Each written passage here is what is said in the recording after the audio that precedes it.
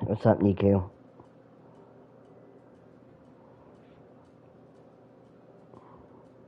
Give me just 1 second and we'll get this started.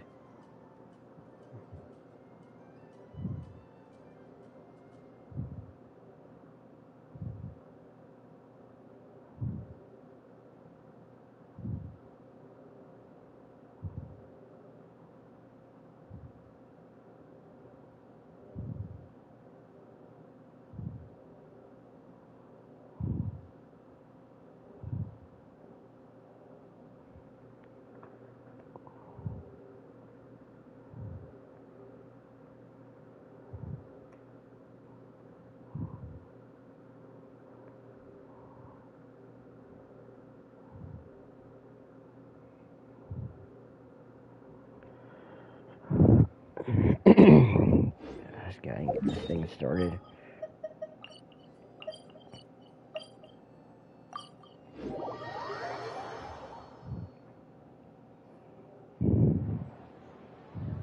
Thank you for waiting. I finished checking your adventurer handbook. Here are your commission rewards. We have no other urgent commissions on the books at present. Thank you for all your hard work lately. Perhaps you two could consider taking a vacation. Amazing! Paimon never thought we'd end up having downtime and not cry. Things were pretty hectic when we first got here. Everywhere you looked, it was either the Wild Hunt causing chaos or the Vatui stirring up trouble. It's echoing? Why? I don't know why it's doing that. I apologize. I don't know why it's doing I felt that. like this whole region was Must be the second I got some Family Dollar. Things were looking pretty dicey, but in the end, we managed to turn it around. Whoa! Paimon just got deja vu! Oh, that's right. It's because we've done this like a million times now. I don't know why it's echoing. Ah, yes. Are you two aware that the Moon Prayer Night is soon to take place? Oh, yeah! Llama told us that was coming up soon. Wait, why do you mention it, though? Do people in Nasha Town celebrate it, too? Paimon thought it was just for Moon Goddess worshippers. You're partially right. Most people in Nasha Town just see the festival as an opportunity to do business. They do not concern themselves with the religious element. The festival was first celebrated by the Frost Moon Scions. On this day, they would wear moon prayer blossoms and celebrate the birth of the moon goddess through song and dance. They would also prepare food and handicrafts and give them as gifts to others. Over time, it became Nodcry's most lively festival. Oh, sounds like fun! Great!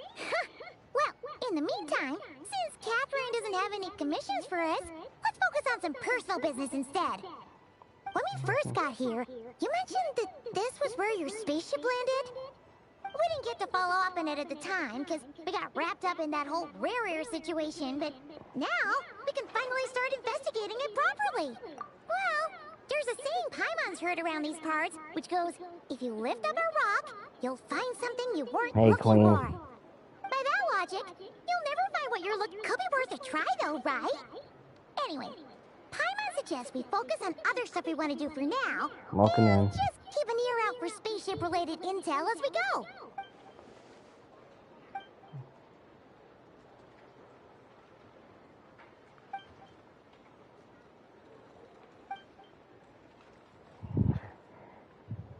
I didn't know I'm not trying to steal weeds, people. What's wrong? You look super serious all of a sudden. Huh? Paimon gets why you'd be concerned about Columbina, but what does the doctor have to do with anything? Oh, that's true. And now that you mention it, we're definitely overdue for a showdown with the Vatui. It is weird that he hasn't shown himself this whole time. What could he be up to? True. Paimon would much rather deal with Marionette anyway. She says the meanest things, but when it comes down to it, she doesn't seem like a bad person. Maybe it's the pressure of being a Fatuse? Especially as a Harbinger. Does she feel like she's gotta act tough to keep up appearances or something? But then, every time we headed out with Rarier, she always wound up having to repair Polonia and her other robots. That's gotta sting. Losing face always hurts more for people who care a lot about their image. She's probably still furious about it. What? Relax! She's not even What's the matter? Oh, nothing. Sorry, we'll be on our way. Where are we again? Oh yeah, Columbina? Right, yeah. Let's go see Columbina. Nocturne of the Far North.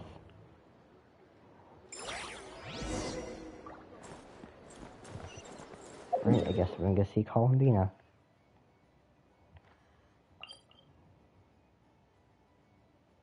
Why are those disabled?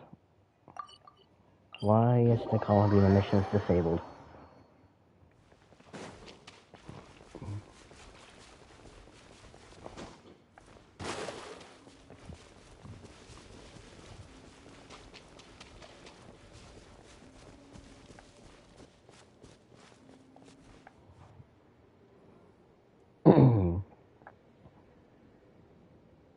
I mean, she's just sitting there. Hey, she's sitting up. Is me sitting here a rare sight? Oh, part of the quest. No, we just thought you'd be resting. Wow, Traveler actually has Perhaps I would voice have lines. been, were it not for the sudden arrival of some unexpected guests. Not that I consider it a disturbance. After all, you are the only ones who are free to enter. Would it not be a little unfriendly of me to lie down while we speak? I didn't realize you put so much thought into little things like that. The bird that sings, okay.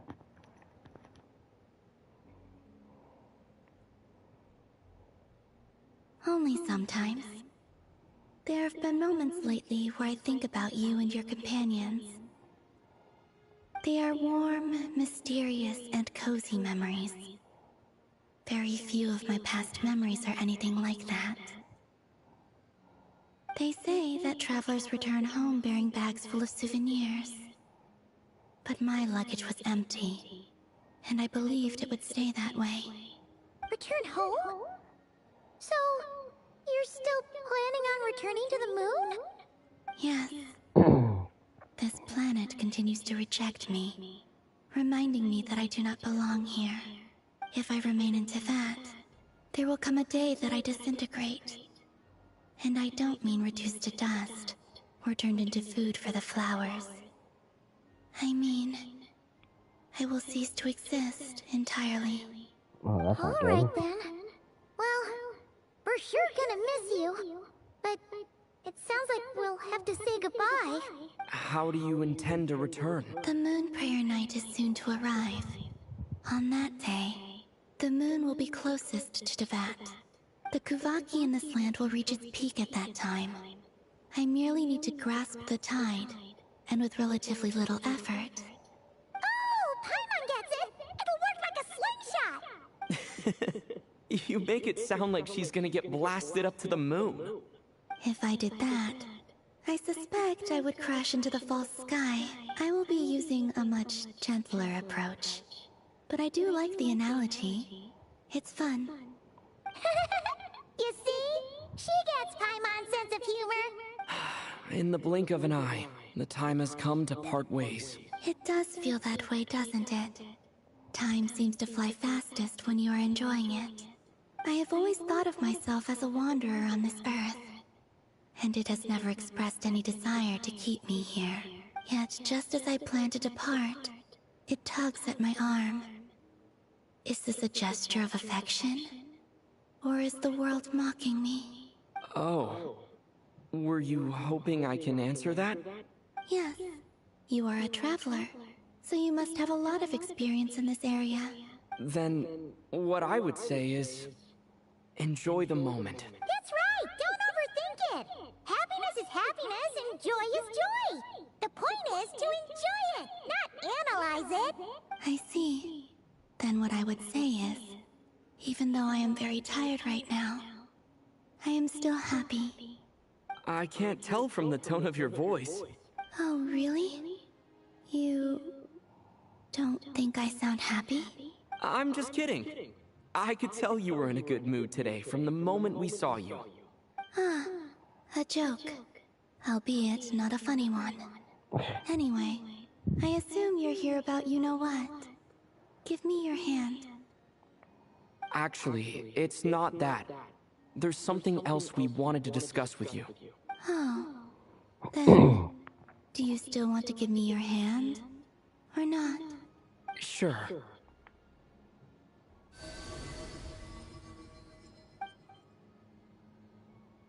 Thank you. Alright, we'll see you. So, I've heard that in the Moon Prayer Nights of the past, people here would hold celebrations in the Moon Goddess's honor. Since you helped so much in our fight against the Rehir of Solnari, I think you deserve a farewell party before you return home. I haven't asked everyone else for their opinions on this yet, but I'd like to invite you to join the upcoming Moon Prayer Night. I've never joined a moon prayer night before. I'm not sure what I would even do. Oh, don't worry about that. We take care of everything. All you need to do is show up. Of course, there's no need to force it if you're not feeling strong enough. It's just, this kind of felt like a golden opportunity. But they call me Kutar, and the Fatui have an arrest warrant out for me. I shouldn't appear in public right now. I'll make it work. You have my word. Yeah, we got your back. Well, he does. Paimon's actually not too sure what he's planning. Right, if you're sure. I will not refuse your invitation. I suppose it wouldn't hurt to pack a few more sights from this world into my suitcase before finally learning what my homeland looks like. Oh, if you see Llama, please tell her that my answer to the question she asked me is neither yes nor no. Rather, it is, there is no need. That was kind of cryptic, but sure. Guess it's between the two of you. We'll pass along the message. Bye for now.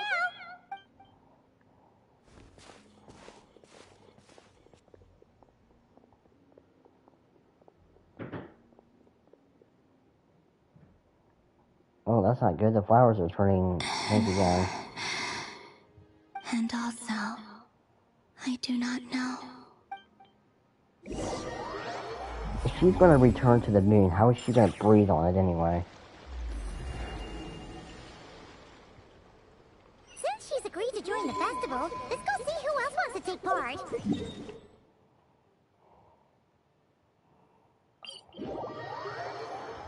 Llama's gotta be the person most familiar with the Moon Prayer Night. We should start with her. Also, what exactly is your plan to keep her safe? Llama, llama, red Not pajama. sure yet. Hey, Llama, it's us! Huh? Varka? What are you doing here? Beats me. I had a bit too much to drink last night, and when I woke up, I was on Hisi Island. Mr. Varka is helping to oversee Nasha Town's preparations for Moon Prayer Night. He is here to go over some details regarding the decorations. Right, yeah, that too. What do you mean, that too? Yes. Celebrating this festival is a long-held tradition here in Nordkrai. There was a book when I was in kindergarten, and it was llama, llama, red pajama. I can't remember exactly what happened in that book, but it's On this day, something the that I've crescent seen in moon kindergarten at the and top second branches grade. of the verdant crest turns into a full moon, and the moon prayer blossoms bloom with a special radiance. Our people take these to be blessed omens. It's an especially welcome event coming off the back of all that nasty business with Rehir. Everyone got put through the ringer recently, and now they're looking to turn their fortunes around. The big shots in town all agree that a big, lively celebration is just what we need to rebuild people's faith in this place. No wonder Catherine said that people weren't so bothered about the religious element. That's right. It's become more of a local custom by this point. The celebrations have little to do with whether the religious stories behind this event are true or not. Even the Frost Moon Scions are eagerly awaiting the coming of Moon Prayer Night, despite now knowing that their past beliefs were founded on a falsehood. That's fair. It's a bit like the Lantern Ride in Liyue. It's a chance for people to enjoy themselves, not debate the existence of the Adepti. Oh, one other thing. We just went to see Columbina. We went ahead and invited her to take part in the festival this time. Hope it's okay. Wait, so... You mean she agreed to it? Huh. That's quite a surprise. Guess I'm still not able to sort through it Then either. I suppose that she intends to return to the moon on that day. Oh, yeah! It's kind of a complicated process, but basically, it's like I understand. In truth, I had a feeling that she might make such a decision. Well, if Kutar has decided to participate in the festival, we should prepare accordingly. Yeah, exactly. She was saying how it could be risky for her to show her face in public. We were wondering if there was any way we could hide her. Unfortunately, the people who carved the statues did an excellent job of capturing her likeness. It will be very challenging to hide a goddess whose face everyone is so familiar with.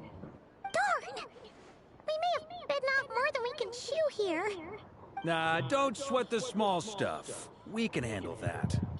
Huh? Are you saying you have a plan? Not as such, no, but the most important thing with a festival is to keep the mood light and your spirits up. You can't go preparing for a festival with those long faces. You'll never convince anyone to enjoy themselves. The Monstetter spirit is strong with this one.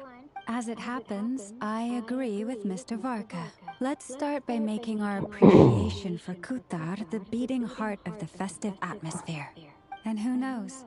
Once we get the ball rolling, perhaps everything will just fall into place. Hey! Did you catch that? Lama said the thing!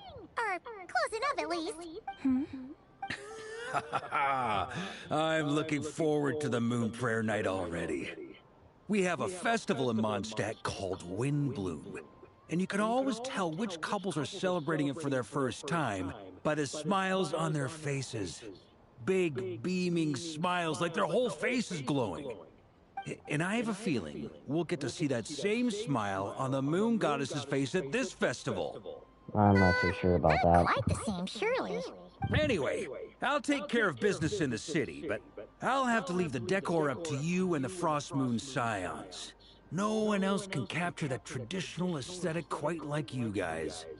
But lastly, there's the final key element that brings the festival to life. Companionship. Before you leave, let me show you something that we've been preparing. Mr. Varka had asked to see it already, so you may as well tag along. Also, I have some further questions about Kutar's decision. The way that she says Kutar, it's kind of weird. Kutar. Are you serious? And Paimon even gave you her vote of confidence back there. Can I get down here? Sneaky.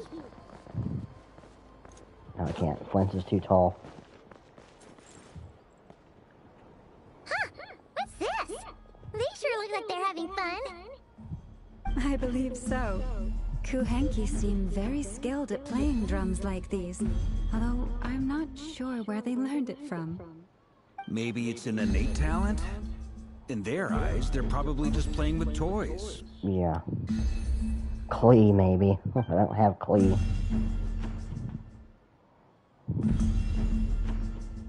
Wanatar! You wanna play too? Hey, Gelatin, what's up, buddy? Yeah. She looks more confused than anything. Maybe we can teach her next time if we get the chance.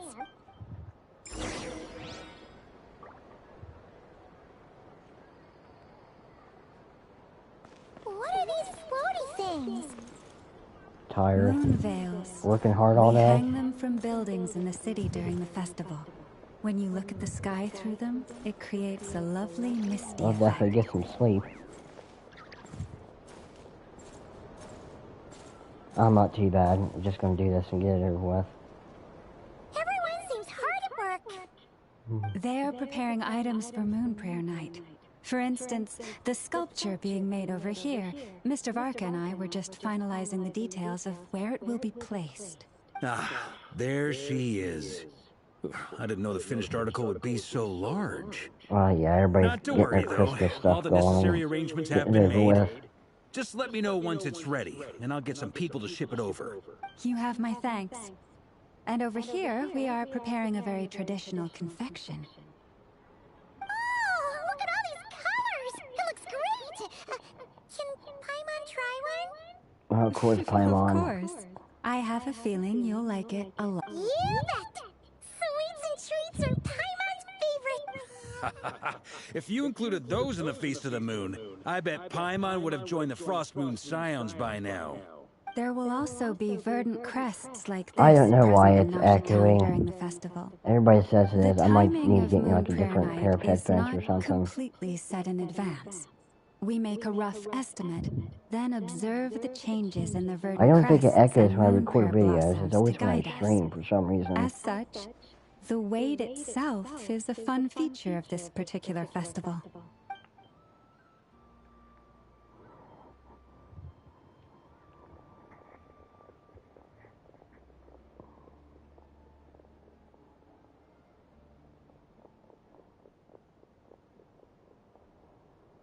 Let's talk here. To tell the truth, I am very surprised to hear that Kuthar is willing to participate in the festival. I once asked her if she'd be willing to stay with the Frost Moon Scions. I could introduce her to everyone, and we could be a family to one another. She did not answer, but she has not appeared here since. I took this to mean her answer was no. But if that were the case, she would not have accepted this invitation. Ah, I see. Maybe she is right. Maybe the Frost Moon Scions of today no longer need a moon goddess. But my wish was not for her to come here and be worshipped as a deity. I simply wanted to offer her a place to stay. I'm sure she believes that showing herself here might invite Fatui intervention, and as such, she does not wish to cause us trouble. But what really pains me about all this is that this is her birthplace. She ought to belong here, yet no one has been able to grant her shelter. I think I'm qualified to weigh in here. When someone's about to depart on a long trip, what they need is blessings, not burdens. We should wish her the best, not make the journey harder than it already is. Anyway, she's agreed to attend, hasn't she? All we need to do is simply respect her decision. I see your point. Yes, she will soon depart after all. Our job is to leave her with some happy memories. Besides, who's to say her journey to the moon is a one-way trip? It's not like she can't come back and visit if she wants, right? Paimon agrees wholeheartedly. Festivals are all about having fun, so let's keep it simple. All right, I'm gonna head back to Narsha Town soon. Wanna come with? I'm guessing you have some other folks to visit there. Sure thing, let's go! Bye for now, Wilma! Thank you all. Goodbye.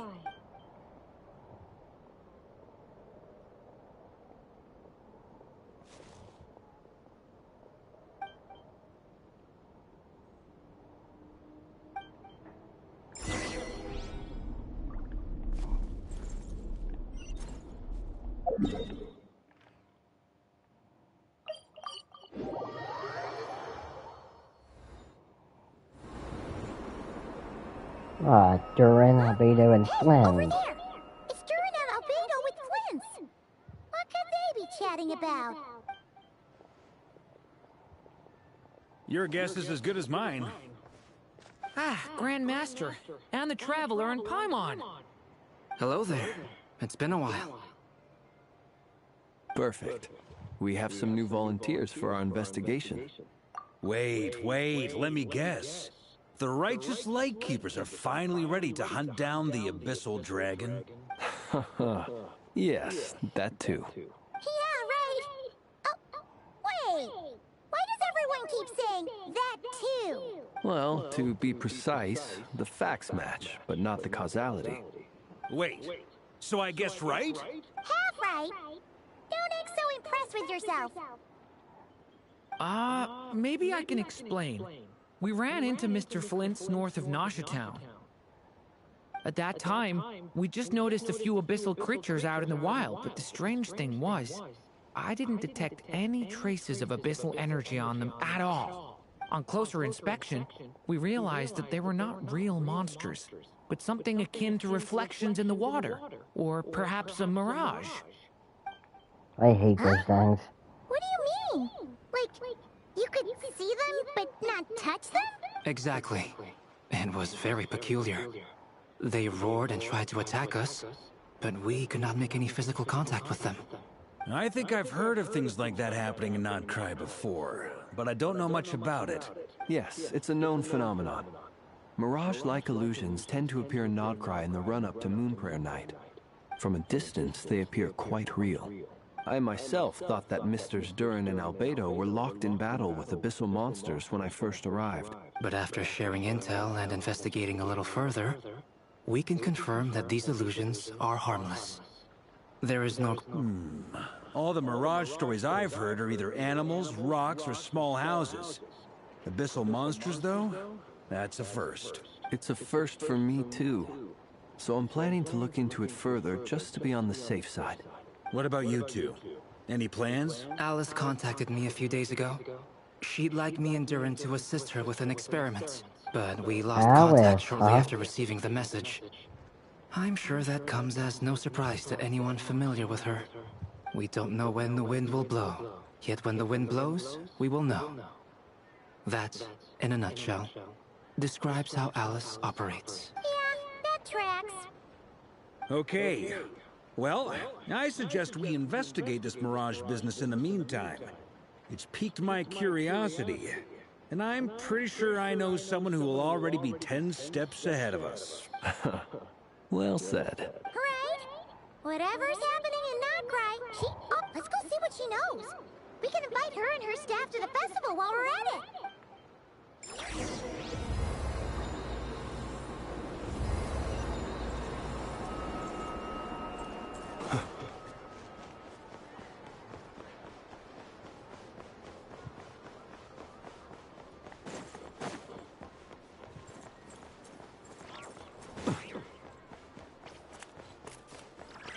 Never.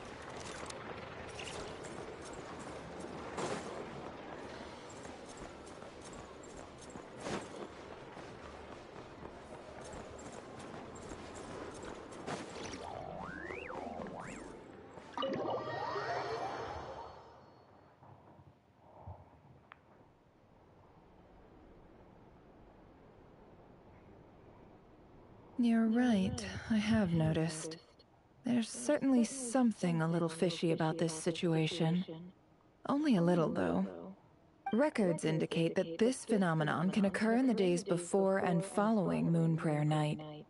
That said, it has always been a rare sight in the past. The odds of encountering these phantoms are similar to looking up in the night sky, happening to see a shooting star, and managing to make a wish before it disappears. But this time, either everyone's getting lucky, or they're appearing far more frequently than usual. Yehoda's out gathering intel as we speak. In the meantime, let me check off some points of interest. First, the Abyss. The ones we saw seem to be abyssal monsters. Indeed. But we have identified one location where many more of them have made an appearance. And not just monsters, but human phantoms, too. Given the scale and nature of the phantoms, it's almost as if someone's last memories are coming to life. Or perhaps the memories of multiple people. Oh. So you mean the phantom monsters are hunting down the phantom humans? Exactly. The phantoms can interact with each other, but we have no means of intervening. In addition, some of the human phantoms would seem to be from the very distant past. This is clear both from the clothing they wear and the stories they tell. They claim to be from Hyperborea, a name which I've heard from Lauma before. If this is true, it means they must be from 6,000 years ago. Did Paimon hear that right? 6,000 years? It sounds like this merits further exploration. That'd be a big help. I'll leave it with you, Albedo. My knowledge of ancient history is non-existent. I used to doze off every time the pre-Knights of Favonius era came up in class. It's quite a miracle that you were able to understand these phantoms' speech, given how long ago they lived. I suppose you're right. But I'll leave the archaeologists to ruminate over that conundrum. As an intelligence broker, my sole interest is in the value of the information I gather. Which, in this case, hopefully means earning myself some good favor with our dear Lady Moonchanter. So calculating.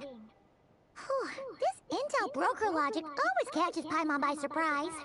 Sounds to me like we could split the work up. I think the abyssal phenomenon is best left to Albedo, Flint's, and me. Agreed. It coincides with my duty as a lightkeeper. For my part, I'd like to understand the abyss better. Even a little knowledge would go a long way. This is certainly a rare opportunity to study the abyss. But even rarer, perhaps, is the chance to make contact with the ancients. The Curatorium will take the lead on investigating the Hyperboreans. We put in the work to learn what we know so far.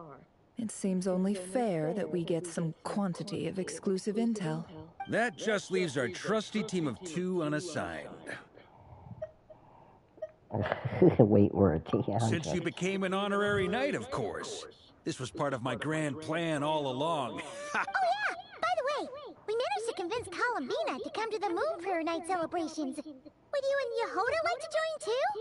She agreed to that? Huh. Quite an achievement. Never underestimate the traveler, I guess. I'd be happy to join. No point shutting myself inside when the streets are all decked out. I doubt any clients will be visiting during the festival in any case. And Yehoda loves a party. So I'm sure she'll jump at the opportunity. No. No. No. Oh, here she is. Way to contradict me in front of...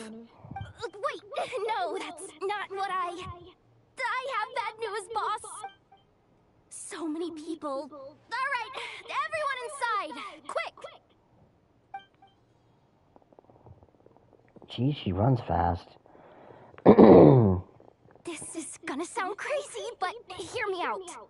I saw one of those phantoms at Star Sand Shoal, and it was some sort of flying ship. Like a spaceship? That's gotta be the one you came to Tibet in. You said you saw the same thing through the moon marrow, right? Huh?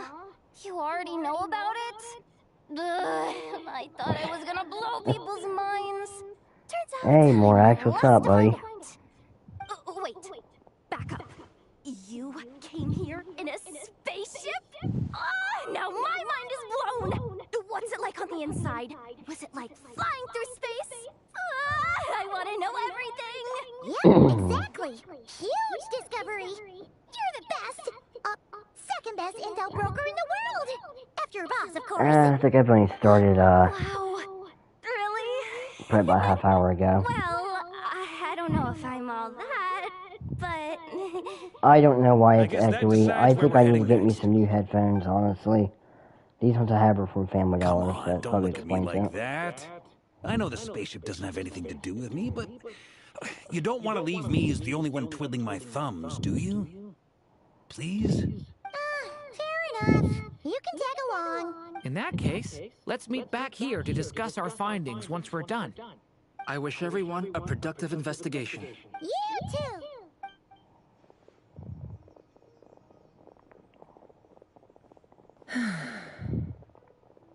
What's up, boss? Aren't we gonna head out? I'm sorry. Tell me, Yehoda, when did the Curatorium start giving out intel for free? Oh,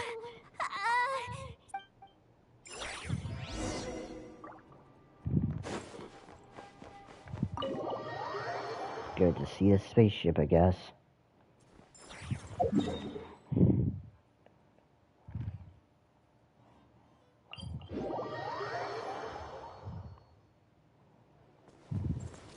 Well, there it is. It's missing a wing.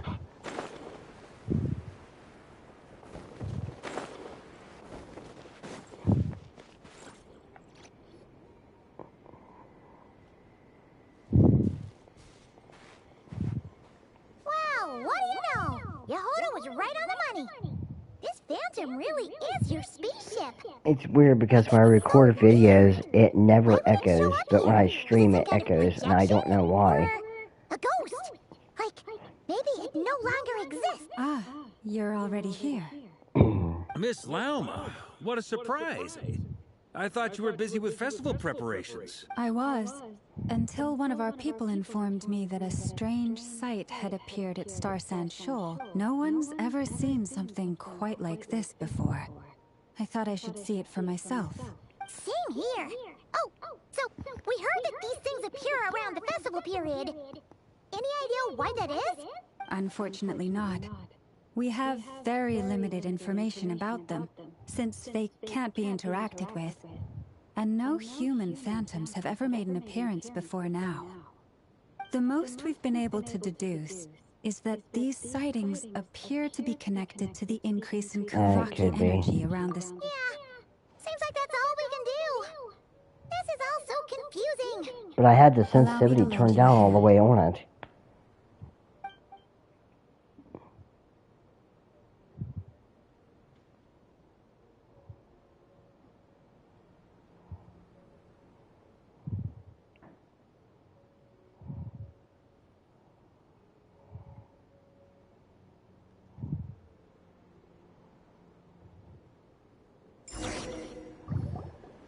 Everyone, our friend here should be able to provide us with some information. Is that a phantom rhyme horn deer? I've heard about how the Frost Moon My mic's Scions connected live in to the harmony with headphones. animals, I don't think I can do even that. communicate with them. That's coming in handy now, for sure. Okay. Yes, I understand. I'm gonna have to go try and tweak the settings or something after the stream's done. Oh, it's leaving. It appears to share our curiosity about this giant spaceship, so I asked it if it wouldn't mind investigating along with some friends. In return, I told it about some nearby spots where the wild fruit I'm just gonna grows look at abundantly. Walmart when I go to We see. may Maybe live in the a different era from maybe these Sony phantoms, ones will actually but do I better for trust that the PS5. terrain, climate, and ecology here are more resistant to the effects of time than some things are. Let's give them a moment and hope for the best.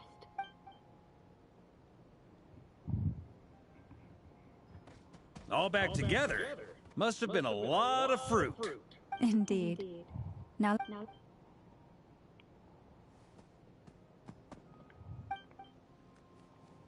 it did find a lot of wild fruit. Enough for them to feast for a long while. This puffin circled in the air several times, but didn't spot anything out of the ordinary. Certainly nothing to do with the spaceship. Huh. Well, it definitely makes sense to get a bird's eye view. Indeed.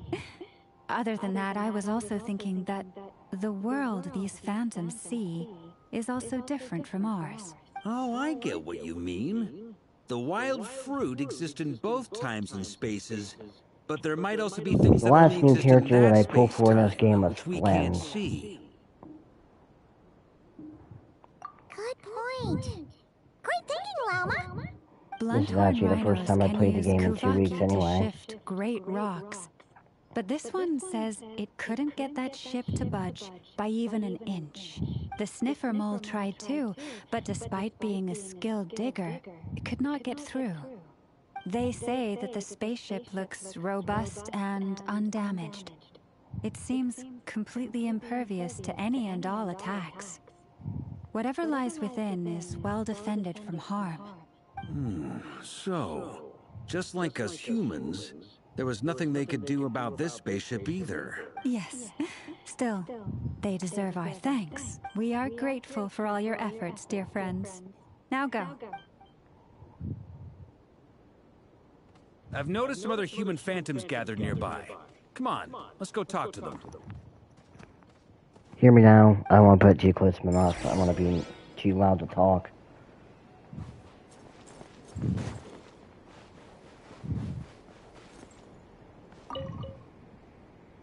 What is this thing? I've never seen it move, and there's no way to get inside. Oh, you haven't Goodness played the knows. quest yet? What are you My doing, you grandpa says slacker? it's been sitting here at least since his grandpa was still alive. What about his grandpa? Did he say anything to your grandpa's grandpa about it? Huh? I don't know. In all likelihood, it was here back then too. Hard to imagine something this huge could move. Guess that means that as far as they're concerned, this ship's been around a long time.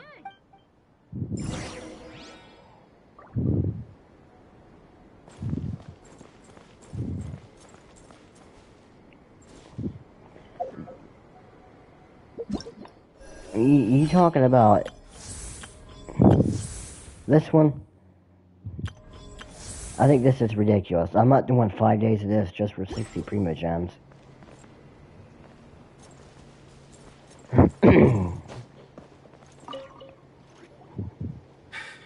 Come on, brothers. If we can get even a small chunk off of this thing, it's gotta be worth a fortune. Today is the day we strike it rich. Huh? You mean... Yes, brother, I shall join you. Let's make our fortune. We should go with that. What the? This thing is crazy tough. I can't even scratch it. What's it made of? Sorry, brother. Looks like we'll have to seek our fortunes elsewhere. Enjoying yourself?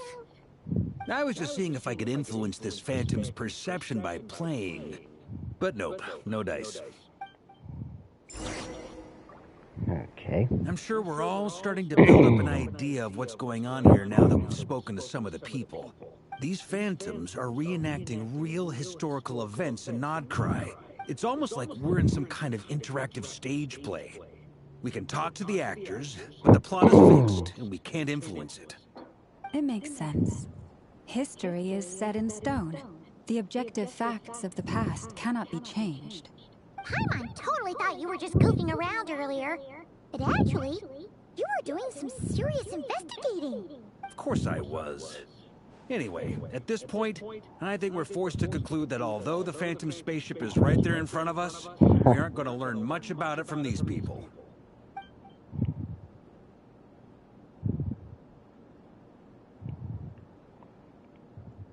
Wait, she was supposed to be in the spaceship with him? Oh, wait. I think I remember now.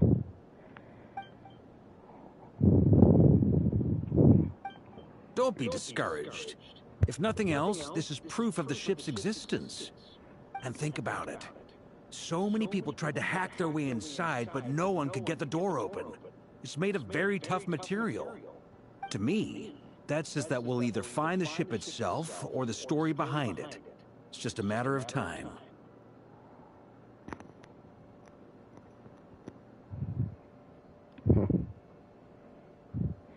Heck, I can't mute anybody yet. I ain't got 50 subs. Every now and then, when Varka gets serious, he actually does seem like Grandmaster material for once. I wonder how the others are doing. Let's head back for now. Sounds good.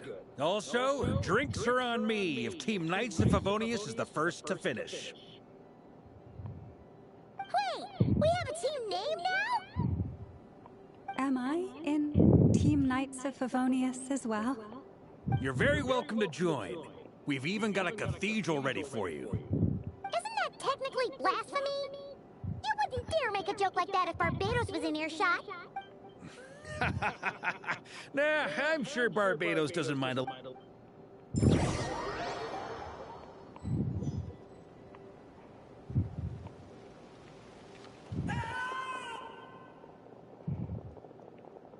Oh, no! Get away! Oh. I went right through him.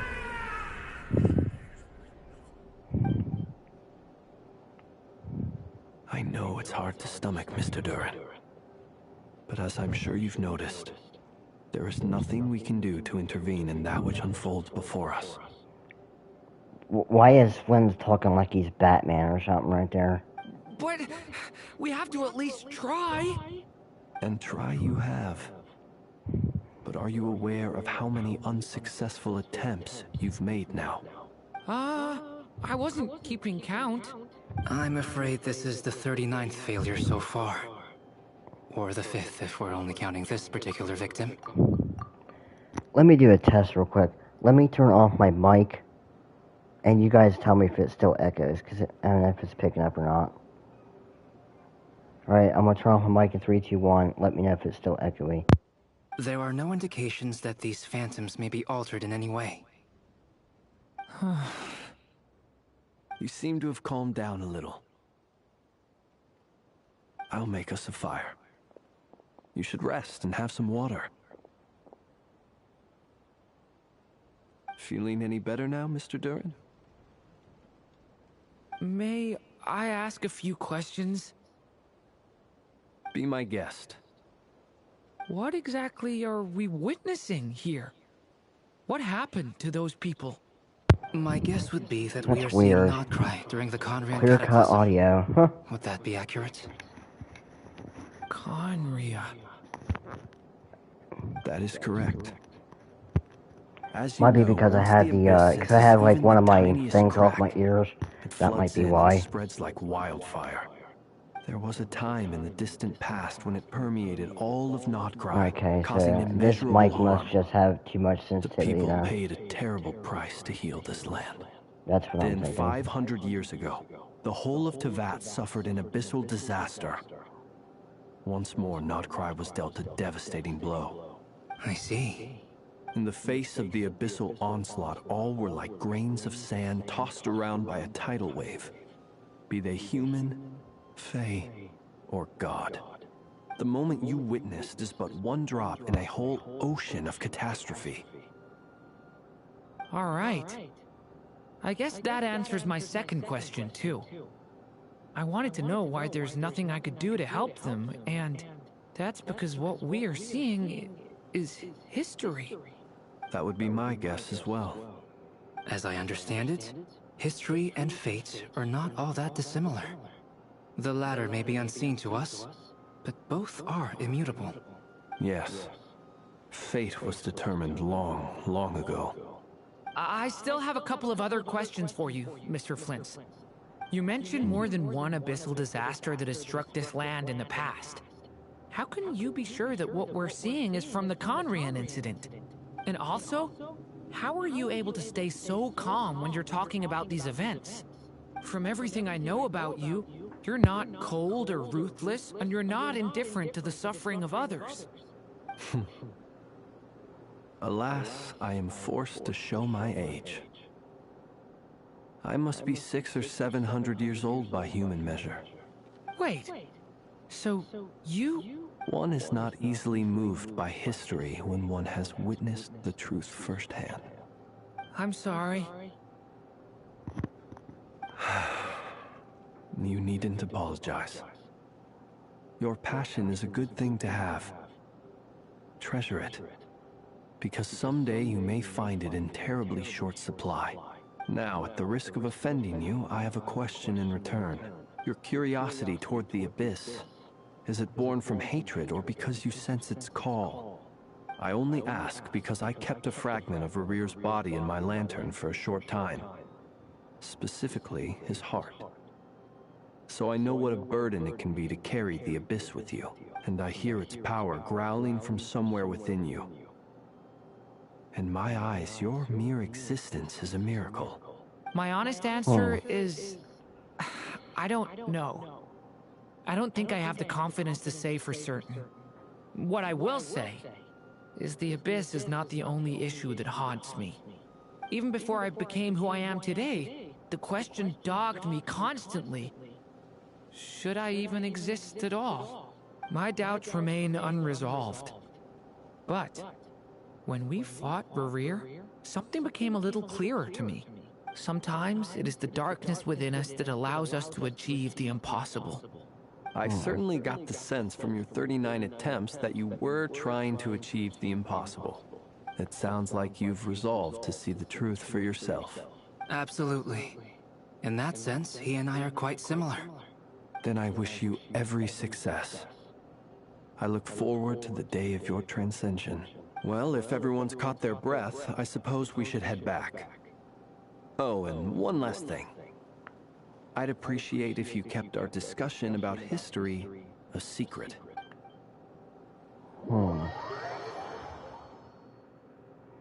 Yeah, I got a Discord. Incredibly, our separate investigations led us all to the same conclusion. Some of the boys in Hooray there for are a little consensus. dirty-minded, but don't mind them. Barely learned anything, though. I totally thought thought this would be the mother lode. Did you want to join it? Is that why you're asking? I mean, come on. But nope. All we got was useless snippets of conversation. And all this stuff about moons and hyperopia.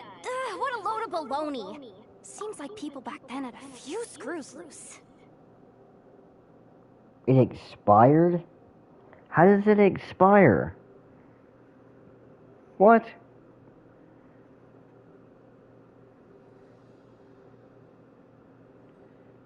You're kidding me.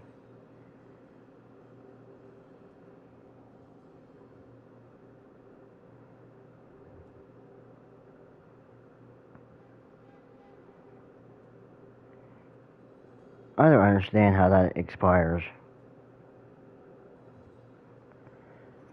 Let me link it in the chat then.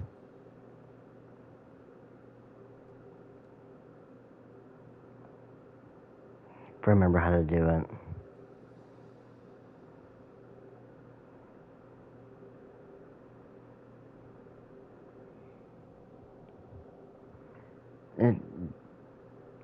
Crap. There we go. I'll just copy this and I'll just put it in the chat for anybody that wants to join. That should take you to it. My Discord queen, my Discord link on my actual YouTube bio, it expires. I don't know how that stuff expires. I understand your frustration. We found the same issue. Yeah, I Each know, phantom mine only lives here. showed a very brief moment in time. There isn't much value to be found in these miscellaneous fragments of a civilization's history, no matter how glorious it may have been. If there's a silver lining, it's that these phantoms are harmless to the present reality. They shouldn't get in the way of the festivities. Paimon agrees. And not just because it's the I first don't know thing she why. understood in this whole I'm gonna conversation. get me some new headphones when I go to Walmart Tuesday. I don't know why this stuff's You look echoing. disappointed, Nefer. Is something the matter? What do you think? We all worked our tails off, but the only one to gain anything from it was you, Lady Moonchanter. Well, please do share the Hyperborean records with me. I will gladly inscribe them in our people's documents. Oh, duh. Yeah, that was it. Hyperborea. Hyperborea. Maybe I should just get like a mic and Only not an headphones. expert in Maybe the that Frost would Moon work better. scions and their history can turn these records into valuable research material. The alternative is to Okay. let them gather dust on the curatorium's storage shelves Let everyone know to until behave the in there. pages turn yellow. Nefer, you're wise enough to know that cooperating and sharing the profits is the best course of action here. Well, that goes without saying. Sure, let's do that. Huh? But didn't you say we aren't supposed to give out intel for free? Sorry. Shutting up. You can join if you want to, Queen. Now is not a good time to push Just let some of the people in there not be dirty-minded in there. I'll make sure everybody knows that. Anyway, back to Moon Prayer Night. I'm thinking that we should prepare something a little special, aside from the usual decorations and so on. You mean a parting gift? Can't go wrong with food. Although, does food go bad on the moon? Perhaps a lantern would be a better choice. It might be dark up there. It could prove difficult to light a lantern on the moon. Magical stones might serve that purpose better. Oh my god, mind blown. Clockwork mecha model from Fontaine. I've got a whole bunch at home. We'll join them. I That's use them fine. for fighting practice in my free time. None of these sound like things she would be even remotely interested in. But we don't interact with her enough to know what she likes. Yeah. It would really save us the guesswork if someone could find out what she's into. Wait, what the? Traveler? They're all looking at you. Great! Haha, problem solved. I'll figure out why that stuff I need to stop by expired Doris. after this. I don't Gonna know need her why help it is. sourcing a bunch of stuff for the festival. Then let's leave it there for now. We all have our own business to attend to.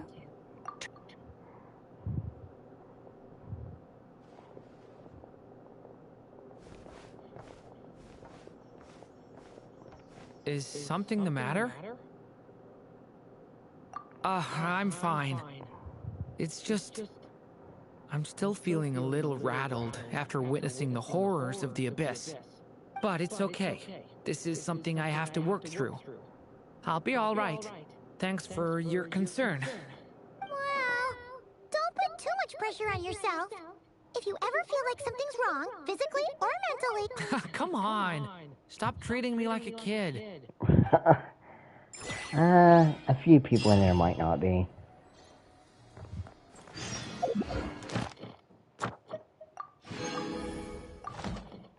Okay,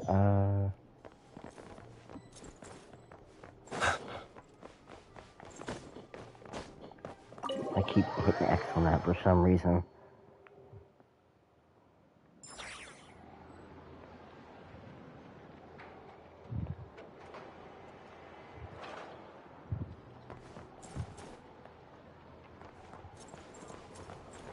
Let me go do my Catherine real quick since I did the commissions. Ad Astra Abyss. Thank you for Okay, thank you, Queen. Ad Astra.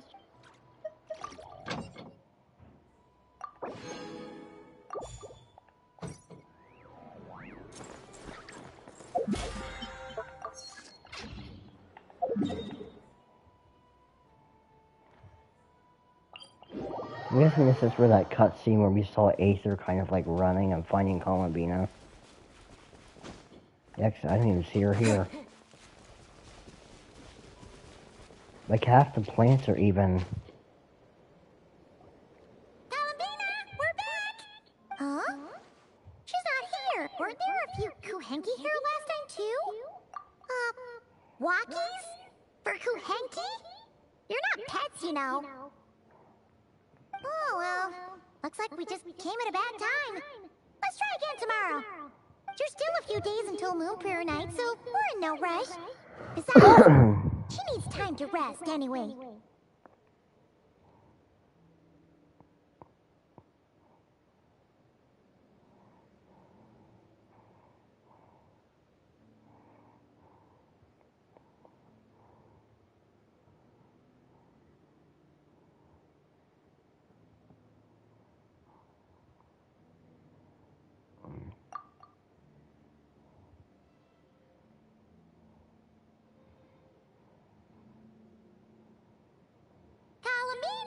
Are you back yet? Oh, how strange. Looks like she's right. It's not like her to spend so much time outside. What about Luanatar? Luanatar, you there? Luanatar. Do you know where Columbina went? Sorry, didn't understand. But if you know where she is, could you take us to her?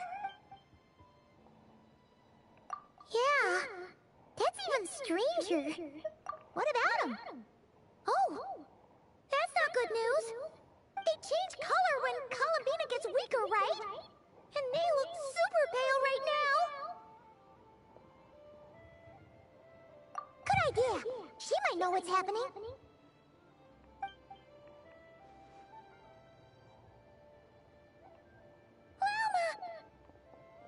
Ah, it's you.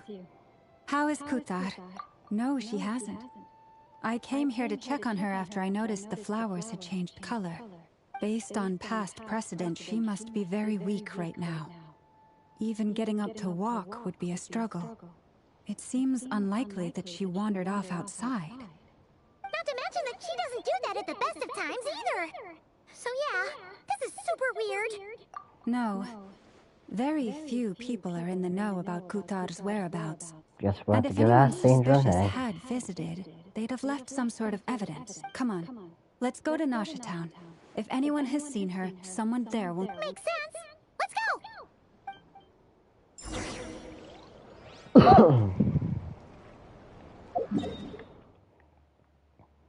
Roach just go ask Sandrone. It shouldn't be that hard of a deal.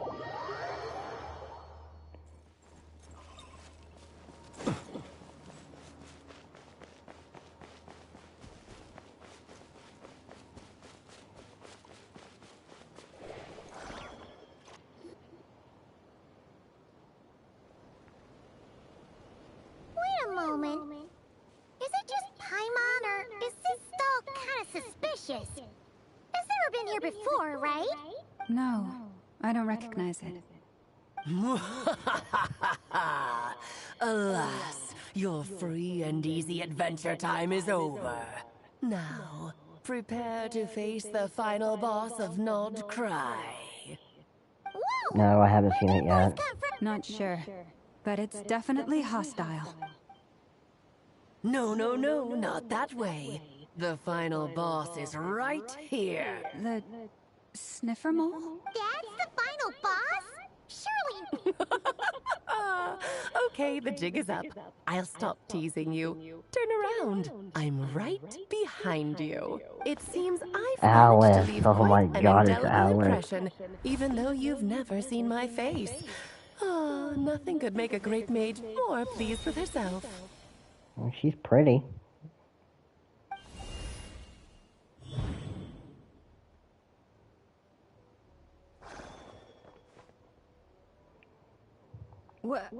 What is going on? I've heard that all the big shots in Teyvat have long, wordy titles that stun people speechless when they make their entrance. The top of her hair is throwing me off. None of them are affiliated with the Hexen Circle, and we ourselves keep a very low profile. The notorious name-dropping doesn't quite work for us. Still, I, for one, think I'm really quite amazing. So that didn't stop me from coming up with a title anyway. Alice! It's really you this time? Not a lantern or a dodoco, but Alice in the flesh? Oh, that's right. So, what do you think? How does it feel to finally meet me? She sounds pretty sassy. Oh, that's the first thing you thought. A little surprising, but that actually makes me very happy. Because that means that when Klee grows up, she'll be just as stunningly beautiful as her mother. Yeah, she's got that So voice crack a little bit. Friend of yours? Kind of. This is actually the first time we've seen her in person. I see. Madam Mage, that was, quite a powerful entrance. I certainly won't be forgetting it anytime soon. It's okay, Lauma, don't force it. Paimon will, that's right. She's a good person, just kinda unpredictable. Well, what is the human heart if not unpredictable? Hmm? If we could not do as we please, how would we differ from machines? I am Lauma, Moon Chanter of the Frost Moon Scions. It is a pleasure to meet you. Oh, I know. Before you got here, I spent a good, 15 minutes getting up to speed on Nodcry's present situation. In other words, I've read the whole vision's right there too. So we can skip the pleasantries. Fair enough. Well, Miss Alice, I can already tell that you have quite a unique personality. You'll get used to it. Paimon sure is. So anyway, what are you doing in Nodcry, Alice? Oh, I thought I told you already. This time, I'm the final boss. And what a formidable foe I shall be. Powerful, confident, decisive, and good luck finding my weak spot. You will never succeed. Oh, drat. My one weakness, and you found it in an instant. Fate has been dealt a devastating blow. Thus falls the great Dodo King. Why are you playing along with this nonsense? She has to be the last character releasing a Nodcry. There's no way she's Are not. you disappointed in me? Am I a gigantic letdown? No, it's just you seem like a busy lady. And this is the one time you've shown up in person. Paimon figured it would be for something more high stakes than just goofing around. You're quite right. I'm here in Nodcry because something big happened. Something big enough it caught the attention of the Hexen Circle. It concerns the 3 moons, Teyvat's borders, and of course, the moon goddess you are currently searching for. Kind of. Why don't we discuss this over a pot of tea? My main reason for We coming don't on this have trip time to for Tibet tea. was, of course, to have some fun. But I do technically have a job to do as well, namely, maintaining the stability of Tibet's borders.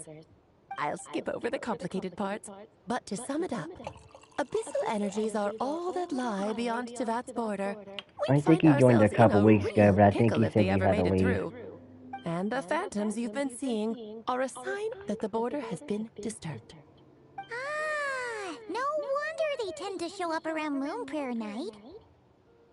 Is it because the real moon is now so close to us that its power can cross the border? In part, but only a negligible amount passes through. Just enough to influence the verdant crests and so on. She's really and as you've pale. noticed, there has been an unprecedented number of phantoms appearing this year. The influence of the moon I'm beyond the doing border both of them right now. cannot explain That's this. what I was gonna do today, was do There is both of the another quests. far greater factor at play. The trilunar syzygy. A trilunar syzygy. Eons ago, before the heavenly principles came to Devat, it was the then 3 moon goddesses who controlled the laws of this world. Oh, that's exactly it! The 3 goddesses split these powers amongst themselves, promising never to consolidate them into one singular body. This was meant to keep the world stable. But, fast-forwarding to the present, the eternal moon's marrow is with you, while the iridescent moon's marrow, which should never have appeared in this world, has been retrieved. Add that to the presence of a moon goddess in the flesh and... the power of all 3 moons is gathered here in Notcry. There hasn't been an event like this since the War of Funerary Flame. And it's having a noticeable effect on Tevat's borders. Because I wish to give my darling daughter a peaceful, sunny environment to grow up in. Is that a good enough reason? Kinda sounds like you're dodging the question, but it does make sense. Well, that's one reason anyway, and the most important one. The others are a little complicated to explain. For instance, cleaning up after dearest Miss R. Albedo could tell you more about that if you're curious. But right now, I have a more important question to ask you. Why are you collecting the moon marrows? I see. Nicole told me about that legend once. Nicole? You mean meet Anne? Oh, so you remember. Yes, of course. That was the story Wait, about we fate, heard her voice in area Fontaine. of expertise. But back to the story of I've our never dear heard it. moon goddess. I'm afraid her intended method of returning to the moon is unlikely to work anymore. What does that mean? She may be missing, but she hasn't gone anywhere. She has disappeared.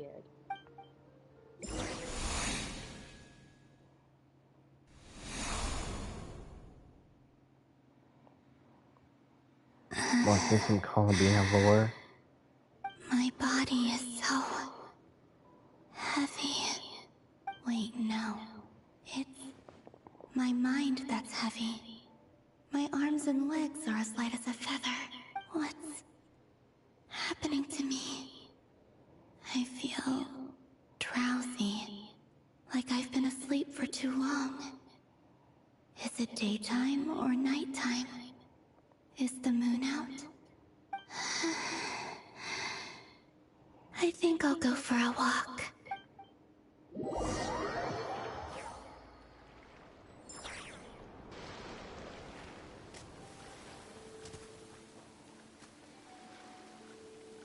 Are you out for a walk too? Huh? Oh. That's not good.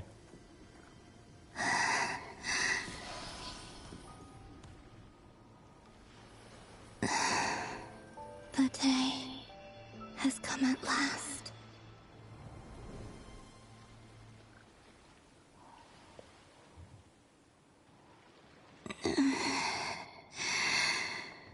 Have I grown so weak that I can't even sustain my physical form? But Moon Prayer Night is nearly here. I was so close to returning home. Death is near. Is this how it ends for me? Will I return to the moon after I disappear? Or... I don't want it to end like this. So far, at least, I still exist. Even if not physically, I can still feel. But as my power wanes, I'm sure that too will fade. I suppose I might take one final look at this world. The world where I was born. Dang, that's really bad. Come on, come on! Wait for me! The Frost Moon Enclave. How much it has changed since I was born. These decorations, they're so heavy.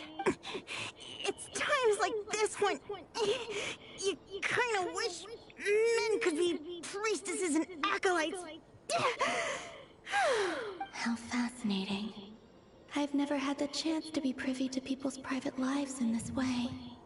In the past, I really can't remember. I really don't even remember Mona being a I Fontaine. showed my face, like they were frozen stiff. Karina, Lametti, it's time to eat. Coming! So nobody can see her then. I want to watch them a little longer. Oh. Wait, we're actually doing this now? Her character model looks pretty good. Oh my, wait, what? So this is how she'll be walking when she releases. That's pretty cool.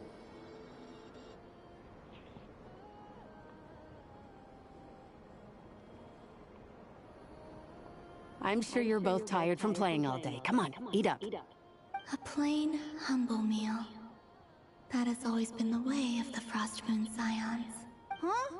How come Lametti got a midsummer berry dessert? Oh, I always get loggerberry. I don't mind sharing. You can have a bite of mine if I get to have a bite. They're sharing food? I've never shared food with anyone before. Even at the Harbinger tea parties, everyone just ate off their own plate. And when I couldn't finish my food offerings from the Frost Moon Scions, they'd leave the leftovers out under the moonlight for the animals to claim. Hey! That was 2 bites! Oh, then you can have another bite of mine. Oh, you too. Oh, don't fret now. Here, have some of Granny's too. So this is what it means to be family.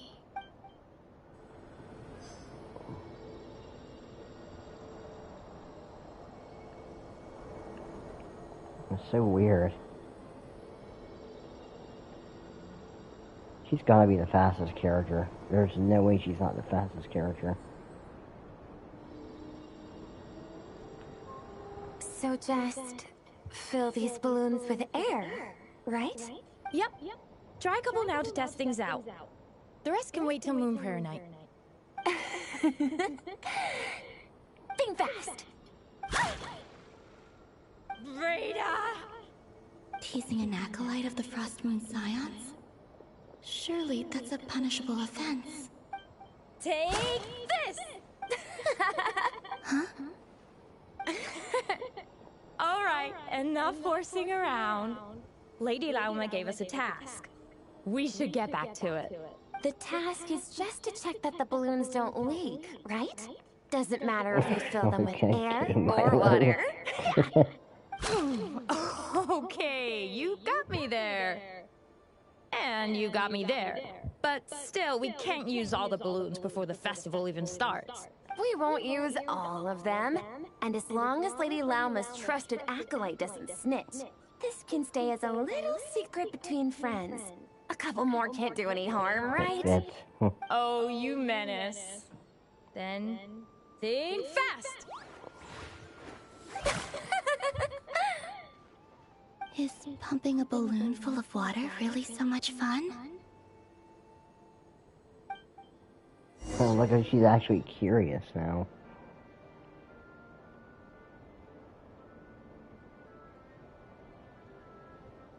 I'm seeing so much that I'd never usually get to see.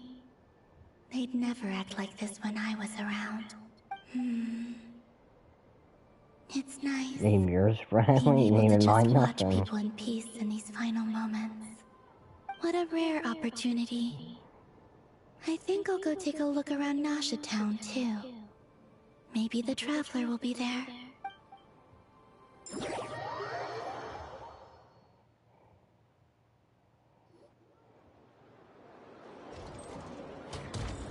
After the War of Funerary Flame, the Moon Goddesses were no longer recognized by Teyvat. They lost the whole foundation for their existence. That's why the Moon Goddess's strength is fading. She cannot withstand the world's rejection of her. To be more pedantic about it, the Moon Goddesses did something to offend the heavenly principles, and that's why they were ousted. Something of a recurring theme in Teyvat's history. Theoretically, speaking so candidly should put me in their crosshairs too, but they can't tell me what to do. Alice is so I'll say whatever I sassy. want. Anywho, the Moon Marrow energies were but a drop in the bucket for her, and that battle against the Ray Hair of Solnari only weakened her further. Fortunately, it happened close enough to Moon Prayer Night when the Kuvaki concentration here is high. That's the only reason she managed to survive this long. What do you mean, fortunately? You said she disappeared. We're too late. Oh, what a headache. I thought this was all common knowledge. I guess I have some more explaining to do. Okay, buckle up. It's time for another lecture.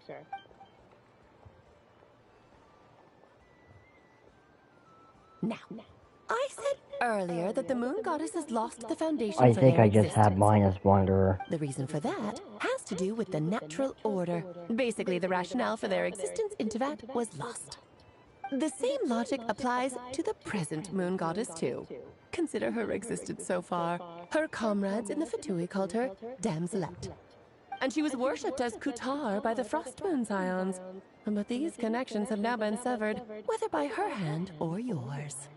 So, the rationale that once sustained her existence is now gone. Wait, we did that to her? Oh, well, I really didn't know what to name speaking, him. yes. But let's not start pointing fingers, shall we? I'll only end up as the big bad villain, and that's not the kind of final boss I want to be. Of course I do. I'm only the greatest mage in the whole entire world. Now, if you wish to find your Moon Goddess, there are two problems so we need to solve. childish. Firstly, we'll need to strengthen the connection between her and Teyvat, at least enough to sustain her until Moon Prayer Night. Strengthen her connection. But does that mean I'll have to rally all the Frost Moon faithful behind this? I'm afraid a bygone faith and a former home won't be of any help to her now. Do you know her name? Her name? Oh, yes. Names are very important things. A name is a fundamental concept that anchors one's entire existence. Then your first job is to find it. As a moon goddess, I'm sure she must have a name she identifies with. Neither Columbina nor Kutar is her true name, and she's never really accepted either of them. So, finding out her real name is enough to sustain her existence? Yes, I know it sounds like a small step, but every journey begins that way. So for now, that's all we need to focus on. The second problem is with her plan to use the moon arrows to return to the moon. Unfortunately, piercing through the false sky will take an enormous amount of power. Given her current condition, she won't be able to provide anywhere near enough power, even if she recovers her physical form. But no need to fret. Nicole's the expert in this field, and I'm sure she'll figure something out. Wait, Mage N is going to help us out too? That means we've got 2 Hexacircle mages on the case. This is turning into a pretty big deal. Actually, this is more of a side quest for me. Like you said, I'm a busy lady, so I can't stay for too long. I'll have to return to Teyvat's border soon. That's the upside you get for looking out for my little Klee. Hopefully that will incentivize you to carry on keeping her company in the future. Anyway, jokes aside, you'd better get moving. It will take quite a miracle for the moon goddess's consciousness 11:21 a.m. for me till right now. moon prayer night. Oh, I suppose I might as well tell you where Nicole is before I leave. Off you go now. Time to meet your new friend. Oh, yes, and a little suggestion. Don't forget to mind your heads. What? I wonder how Darian's doing. I should really go see him before I head back. You really are super busy. I most certainly am. There's so many children I have to keep tabs on just in Mondstadt. Durin, Albedo, Venti, Varga. Klee didn't make the list, huh? Of course not. Klee is my pride and joy. I have no qualms about her, because she's the best child in the whole wide world. Yep. Klee's a little angel. I'm glad you agree. Well, all the best. See you when I see you.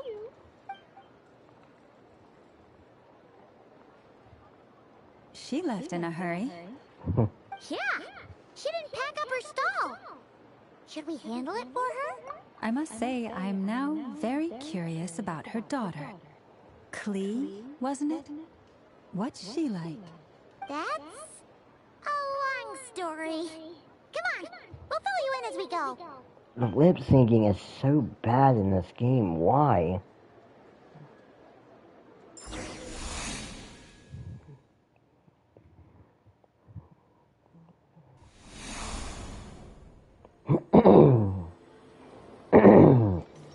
Still got mucus in my throat. What a lively place.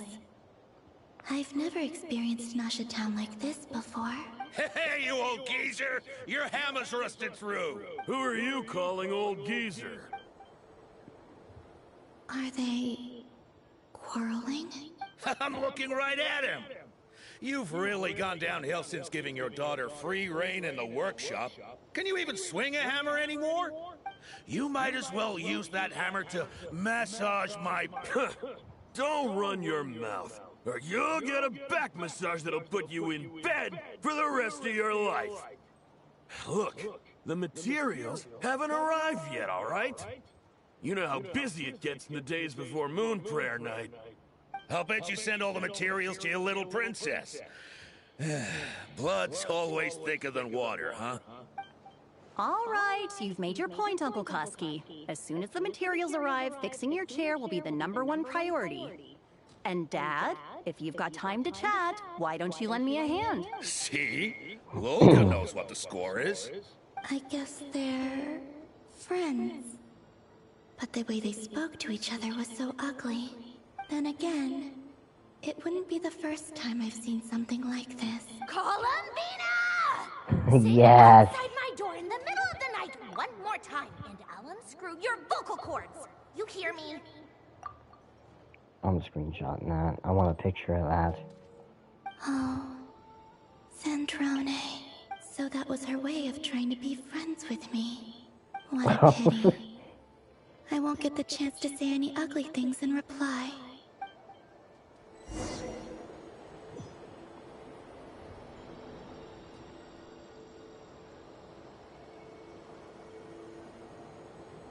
No stamina either. Hey, have you decided what to give her for Moon Prayer Night? I sure have. She's gonna get the surprise of her life when she's least expecting it. Then I'll whip out the ring and pop the question. The surprise of her life. What a fun turn of phrase. Cool, I get the picture. You can spare me the gushy details. Ooh, looks like we have a customer. Hello there, ma'am. Would you like some Moon Prayer Night candy? Huh? Is he talking to me? Can he see me? Here you go. Oh. Nobody can see her. Wow. Right. Now, where were we? I don't know why, but I still held out hope.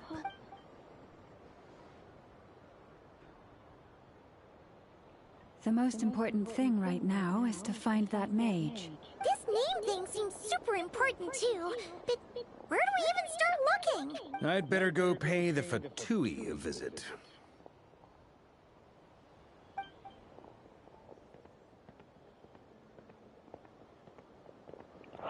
No way, even the traveler can't sense that she's there.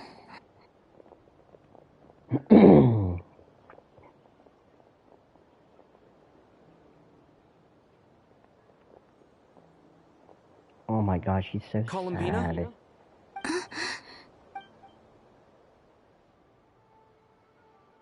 Oh, okay, thank God. Whew.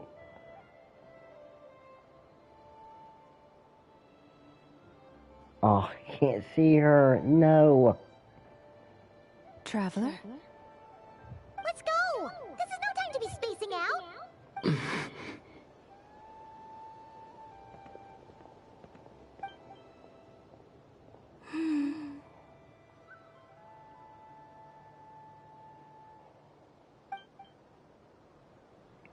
Oh, good, she's gonna follow us. Phew.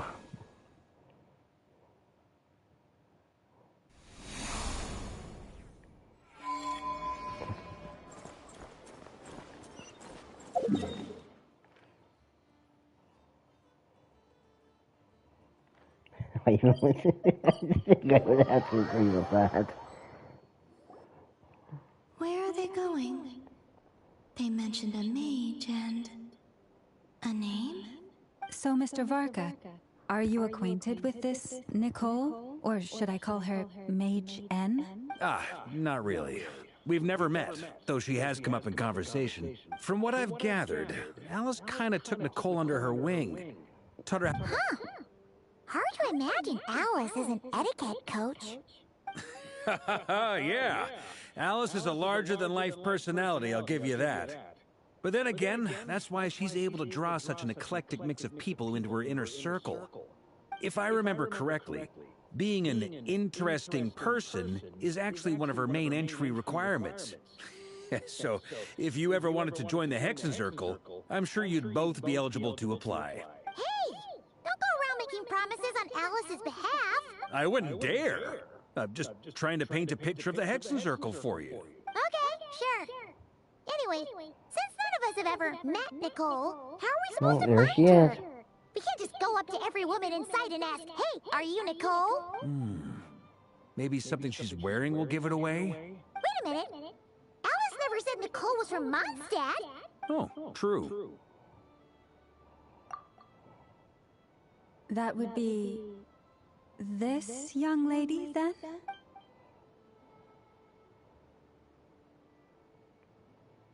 Where was her vision? There was no way she's a Geo Sorry character. to disturb you, but are you Miss Nicole? Varka, Knight of Boreas of the Knights of Favonius. Alice might have mentioned me before. Have we got the wrong person? Well, this is awkward. When I shook my head, I meant, no, Alice hasn't mentioned you before. Huh? Where is this voice coming from? My apologies. For certain reasons, I am unable to speak. This is the only way I can communicate with you. Telepathic. Okay, telepathy. It might take some getting used to, but I hope you can understand. Hey, it's fine. I'm more shocked by the fact that Alice never speaks about me. Alice is Pyro, but Nicole was supposed to be Cryo As to for be her you best two, in slot support. We have crossed paths twice before. But then there's rumors but that it is Nicole's going to be nonetheless Geo. a pleasure She to doesn't look finally like a meet Geo you. character. It's really you! Thanks for all your guidance in the past! You're quite welcome. This time, things are different. We have reached the unwritten pages of the story. You might say that we stand at the crossroads of fate. Now then, allow me to formally introduce myself. My name is... It's right, I can't see it. It's on the back of her head. No, stop! Alice! I can't believe it!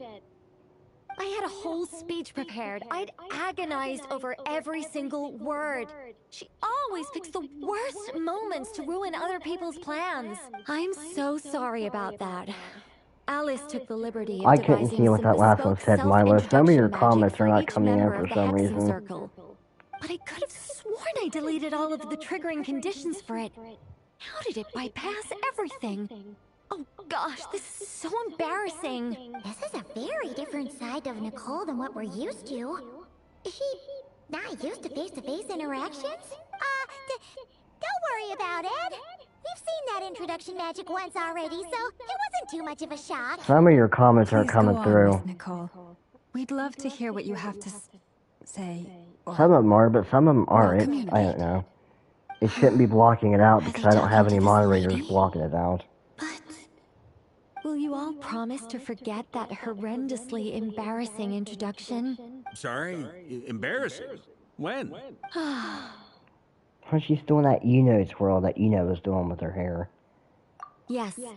My name is Nicole, and I am one of a very few angels who have retained both their preferred form and the Traveler and Paimon should be no strangers to this concept.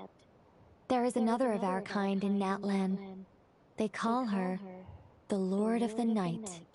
Alright! Paimon remember. Yes. Well, I know you didn't say anything bad, Milo. I just don't know why power it's not than coming she. in. It's because I don't have a long-term duty to fulfill. To be more specific, no. We'll be here all day if I get into the specifics.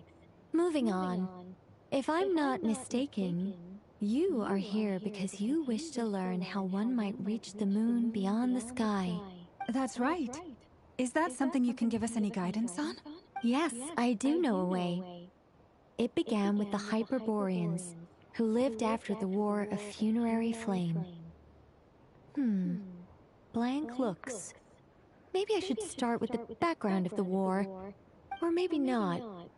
No, not that word. It's just some of your other comments. I couldn't see what element you told me it was because it didn't pop up on my YouTube chat.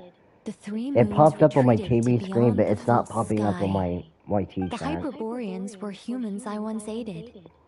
They accepted the civilization and creations bestowed upon them by the angels.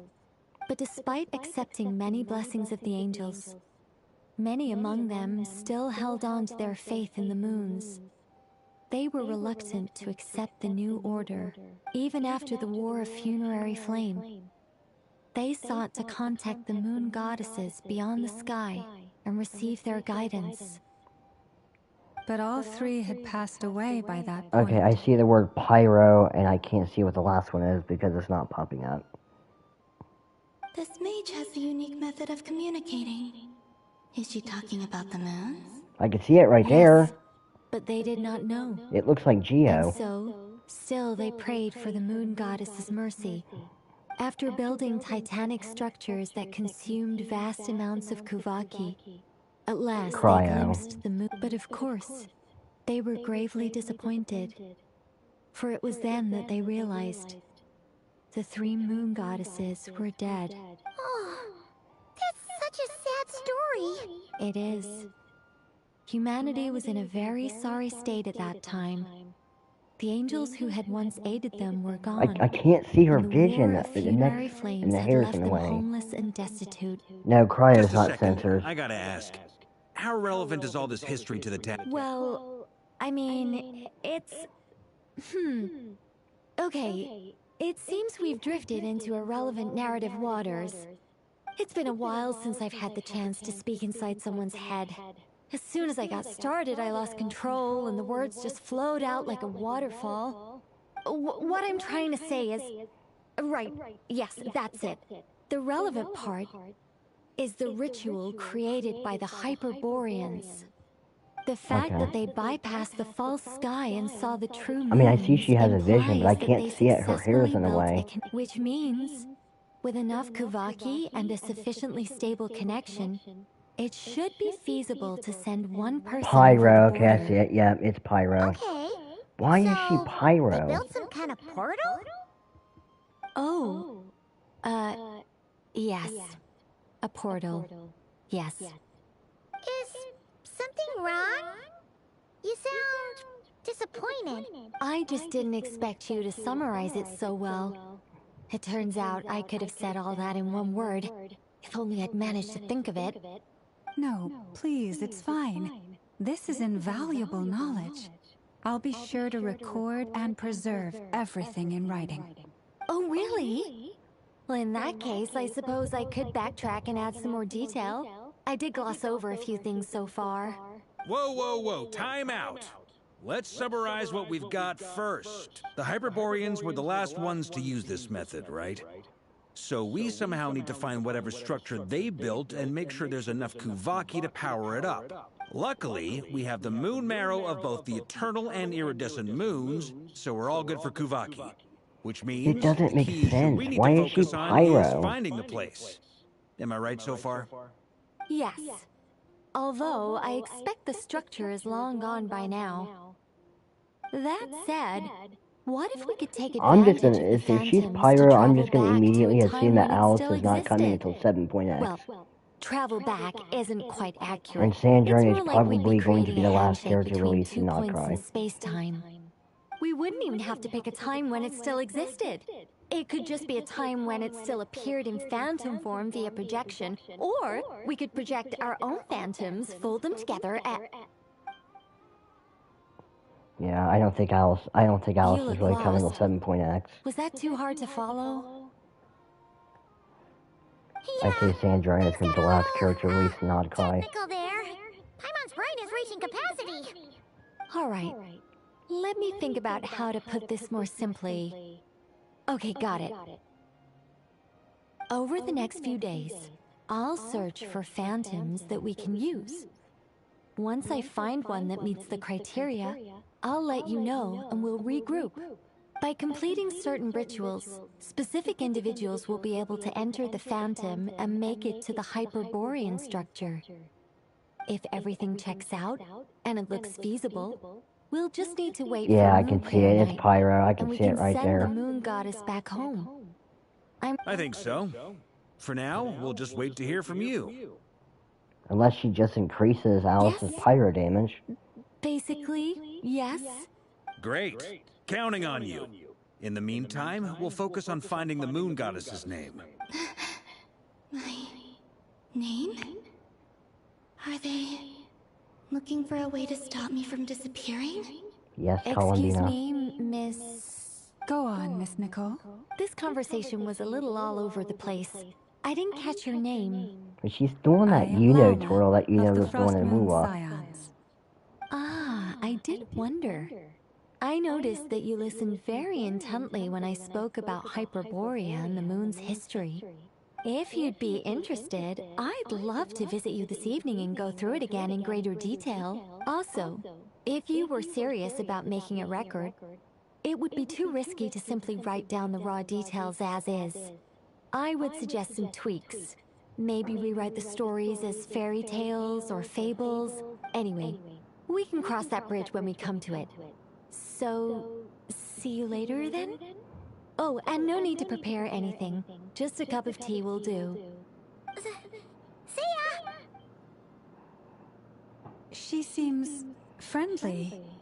It's just... It's so nice to find someone who's actually willing to listen. I've been dying for a chance to finally go through all this systematically from start to finish. Any longer and I'd probably start forgetting it. She's the one I think Sit Lolly did with the Traveler. Next, I didn't even watch that live stream. Now Paimon gets why Alice told This is the first time I've actually touched the game in 2 weeks. What did I tell you? A lot of quirky people in Alice's orbit. Now then, the next order of business is, where do we start looking for the moon goddess's name? Maybe the rest of what Nicole has to say might give us some clues. Once I've heard her out, I'll summarize the salient points and share them with you all. I'm also inclined to review our other documents. Yes, our faith was first established by our Hyperborean ancestors, but many of the more factually accurate records are from... Sounds like we're gonna follow Columbina's journey through Teyvat, huh? In that case, we'll start by heading to the Frostmoon Enclave. Sounds like a plan. Take this with you. I'll see about getting in touch with the Fatui. It'll probably just be Arlecchino and Sandrone again. They're the only ones who would want to help. Thank you, Mr. Don't mention it. I wanted to go Honestly, talk to I'm more comfortable Sandrone. dealing with the Fatui than prying into the details of a young lady's childhood. Catch you later. I should follow them. just in case there's some way that I can help.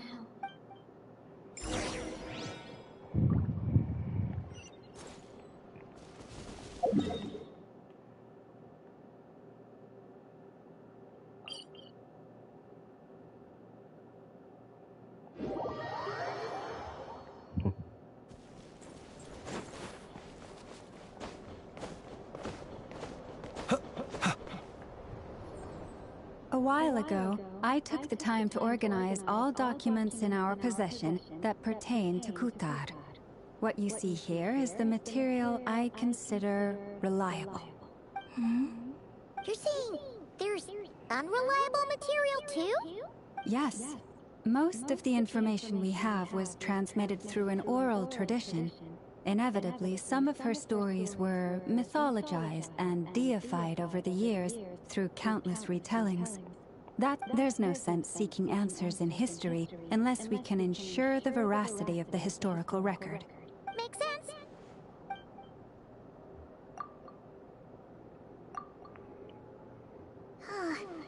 Almost all these records refer to Kutar instead of Columbina. Although neither of those is her real name.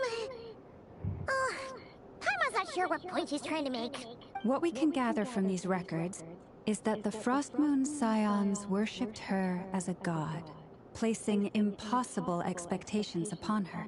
I cannot fault them for their earnest faith, but for all their devotion, worshipping her day in, day out changed nothing. I imagine that none of it resonated with Columbina. It wouldn't surprise me if, even back then, she had already begun to reject the name Kutar and everything it represented. Lauma speaks the truth. When I heard them call upon Kutar with hope and expectation in their voices, they may as well have been calling upon somebody else. Well, that's a bit complicated. I looked at the level of detail, perceived authenticity, prose style, and how realistic their portrayal of Kutar seemed to be. Amongst the Frost Moon Scions of today, only I know of her existence, and I alone have spoken to her face to face. I'll see. As such, I know that there are certain things she simply would never do. That being said, I have sensed some changes in her lately. Changes? Me? Seems like this is getting us nowhere. For what it's worth, why don't we check the unreliable sources too? Sure. Give me a moment.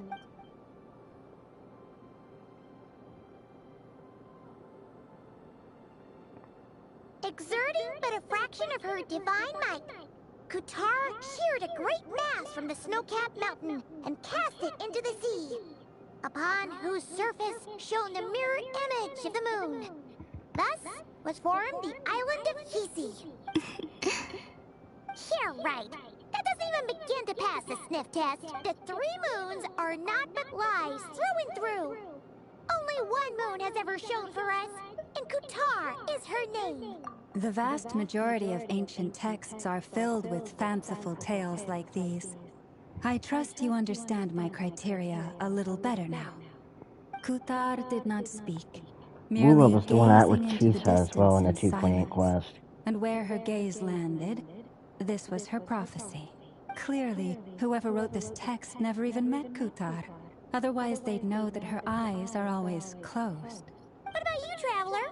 What are you reading? Come on, let Paimon see. The child wished to build a wooden nest with which to shield a fledgling bird from the cold. But being so young and lacking in strength, the child could not snap the branches from the trees. Kutar was passing by. Upon seeing the child, she summoned forth a Kuhenki, who built a beautiful nest for the child. I remember that. Not knowing the meaning of Kutar's divine intervention, the child dared not to respond, and thus ran home to call their parents. But Kutar was gone. The Moon Chanter declared the event a miracle and took the nest as a relic, placing it on high for all to see. The child was named as one favored by the goddess and was greatly respected amongst the people.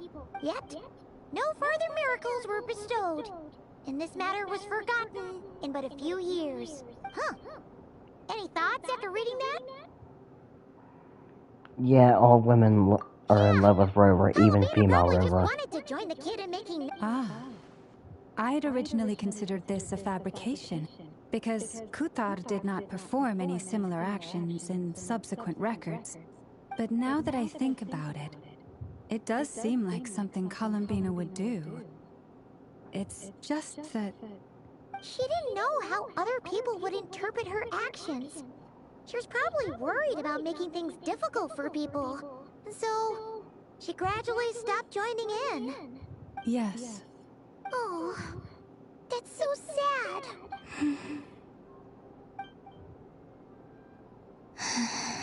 And now, I can make no such gestures of warmth, even if I want to. Still no name. That's a bit of a shame. But we did learn some interesting stories. That's gotta count for something. Barker said he was gonna set up a meeting with Yeah, I was gonna say, it's more canon with right? Sit Lolly, actually. That's what it feels like to me.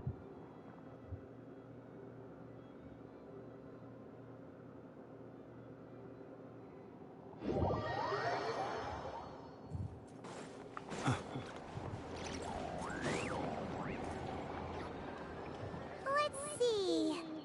There's Varka. Oh, and it's Durin and Albedo too. Yeah, this is pretty much the same place we bumped into each other. I convinced them to stick around a little longer. We were all waiting on people, so I figured having a little company would help pass the time. Ah, so you've been waiting for us? Does this... Sure does. Now you're back, we can go meet up with them together. How'd your investigation of the Frost Moon Enclave go? Well, we didn't find out Columbina's true name. Aha, just as well that I didn't tag along then. I'm sure our moon goddess wouldn't want every man and his dog knowing all about her private life. Still, desperate times, desperate measures, I guess. Someone had to do it. So, Varka was waiting on us, but what about you two? Are you waiting for Alice? Oh, no. We already met with her. We discussed that experiment I mentioned to you last time. Oh, and she also handed me this communication device. That's Klee's bomb. That's right. I understand she informed you about the relationship between the Phantom phenomena and Tevat's borders, yes? She wants me to help her with some more experiments on that front. She said that she'll contact me through this device with more information. Ah, I see. Following instructions and making observations. Pretty common research method. Takes me right back to Albedo's lab. Wait, then who exactly are you meeting? Someone you know. Albedo's met him too. But I don't think Miss Lauma or the Grand Master have been introduced. Introductions are overrated. Especially in cases like this. Troublemakers here. It's you! So? It's not like the Academia has prohibitions against going abroad. Also, I applied for leave. I've been writing to Hat Guy since obtaining a human Hat form. Guy. I've already brought him up to speed on everything that's been going on in Nodcry. Hat Guy? Turns out, I actually have heard that name before. Oh? Then why did you react the same way I did? I only knew the name, not the fella. But since we're all here, let's do some introductions for what it's worth. Oh my I'm god. Varka, Grand Master of the Knights of Favonius. Lauma, Moon Chanter of the Frost Moon Scion. And I'm a Driosh from the Vahumana Darshan of the Sumero Academia. Hat Guy. Even... Good to see you again, Mr. What is Guy. going on? I believe we last saw each other on the boat right here. Why are they calling him Hat Guy? Mind you, the only reason I came here is because there's someone I want to look into. Who's that? The Doctor. Also known as Dottore. Here we go. Second of the Fatui Harbingers. The Doctor lore. From the tone of Yeah, I your think I can voice, still name him. I guess I'll change it sounds to like Hat there's Guy bad then. blood between you. I was reviewing our archives and noticed that a lot of information about him was missing. Left a bad taste in my mouth. Dottore, or Zondique, as he was then known, once studied at the Academia, but he got kicked out before he could graduate. So the Harbinger's #2 man is a college dropout? Ah, how embarrassing for them. Last we heard, he was planning something. We actually heard that a few times before, even coming to Outcry. But we haven't seen a trace of him since we got here. He only appears when something interests him. For all we know, he might have left already. But the fact he did something here at all is worth noting. It'll fill a couple extra lines in his file. Why does it sound less like a file you're writing and more like a criminal record? Anyway, we were just about to meet 2 of the other Harbingers. Sure. Even though they're Harbingers, well, they're old acquaintances of ours, so, you know, when you talk to them, try to be... I got it. The Frostmoon Scion's relations with the Fatui remain tense. Forgive me if I do not attend. It's not... In that case, we'll the continue last message that Alice popped up with in my her wifey experiments. chat, as you'll see. Good stuff. Everyone's having a fruitful time. All right, we better get going. I'll lead the way.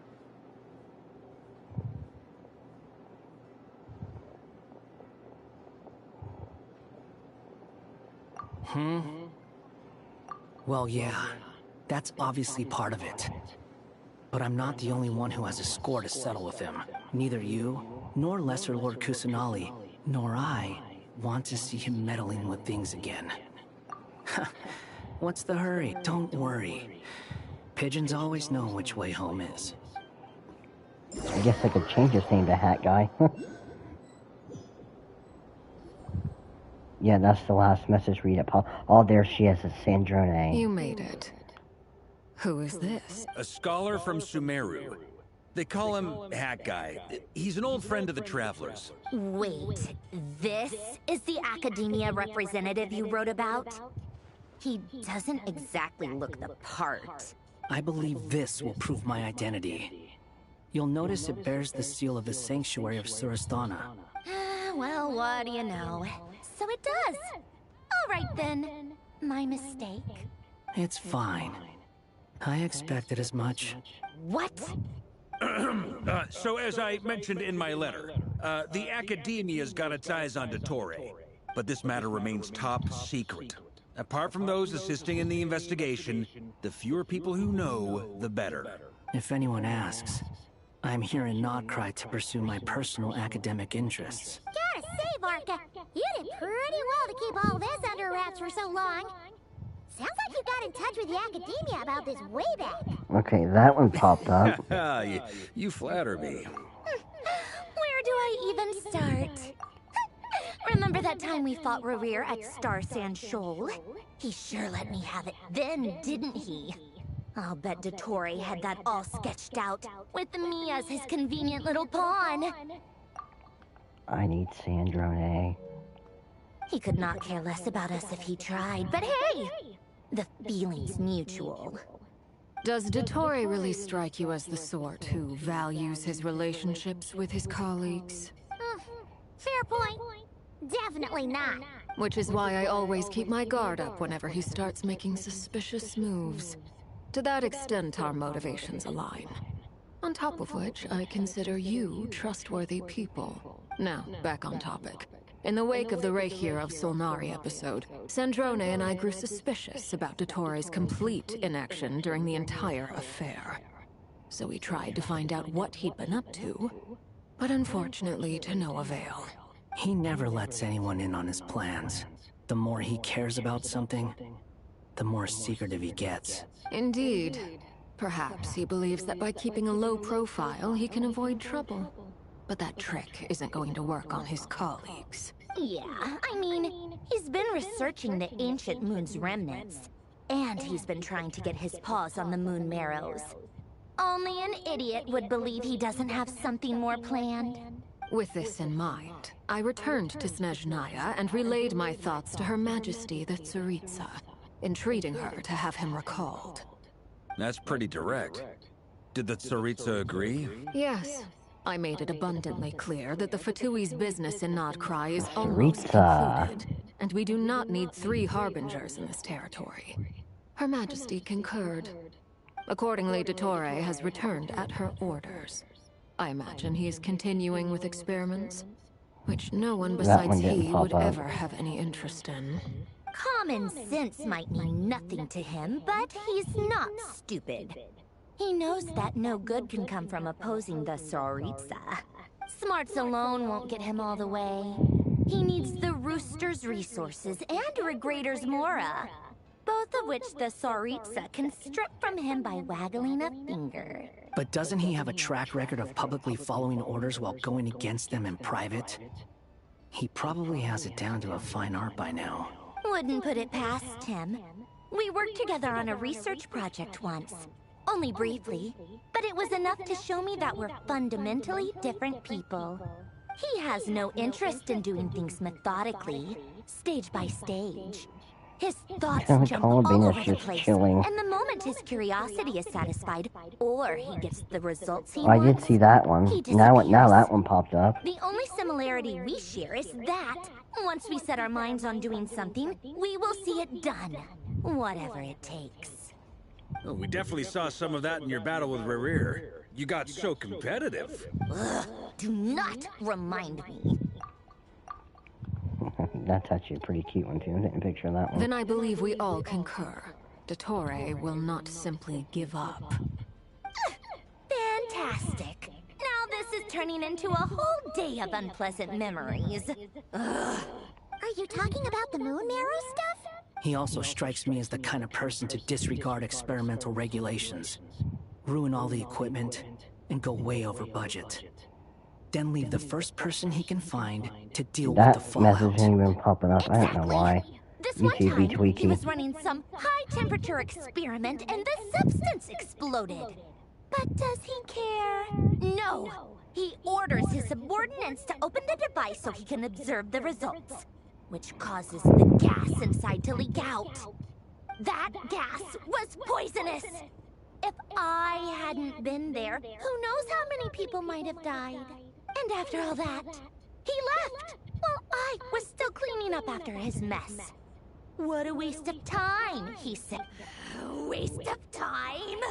The nerve! Oh my God. He wasted my time! You've been bottling that up for a while, huh? Hat guy, I must say, you seem awfully familiar with internal Fatui affairs. Especially when it comes to Dottore. Thank you, Lady Harbingers, for providing such valuable information. I have no other questions for now, so I'll be on my way. Wait, what? You're just gonna leave? You're welcome to join if you want. Just when Paimon thought he finally mellowed out. He makes quite the impression. I'll say. I've met tons of headstrong people, but not many of them would join me in bad-mouthing Dottore. Anyway, back to the main agenda. Barca, you said that Columbina has gone missing? Or rather, disappeared. Yeah. We're working on building a connection between her and this world. The simplest method is to find out her real name. I've actually asked her that question before, but she said she didn't know. Considering our relationship, I doubt she was lying to me. As far as I recall, she was never dispatched by Her Majesty to claim a gnosis or anything like that. The Tsaritsa's plans had long contained a place specifically for her. I always thought that was weird. What could she do that the rest of us couldn't? Knowing what we do now, it's probably something related to Kavaki, right? More than likely. When she first arrived, Columbina would often go to Her Majesty and ask when she could start the task assigned to her. But Her Majesty always gave the same reply. The time has not yet come. So she spent her days in Snezhnaya doing basically nothing. The Tsaritsa has summoned a beautiful blind maiden to be a harbinger, giving her the third seat by virtue only of her enchanting voice. It was a dumb and stupid rumor, but the reality of the situation made it hard to refute. And what happened after that?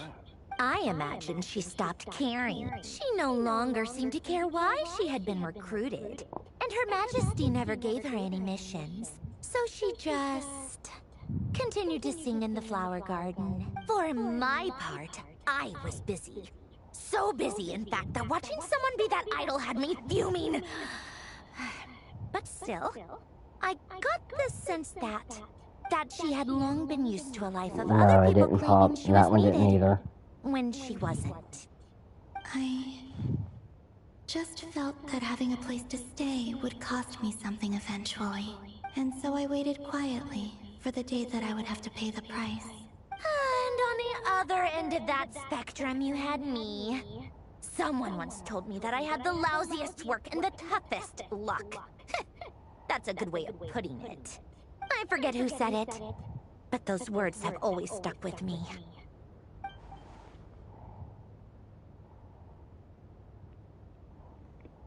But you've done your job exceptionally well all this time. Because at heart, you are a conscientious person.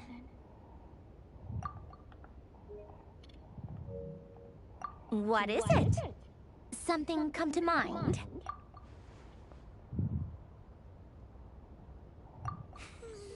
That makes sense. Nothing screams you are needed like your name shouted from across the town. Well, good luck with it. But if you ask me, Columbina is still the most shoutable name. I'm just so used to it now. After all the arguments we've had, I can't be bothered trying to remember another name for her. Nor I. Sandrone. Harlequino.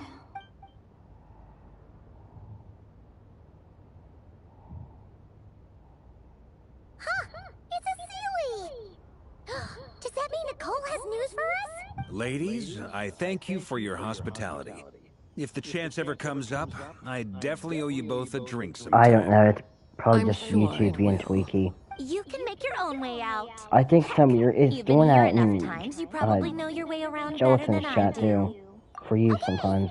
Time to do what adventurers do best. Follow that Sealy!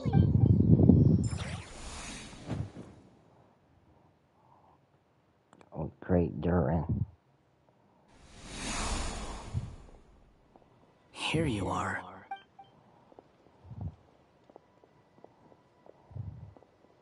Oh, that guy. How come you're back so soon? Did things go all right with the Fatui? Fine. Dottore been summoned home by the Tsaritsa. Couldn't get much more than that. How about you? Any progress with the investigation? Unfortunately not. We've tried everything.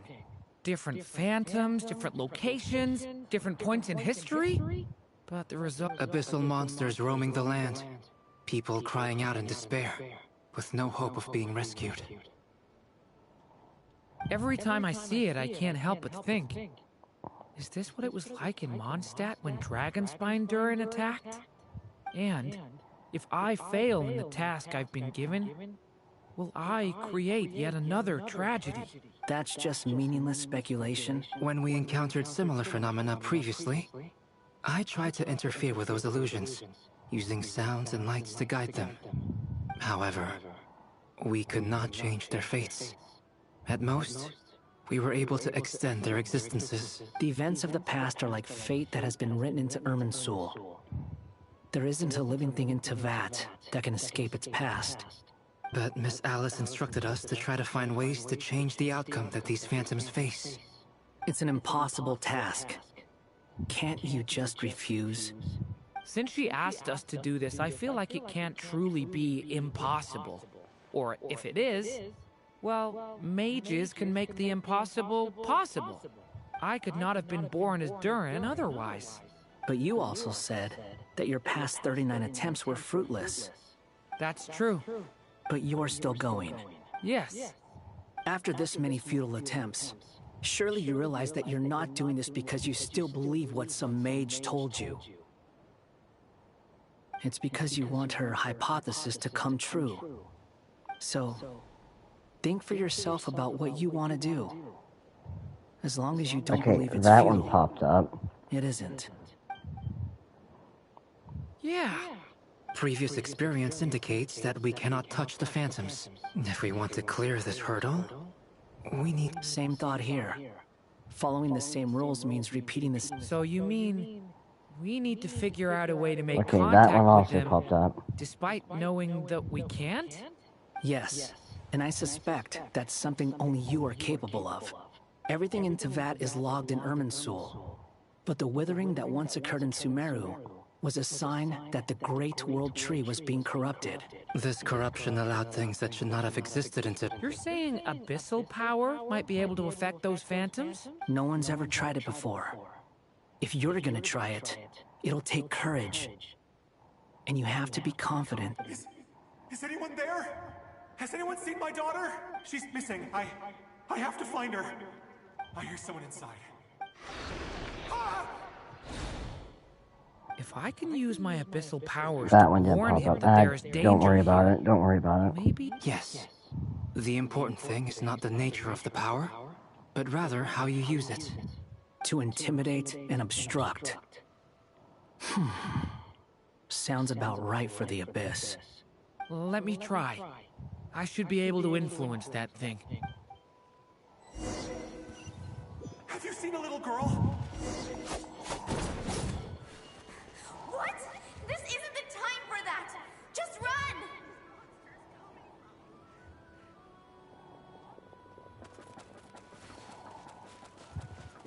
I hear someone inside. Spargana? Are you in there? Where are all these monsters coming from?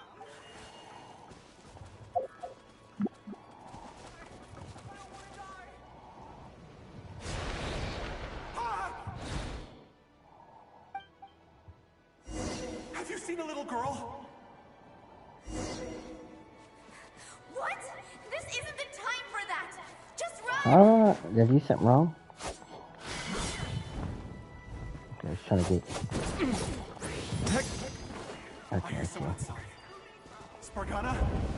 Are you in there? What is this? Looks dangerous. I should get out of here.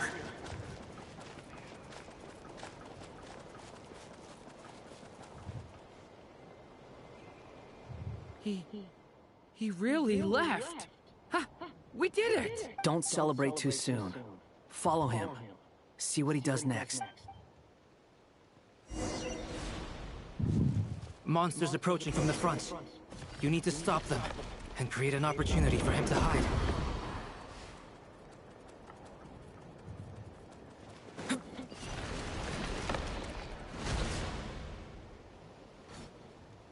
Help me!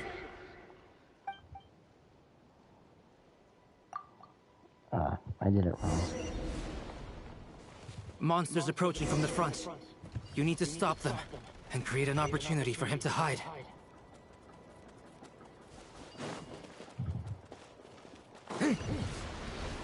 What? Help me!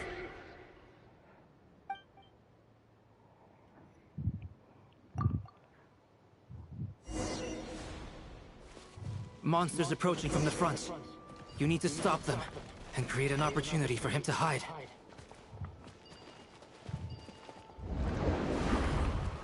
No! There's monsters ahead!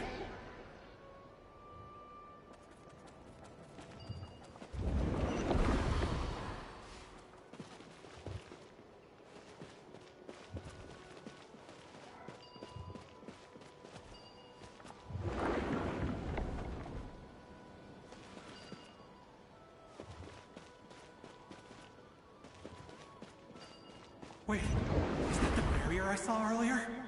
Why is it appearing now? It's as if someone's controlling it. Oh, okay, I see. The monsters are gone. Is it...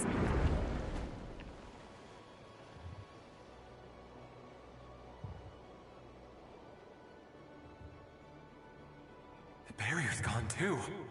How odd. Anyway, I guess I'll keep going. Quickly! Stopping. Yeah, I'll probably take a potty break here after I do this third. Don't go any further. We've got anti-monster traps laid out everywhere. But my daughter must just be up ahead. I have to go. This way's blocked.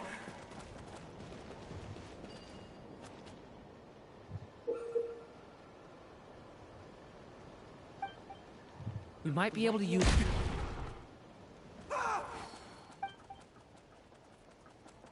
Whoops.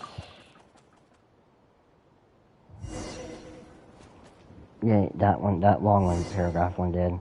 Wait, there was someone else here? Don't go any further. We've got anti-monster traps laid out everywhere. But my daughter must just be up ahead. I have to go. This way's blocked.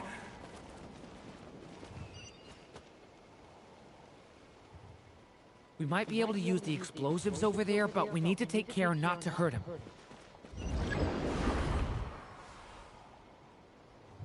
I'll use the barrier to keep him at a safe distance.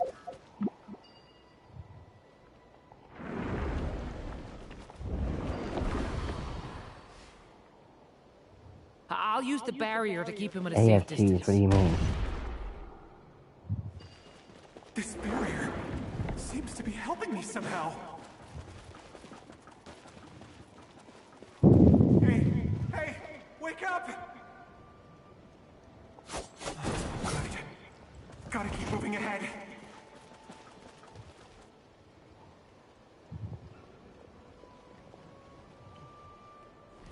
Yeah, that's what I was gonna do. I was gonna do both acts and get him over with. There's still a chance, Durin. Use the traps.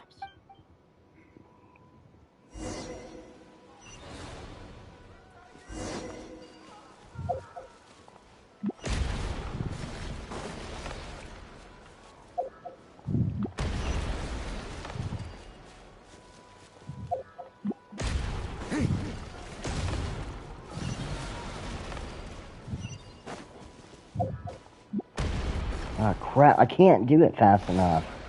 Help me!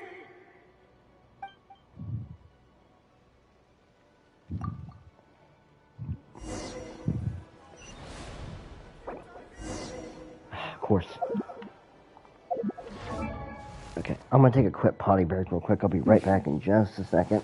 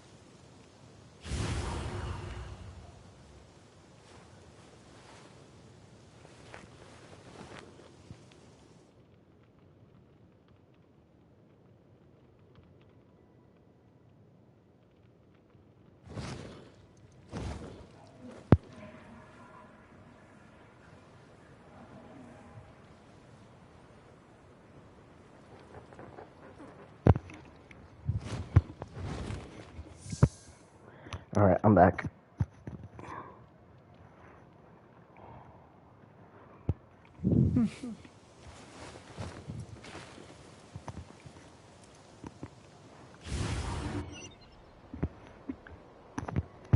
I can just restart that now.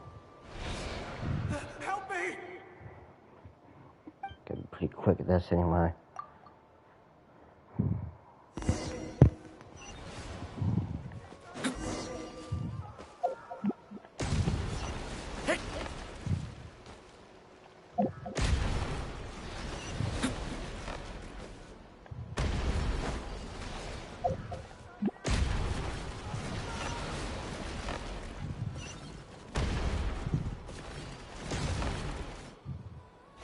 Did I do it? Oh my god, dude, come on. I guess this is gonna be an annoying part. This is gonna screw me over. Okay, oh,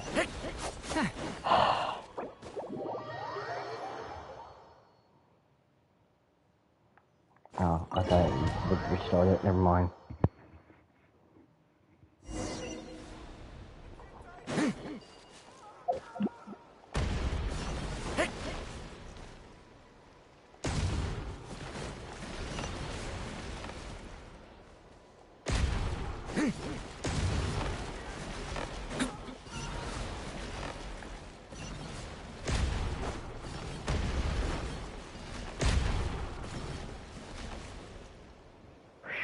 This is a new development. I've never seen this happen before.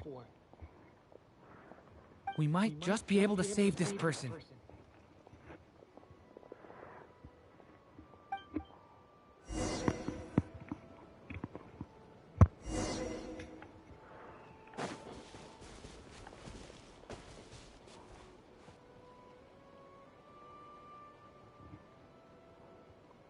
Hello there.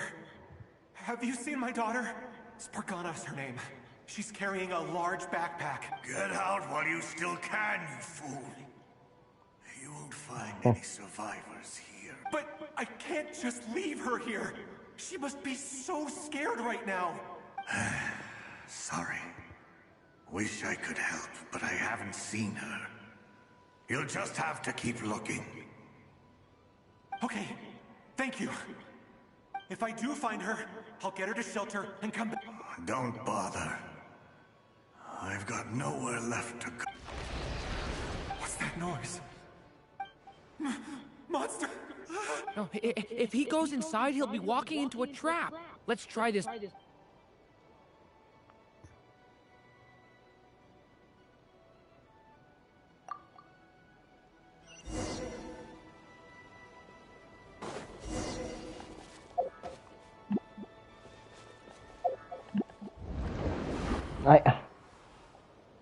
Okay, never mind.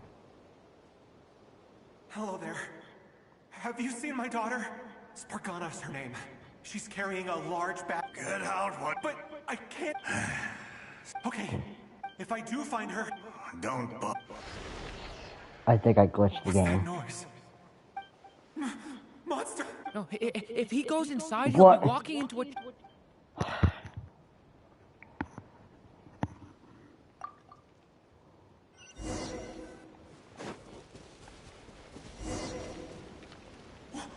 Why? How will I know where Spargana's gone like this? You know what? I'll trust this strange barrier. It's got me this far after all.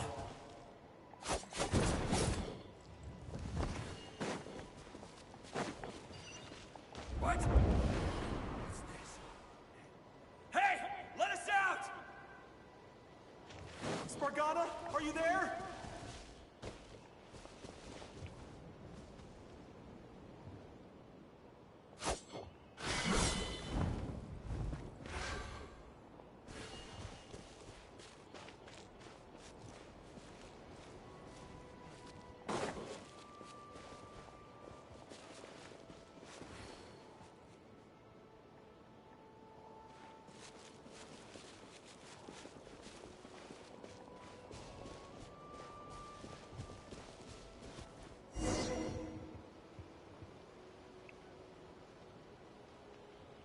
Huh? That looks like one of my daughter's books! Thank you. Thank you! Yes, it's one of hers for sure. That's her name on it right there. She left her backpack here. Durin, just like last time. Use the explosives. Great, explosives again.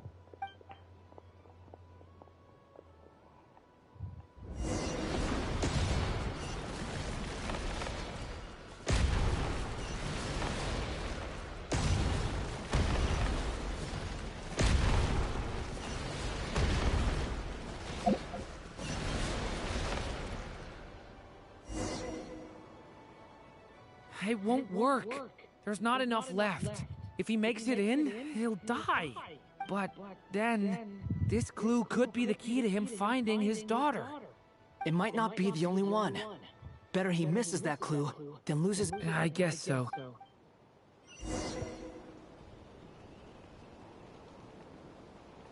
Stop him, Durin. We can't let him get any further in. That's my daughter's book! She's passed this way! Why? Why won't you let me go in? I've searched and searched and searched. I no longer have anywhere else.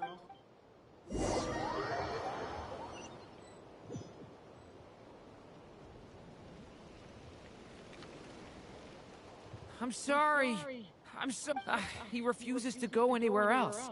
Whether he opens this door or not, all that awaits him now is death. Albedo? Hat guy? Let's try one more time. I don't know how we're gonna do this, but I don't want to give up either.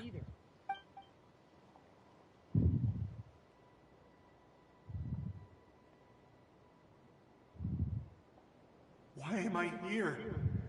What's going on? All these scenes running through my head. Where are they from? Huh? What's...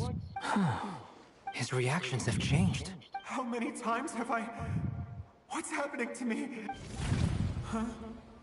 Wait, who are you? You can see us now? I feel like I always could, but that I only just realized you were there. But you were the ones guiding me using that marked barrier, right? I haven't done anything yet, but those monsters, those deaths... I won't find my daughter. In fact, I'll ultimately die trying to find her. Isn't that right? Well, no. Yes, it is. Even so, we're trying to find a way out of this. You've not seen my daughter either. It seems she really isn't here. I'm sorry we couldn't help you. I'm just... tired. How long do I have left? Experience says 15 to 20 minutes. 15 to 20. Thank you for all your help. Let's rest a while. You look exhausted too. Now's not the time for you to start pitying us. It's not pity. I'm just realizing that I've only got 10 or so minutes left. You know?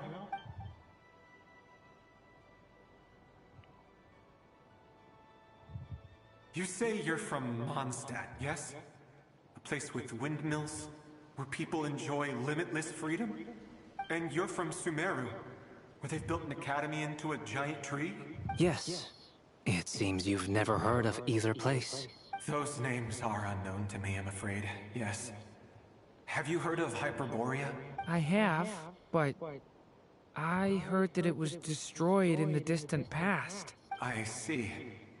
That was where my ancestors once lived. What about Delphi Pytho? Was it later rebuilt? I've never heard that name. Then what about Sal Vindaknir? I have seen that name on stone tablets on Dragonspine. But I'm afraid the only things left of that place are its ruins. I see. Sure enough, there was no way to turn this around, huh? I'm sorry. I was the one who asked to chat, but it seems like we're too many ages apart. There's barely any common ground to start from. It's all right. We did hear something new, at least. From how you speak of your lives, things must be going all right for you. They are. Mondstadt is a place of freedom and we have festivals a few times a year. Sumeru is a lot more uptight. Not really the kind of place where you can relax. It's a nation fraught with problems wherever you look. But if all you want in life is to seek knowledge, I guess it's pretty much paradise. That's wonderful. In other words, after this all-devouring black tide passed, humanity did not merely avoid extinction, but rose to build prosperous civilizations anew. I mean, I can see you all right now. That must mean the future isn't a total mess, right? That's true. Well, time's almost up. Let's part ways, I think. Might be best if you don't waste too much time on me. The chances are slim, I know, but I'd like to spend these last few minutes looking for Spargana. If things work out, I'd love to tell her about what I've heard. May we meet again. Well, or not, most probably. In that case, may your wishes come true.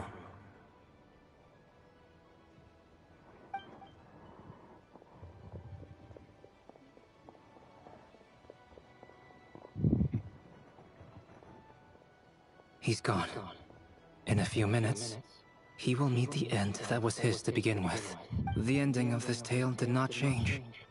But I believe that we've just made the most progress we have yet. May your wishes come true. If only... Hat guy, could I ask you a question? You've never talked about your past. It seems complicated, and it weighs heavily on you, too. Would you be willing to tell me about it? I mean, sometimes it's better to get things out in the open. Take that guy we try to help, for instance. At least he said goodbye with a smile, right?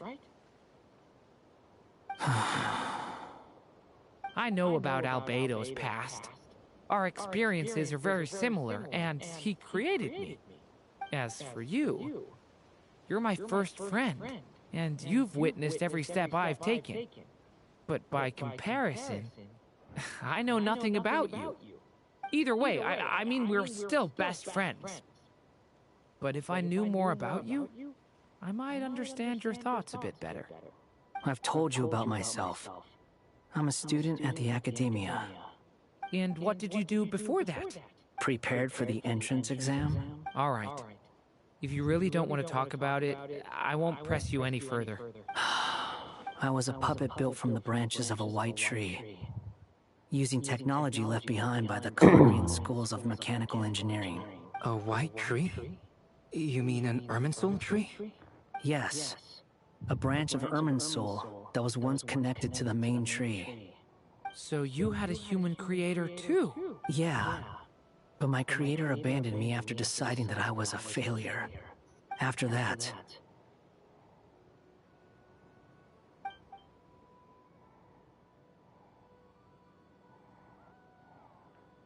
Durin.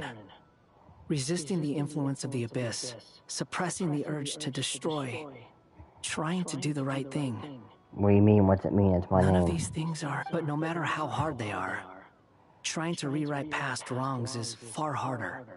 You asked me if you would create a new tragedy if you failed. But the real answer is, yes, you absolutely will. That guy. But at least you've got people here to help steer you away from the wrong path. So, just keep aiming towards the light. I will. I promise. All right, break time's over. Hello? Durin speaking. No, it's just my name. Hello, friends, it's me. What have you been up to, I'm detecting some the amplitude isn't particularly high, but they're completely different signals from the ones before. And the scale is comparable to those I've detected previously. Alice, we were unable to save that person. However, he appears to have retained a portion of the memories gained through that cycle, and was able to hold a conversation with us. I see. Well, that is rather odd indeed. It definitely merits further attention. Could I trouble you to keep trying the same approach? I need to gather some more data. Counting on you. I should probably have Nicole come and check this out as well.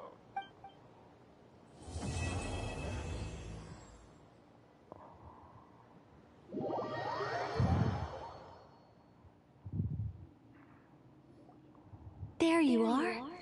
I was worried you might stop to collect treasure chests opened by the Seelie along the way. It would have taken you so much longer to get here. Another conversation I cannot hear. I am delighted to see that you understand what takes priority, and that your adventurer's instinct has not swayed your resolve. Really, I must applaud you for it. You should know. Paimon's head. I just put at the end of my name so everybody I'll calls me try and that. keep it short. My senses are telling me that this is where we shall find the entrance to the ruins. Oh, cool! What are we waiting for? Let's open it up and see! Patience. This was a sanctuary of great importance to the Hyperboreans. Oh, that's your alt. I thought you were somebody somebody else. required to open the gate. Oh! Like the place that housed the Eternal Moon's Marrow? Okay, so what's the plan? Need us to do anything? And just the short version, if you can. Ah. Alright then. I was planning to start with some background on the invention of these techniques. Are you sure you don't want to hear it? It's quite informative. Remember what you were saying about priorities? Fine. Simply put, we need 3 human representatives to successfully undergo a process of Kuvaki resonance. Think of it as a test from the 3 moon goddesses to see if the entrants are qualified, with the most recognizable I remember it qualification now. being Kuvaki. I remember it now. I just couldn't remember off the top of my head. That test. Oh, wait. We need 3 people. I also have no doubt that the Moon Chanter would be qualified. But we would need 2 other people with the same constitution. Therefore, the most feasible method is not so much to follow the rules, but to figure out how the test functions and find a workaround. I've done some research, and it turns out the mechanism is rather crude. We'll simply need humans to stand before it, who have sufficient Kuvaki energy within them. I'm with you so far. How do we get the Kuvaki in them? The easiest way would be transfusion. Yeah, I can see every chat to that Take one's some popping up. Kuvaki from Nodcry's soil, put it into the bloodstream, and get it circulating in the body. So we're going to cheat on the test? Precisely. There are other methods, but this is the simplest one. Cheating the system is much easier than trying to hide from it. Huh? Sorry? Does the idea of cheating upset you, Miss Lauma? No, that's not it. I suddenly had an idea. Oh, what is it?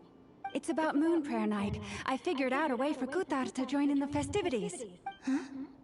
But as Paimon said, we need to have our priorities straight. Let's get back to the test. I'll follow up with Nefer on the festival arrangements.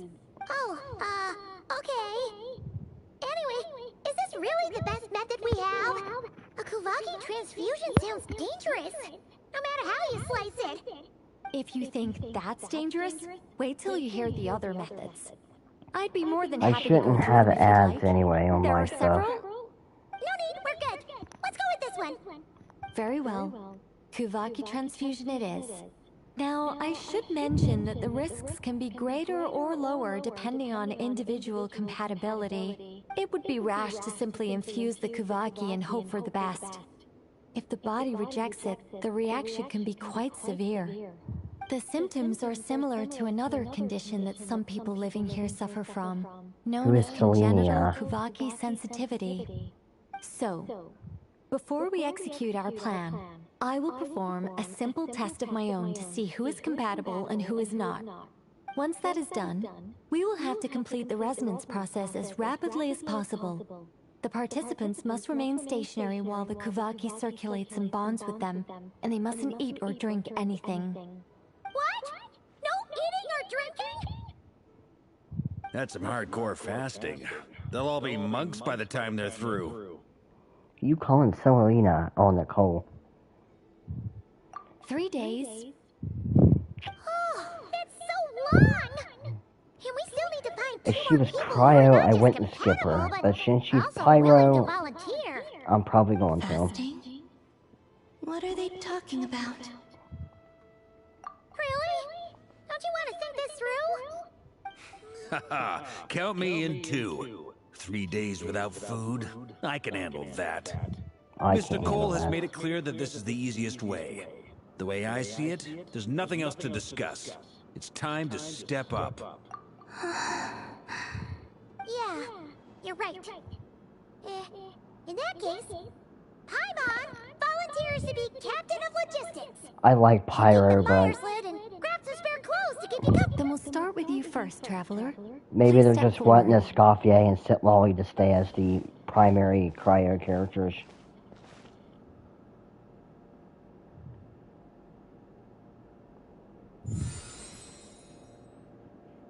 How's it going? Do you feel anything? How about now?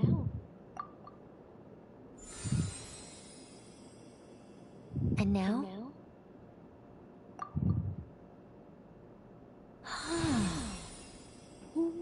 What about now? You guys, it's not a competition, you know. All right, I'm officially impressed. Even as a descender, you can withstand far more than I imagined. It's like I summoned a giant stone titan to arm wrestle you. And your arm hasn't even moved an inch. In my last attempt, I infused 5 times the amount of Kuvaki required. Yes. Safe to say, compatibility won't be an issue for you. You're eligible to join. You're next, Mr. Varka. Sure, here goes nothing. All right. I'll start where we left off. 5 times the required Kuvaki dose.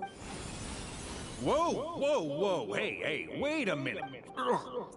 How's it going? No, not great. I kind of want to puke. Feels like I'm drinking too much. A few bottles of wine, then a big stein of Dark Horse. Some hard liquor from Leo I mixed in. You think this is funny? I just lost to a young lady in an arm wrestling contest.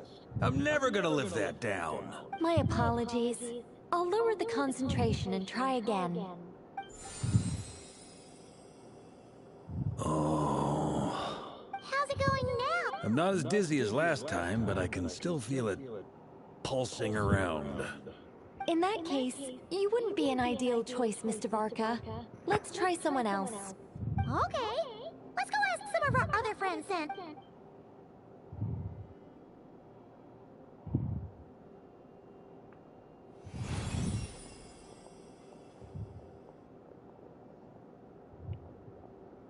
It's probably gonna have to be Flint's mama. No surprises here, Miss Moonchanter. You're perfectly compatible. You may join.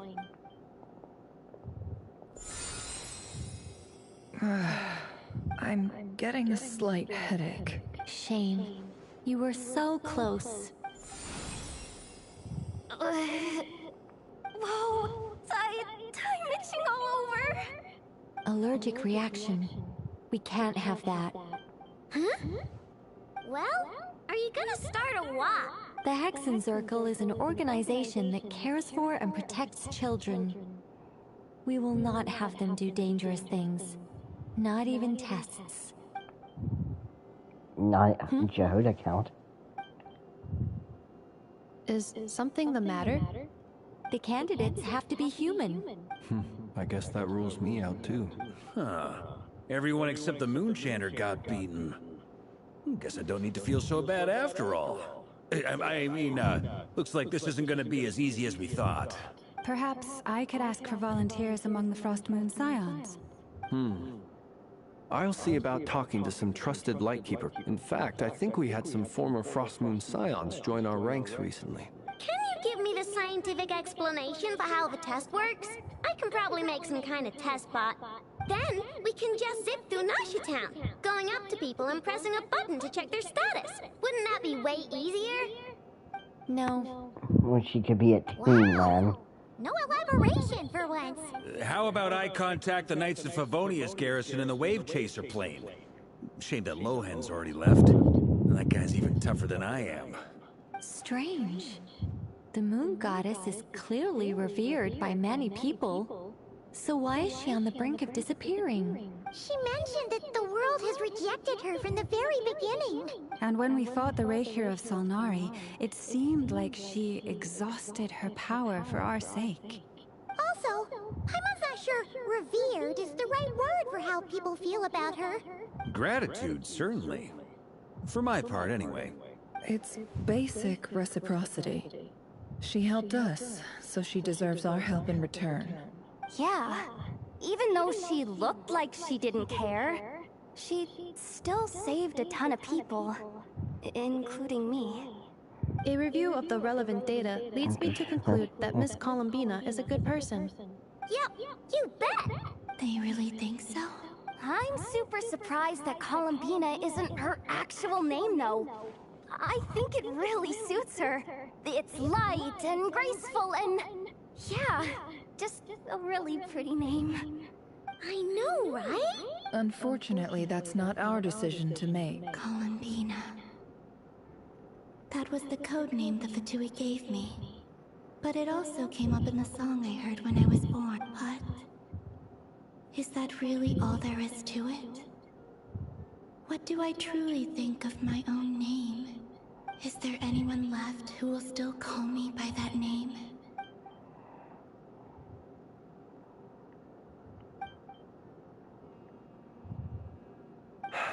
Moon Prayer Night is getting closer by the day.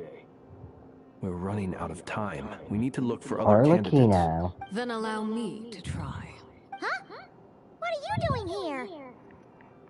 You contacted your friends via the Adventurers Guild. Sandrone has been keeping an eye out for something like that, so she informed me. Since I have the ability to accommodate a moon marrow, I should prove to be a suitable candidate. Arlecchino. When can we begin? I see. We can begin right away.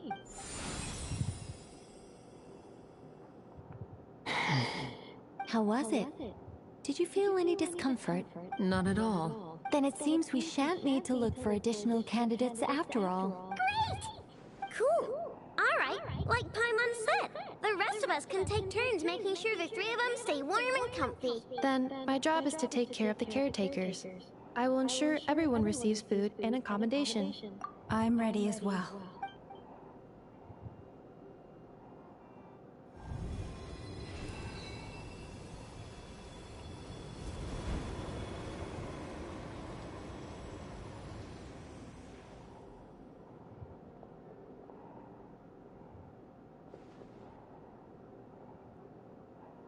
Wait, so we're supposed to do this for 3 days straight? That's kind of overkill.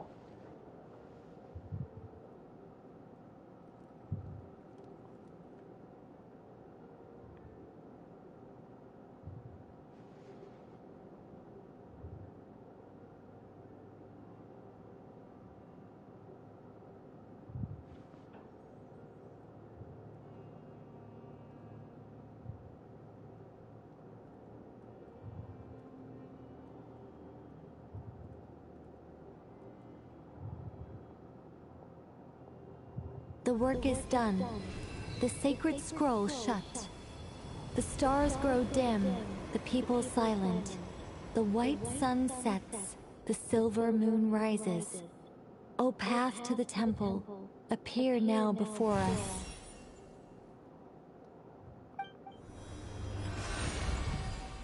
Wow! It really opened! So that's what all this is about. They've been trying to open this gate. Come, let us enter. It might be best to eat something first. Take care to chew properly and swallow slowly. It will give your body time to readjust to the digestion process. They will head in soon. They will need to enter this gate. She's just going right into it. Huh? I cannot pass through. Is it because I have no physical body? It has been 3 days.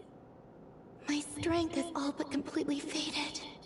Can I really hold on until Moon Prayer Night?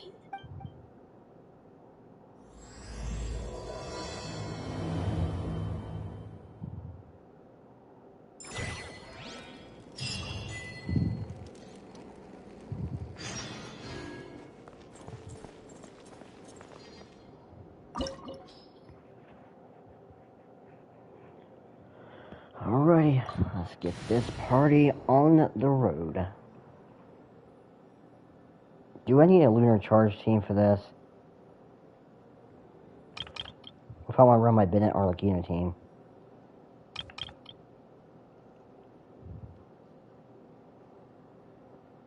I probably should do lunar charge anyway. It's probably going to be a stupid reaction video. Alright, we'll just start with this. Even though Farina doesn't really work with this team.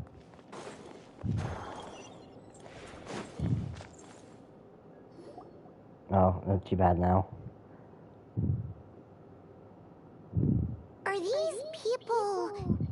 Judging by their clothes, they appear to be phantom Hyperboreans from the distant past. That could mean they have some clues about the moon goddess's name, right?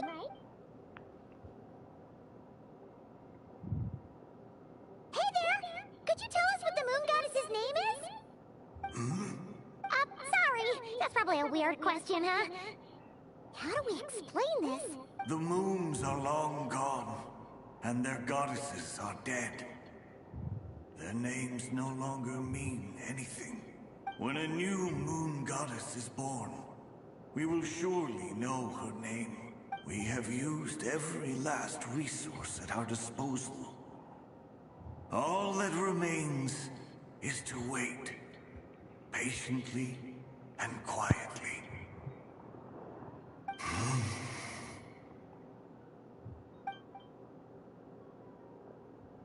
Were the people of the past all this devout? It looks like this phantom doesn't intend to converse with us any further. Surely the new moon goddess he speaks of must be Columbina. Alas, Kutar's birth came long after the age in which he lived. But, maybe if we find a phantom from a more recent age, they might know Columbina's real name. True. Keep an eye out. We should be able to tell which era they're from by the clothes they wear. Yeah, you've been pretty talkative this whole time. What changed? Oh, nothing. I'm fine. You all make good points. When the Hyperboreans speak of moon goddesses, they mean the three from truly ancient times. I can't imagine they would know anything about our current moon goddess. There once was a time when the moon goddesses blessed them greatly and protected them from harm. So, when the war between the gods and dragons plunged the world into chaos, it seems they looked once more to the moons for help, praying for a new goddess to be born. Yeah, that checks out. Let's continue on. Who knows what else we may discover?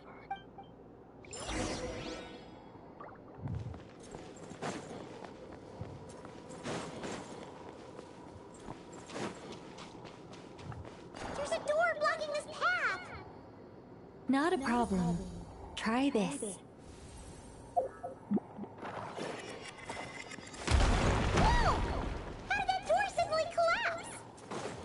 This device was maintaining the door's integrity. Remove the core, and the Is this our destination? Impressive. More precisely, this is a device that will help us reach our destination. Let's go. We still have a long distance to cover.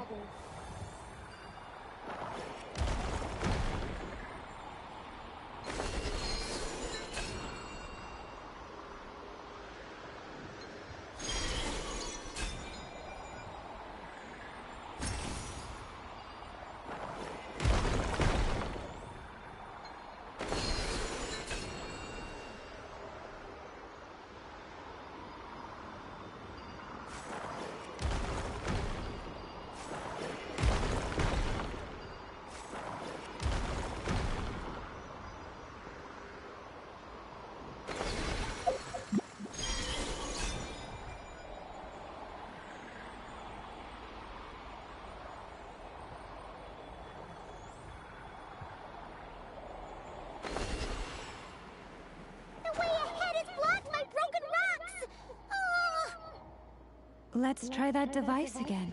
No, I haven't seen any Remember the door from cutscenes. earlier? I kept trying to keep it spoiler free.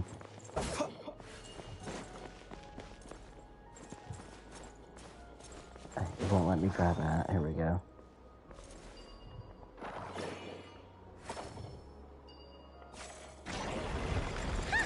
It works in reverse, too! The humans we see are all phantoms, but the monsters are real. What a fascinating place. There'll be plenty of time to admire it later.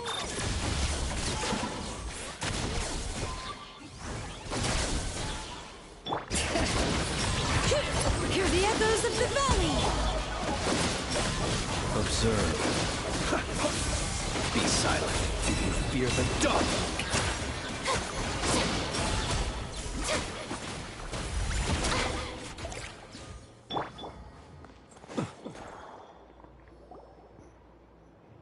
Ooh, there's a whole bunch of artwork in here. Seems pretty old. Nicole, this is probably your area of expertise. What do all these paintings mean? Let me see. To To understand these murals requires some knowledge of the history surrounding the War of Funerary Flame. I shared a little of this with Lauma before. Yes. I think I follow. The dispute between the Moon Sisters, the transformation. Oh no, it's no trouble. I'd be delighted to share the tale again. Alright. Tevat's 3 moons and their goddesses were brought into being by the will of Nibelung, the then ruler of Tevat. But when the heavenly principles came, they changed the world completely, down to its very foundations. The moon goddesses were nowhere near strong enough to challenge this entity. But the heavenly principles did not view them as heretical entities that had to be removed. Essentially, the 3 moons existed to keep this planet alive and operational, which did not directly conflict with the heavenly principles' aims. Nevertheless, the inherent precariousness of this arrangement would soon be revealed. Nibelung returned, yes. He did, and thus began the War of Funerary Flame, a battle for dominance between Nibelung and the heavenly principles. Discord would soon emerge between the 3 moon sisters. One would voice the opinion that they should follow Nibelung, for it was he who first hung the moons in the sky. Another would argue that taking sides in the conflict would only bring the world closer to ruin. There was no telling where it would lead, especially since their creator had returned, bearing the perilous power of the abyss. Nibelung would eventually discover their disloyalty. He had all 3 imprisoned before transforming the moons into weapons with which to fight against the heavenly principles. What? Weapons? Yes. The very moons that had once defended the planet became instruments of death and destruction, striking terror into the hearts of all living things. And although the heavenly principles and the 3 moon sisters had once been at peace, it now seemed that the moons posed an unacceptable threat to Tevat. It is possible that the heavenly principles did not know of the goddess's imprisonment. If so, the weaponization of the moons would surely have been viewed as an intentional breach of the peace agreement. Regardless of who knew what, when, the heavenly principles shattered 2 moons and flung the other beyond the skies. Whether the goddesses managed to escape Nibelung's captivity after his fall, nobody knows. But this much is certain. From that day on, the moons no longer belonged to Tevat. The rejection slowly drained their power until eventually they passed away. So that's the full story. You say the moon ceased belonging to Tevat from then on. Why then would Columbina be born here? That is perhaps due to the lingering connection between the Frost Moon, which was not shattered, and this world. You could see it as the 3 sisters' dying wish. They never desired war. All they ever wished for was to protect this land. I see. If the final fate of the 3 goddesses is as you say, then Columbina faces the same grave danger. Our investigation has yet to bear fruit. We must hurry. Yeah, you're right. Let's keep going.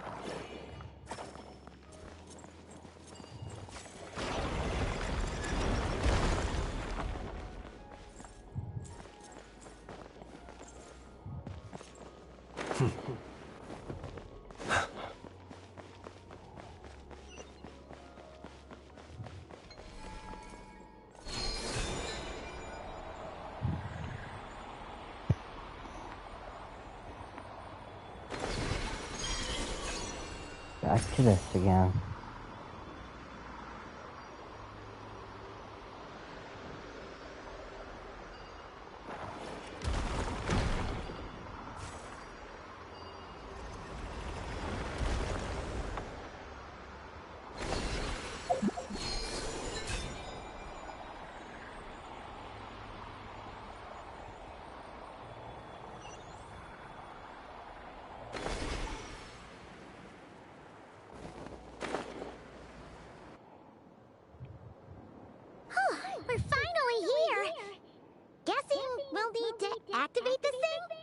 Indeed. I was a little worried about that at first, but as we got closer, I sensed that the Kuvaki within it flows unimpeded. It should be functioning normally. The only issue is how to activate it. It's looking a little worse for wear. What about the cores from some of the other devices we've seen? Can we repair it using those? In all likelihood, yes. I imagine that would have been the Hyperborean's backup plan. Let's look for some cores.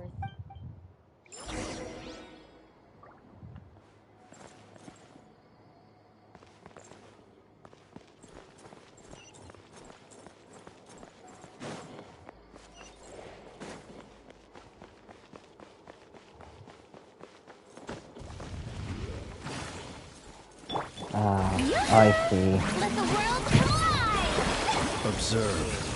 Are you quite finished? Are you quite finished? Oh my god, I'm dying. How annoying!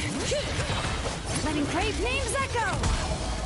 Defensive mode engaged.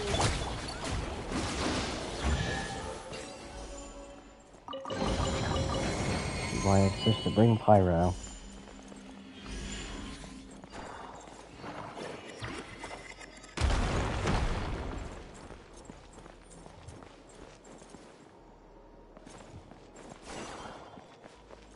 Crap.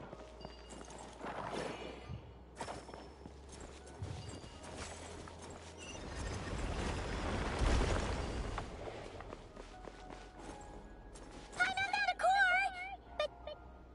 do we get across? Walk up, then jump down.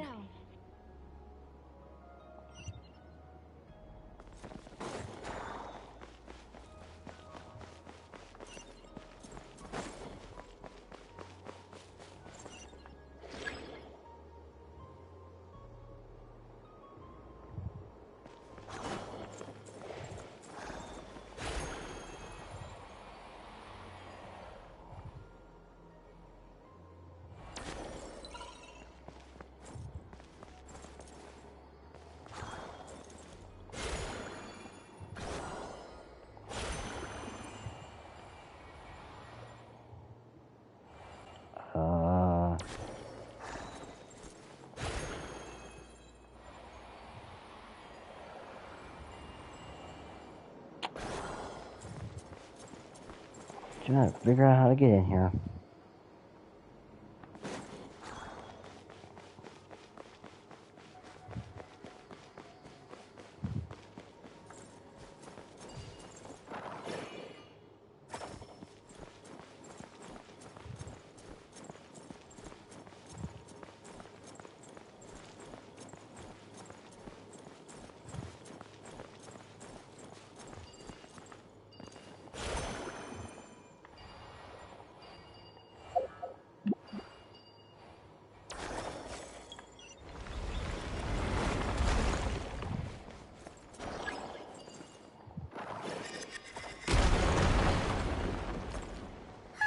That should be enough cores.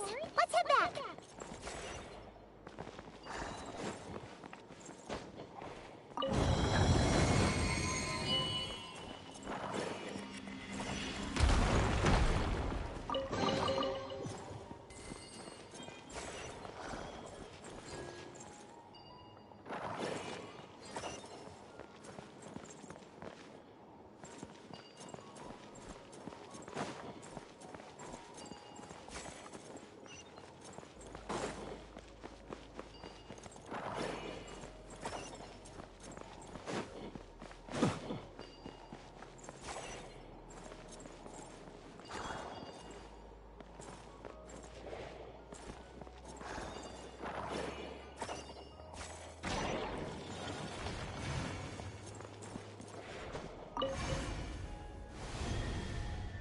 The device is up and running. It's hard to believe that the ancients were capable of constructing such things. Paimon's our destination! Yeah, easy enough. It's right up ahead! Yes, let's go.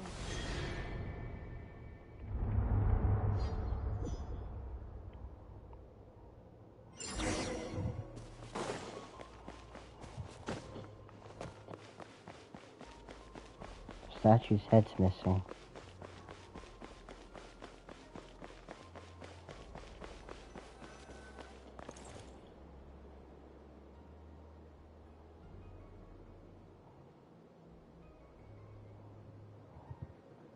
This is where the people of Hyperborea communicated with the moons. We need only place the moon marrow upon this platform on Moon Prayer Night, and we shall be able to open a portal to the moon and send our moon goddess back home. The assumption being, of course, that we can find her first. That's right. You want to know if it's safe there, don't you? And yet, she has no choice but to return. That's not the only issue here. This is the end of the line, right? We've explored everything we can, and despite looking at historical artwork and talking to people from Hyperborean times, we're still no closer to learning Columbina's name. If it's not too much trouble, could you tell me exactly what Alice said to you about finding her name? Oh, sure. Then your first job is to find it. As a moon goddess, I'm sure she must have a name she identifies with. Neither Columbina nor Kutar is her true name, and she's never really accepted either of them. Is it not also possible that she has never had a true name? Not at any point in history? That would be a hard pill to swallow. But at this point, we may have to accept that that is the truth. No one knows how she came into being, and she certainly doesn't have parents in any sense that we're aware of. What girl? Perhaps she was never granted a name at all. Does that mean there's no way to get Columbina back? She's just gonna disappear and there's nothing we can do about it? Huh? Wait, why all this pessimism?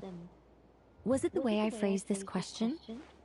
You all seem to be taking this in completely the wrong way. Well, just because she's never had a real name in the past doesn't mean she can't have one now. What?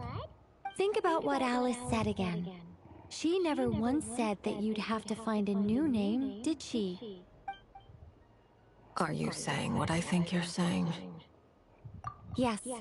Names are anchors that Name her connect us P. to the Diddy world. P for Paimon. If she doesn't have one already, then all we have to do is create one, no? It's like... yes.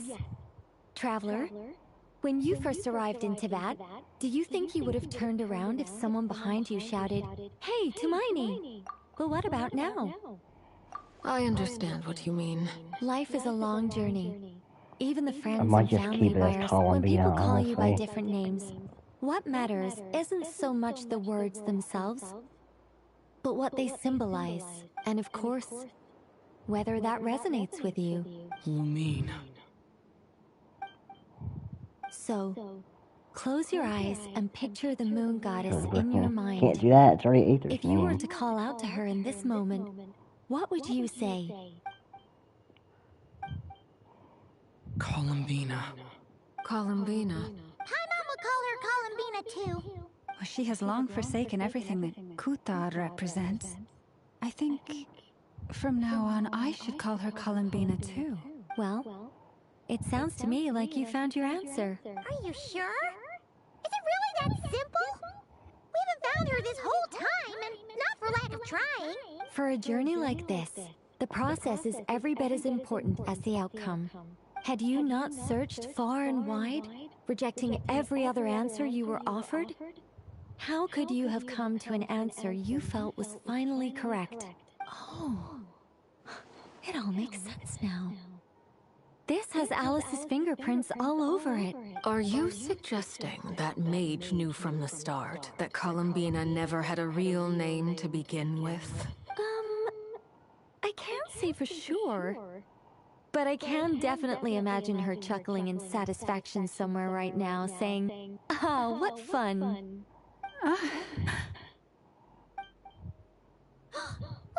Yeah, I would say it. You should hurry. The festive moon has begun to rise. Do not worry, for when you called the name Columbina just now, I could sense that the power within was enough to summon back the moon goddess. The power within what? The name? Yes. So, the thing is... She's doing that thing again. This is so annoying. I really want to explain how that whole thing works. Starting from the founding principles of Teyvat and... Oh, I could talk about this for hours, but deep breaths, Nicole. Deep breaths. You're an angel. Okay then. Anyway, you all need to hurry. Last thing, remember how it felt when you called out that name. Then it is agreed. By the name Columbina, we shall find her. Then we'll throw her the best Moon Paradise party ever! And at last, we will send her home.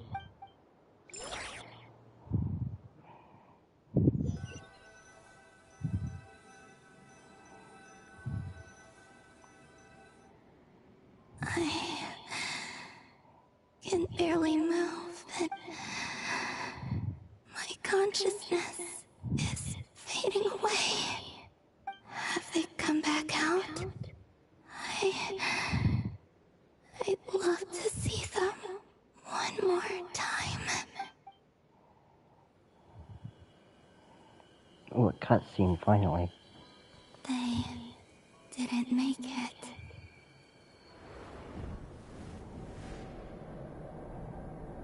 Could you tell me your name?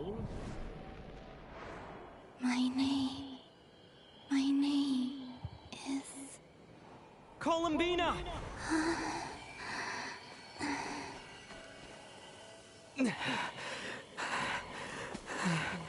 Columbina! Are you here? Columbina! That's the name you gave when we first met. And it's what I've called you ever since. Columbina. It's a fine name. I have many fond memories of Columbina, and so do all of your friends.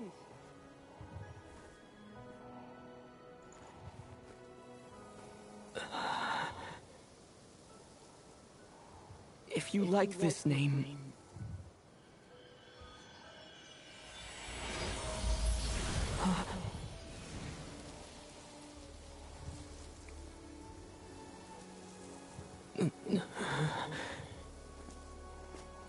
Looking for me?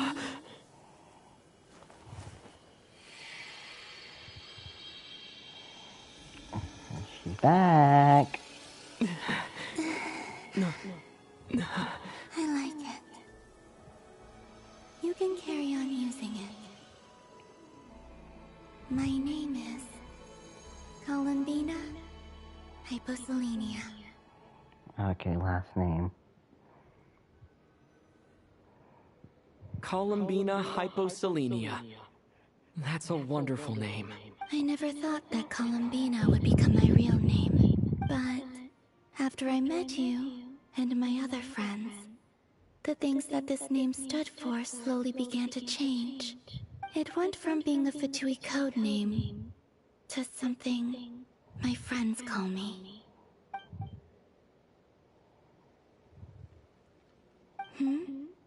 What is it? Why aren't you saying anything? I'm just so happy for you. Thank you. So, where's everyone else? We can go and meet them very soon. Everyone went to different places to try calling your name. Great. I'd like to thank them as well. Everyone's done so much for me. Searching for my name, entering those ancient ruins. Huh? Wait, so you were... Yes, I was there. Not physically, but my consciousness was still holding on. I followed you the whole way. Starting from when? You turned around and called out my name while you were in Nasha Town. Do you remember?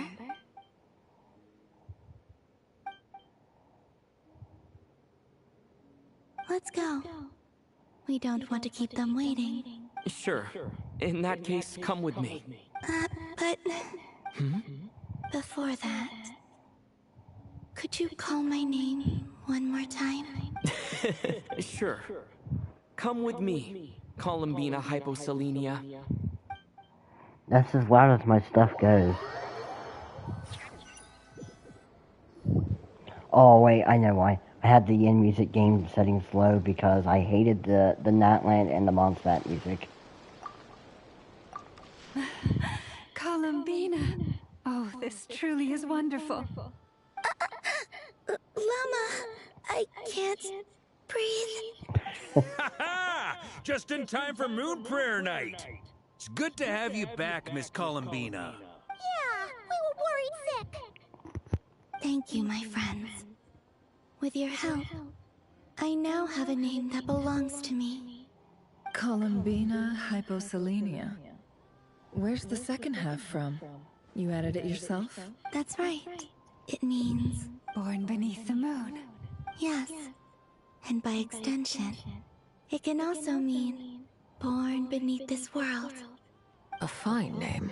I can't Now, tweak the as settings much yet. as it pains me to interrupt this beautiful reunion, I feel obliged to remind you that the Moon Prayer Night celebrations in Nasha Town have already begun. Don't you want to enjoy the festivities? There's so much to see and do. And some of the... Nicole? Why have you turned into Dodoko? So you're Miss Nicole. Thank you for helping us. And for helping me find my name. It's nice to finally hear your voice. You're quite welcome. Guiding lost people to hidden end, if you ask me.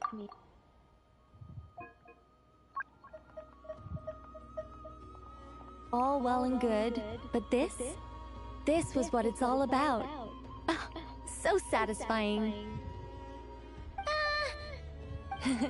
Anyway, I had to go help Alice. It seems like she ran into some trouble. That's why I couldn't be here in person. But don't worry, we're with you in spirit. We'll be celebrating right along with you. Keep an eye out for the Hexen Circle's festive stalls in Nasha Town. I think you'll like what we came up with. Alice said she even managed to rope B in this time. The Frost Moon Scions have also prepared various attractions. I believe Aino, Ineffa, and their crew are setting things up as we speak. On that note, Nefer, about that request I made. It's all in hand. Yehoda is on site to ensure that everything goes off without a hitch. Wonderful. In that case, Traveler? Huh? Come on, Columbina. It's time to celebrate the best Moon Prayer Night ever.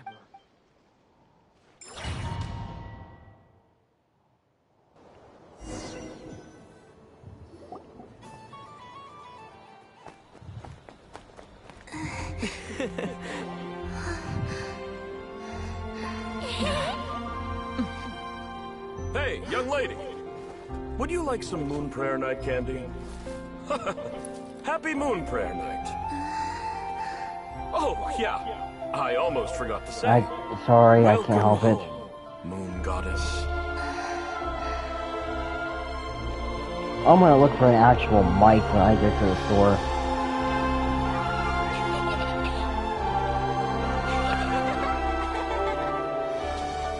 Welcome home, Moon Goddess.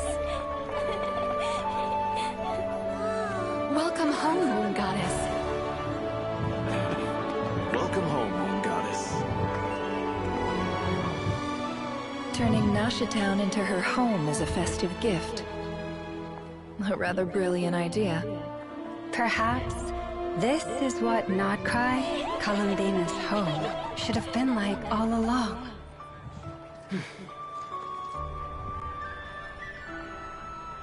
Thank you for the gift. I like it a lot. That means you aren't going to the moon, I assume? This feels like the surprise of my life. I do. I never imagined I'd ever get to enjoy Moon Prayer Night with everyone so freely. If you're happy, we're happy. Quite a strategy you came up with. Hide the tree in the forest. It's not your usual style, Lauma. Is there something about Moon Prayer Night that enhances what's in your head as well as the antlers on top? Apparently so. It even inspired a perennial penny pincher to use their resources for a greater cause. It truly is a magical festival.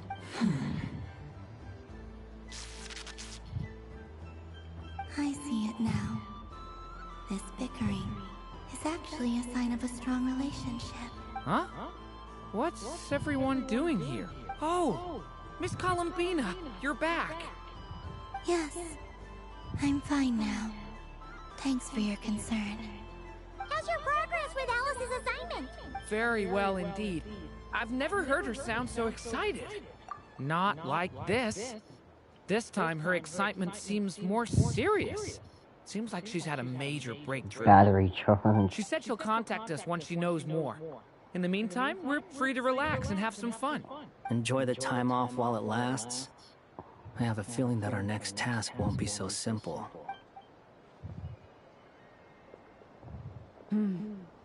I should go. I still have a few things to attend to at the Frost Moon Scion stall. And I think I'll take a look around.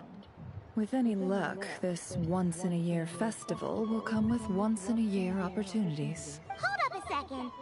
Where's Varka? I believe he made a beeline for the flagship the moment he entered Noshatown. Ah, that's Mondstadters for you. They know. Goodbye for now, Columbina. I hope you have a wonderful night. I will. Well, in that case, don't just stand there. Get out there and have some fun. You'll definitely get a warm welcome at every stall. Oh, also, take this map with you. It's a guide to the festival.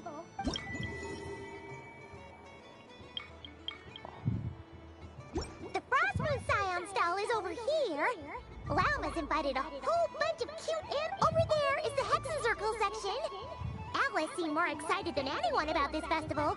Oh, and then there's the Noshatown local specialties, including... Actually, forget that. Better if you go check them out for yourself. Thank you. It looks like a lot of fun. You're not coming with me? We'll be around. But don't you want to browse by yourself for a bit first? Yep. If you find something you like and want to try it out together, just give us a shout. We'll be right with you. Otherwise, just relax and enjoy yourself. There's so much on offer, so try to experience as much as you can. And don't forget to stuff yourself with all the delicious festival food.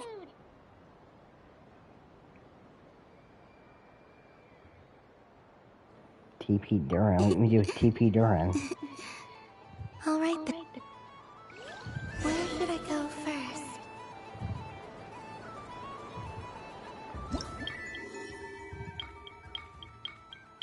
Oh my god, are we... I don't care about this stupid shit. This must be the mage's stall. It feels like I've entered a fairy tale. Oh, that's pretty cute. That little jump. Should I give it a try? Welcome home, Moon Goddess. Oh crap, hold on. You're another one then. Greetings. Pleased to make your acquaintance. Columbina Hyposelenia. Pleased to meet you too. Hyposelenia. Now then, Miss Columbina. Divination. The Frost Moon Scions you... From the perspective of the one seeking answers, as you look to your journey ahead, if you seek to understand the unknown... The unknowns on my... Of course, if one wishes to... But that is a complex... Hence, I shall use the pseudonym... Okay, hold on. Indeed. Unlike Hydra, people like to think of themselves as creatures. I'd like to give it a try. Of course you may. Come... before we begin, are there any... Let's... very well. Now, try to relax. Cast your mind upon the things you have experienced, and the things you are soon to experience. I will shuffle the deck. Would you like to cut the cards yourself?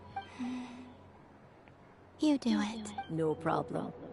Now then, to make things easier for the Seeker, that is to say, you, I shall decipher the cards from your perspective.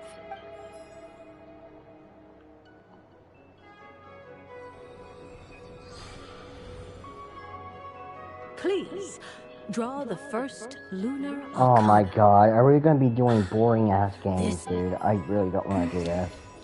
Now, draw your second card.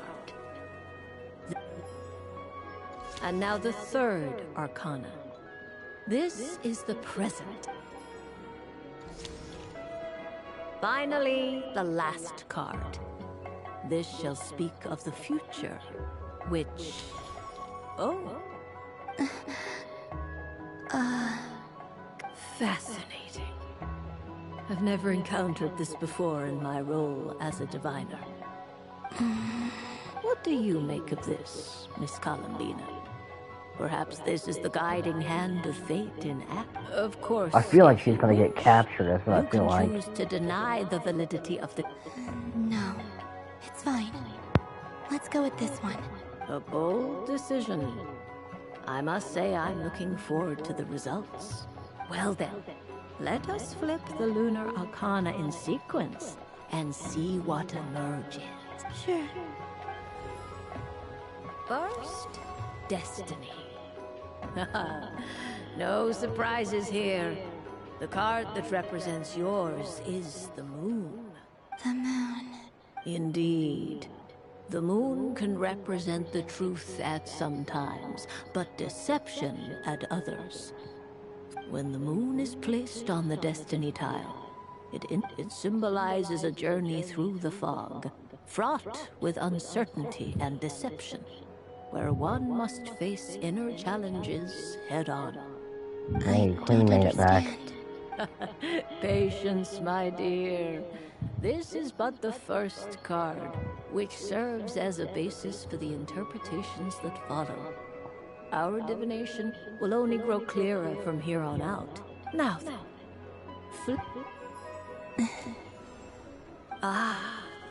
the Hermit, but inverted. Inverted? Yes. The Hermit symbolizes solitude, introspection, and the pursuit of truth. When inverted, it represents isolation, truth out of reach, and a path that leads one astray. Combined with the moon as one's destiny, a choice you make. You fumble through the darkness without a guide. But is this about how I became Kutar despite not wishing to become a god? And how I joined the Fatui because I yearned for a place to belong? I suspect only you know the answer to this question. All is not lost. The past is in the past. Oh my. The lovers. One of the most interesting Luna Archon. What does this one mean? This means that you have had an unprecedented emotional experience. The joy of... It's true. I've made a lot of friends recently, and they are very good to me. I like them a lot. Travel right when I am most... Yes. I understand. Parting with friends, but rest assured, this is not the end of your journey. There is always the future. Well now, it's finally... I'm ready. Very well. Oh. Miss Barbeloth? What is it? This card is death. Oh my god. Are they really foreshadowing it? This? Very good. It depends on how we interpret it. It is true that it can represent an agonizing death, a complete and utter end, but at the same time, it can also represent rebirth. Do not forget that your destiny card is the moon. That lends your future many different potential meanings. If death spells the end, is it unavoidable? As I have said, divination can only display allow me to sum. In the past, you may have lost your way, but now, you now face an important decision. This change might, in turn, be the end. But remember, everything is subject to change because of the moon. The truth. Thank you. Don't mention it, but I can see that this is a rare quality, and one that diviners... I understand. Go then, and illuminate...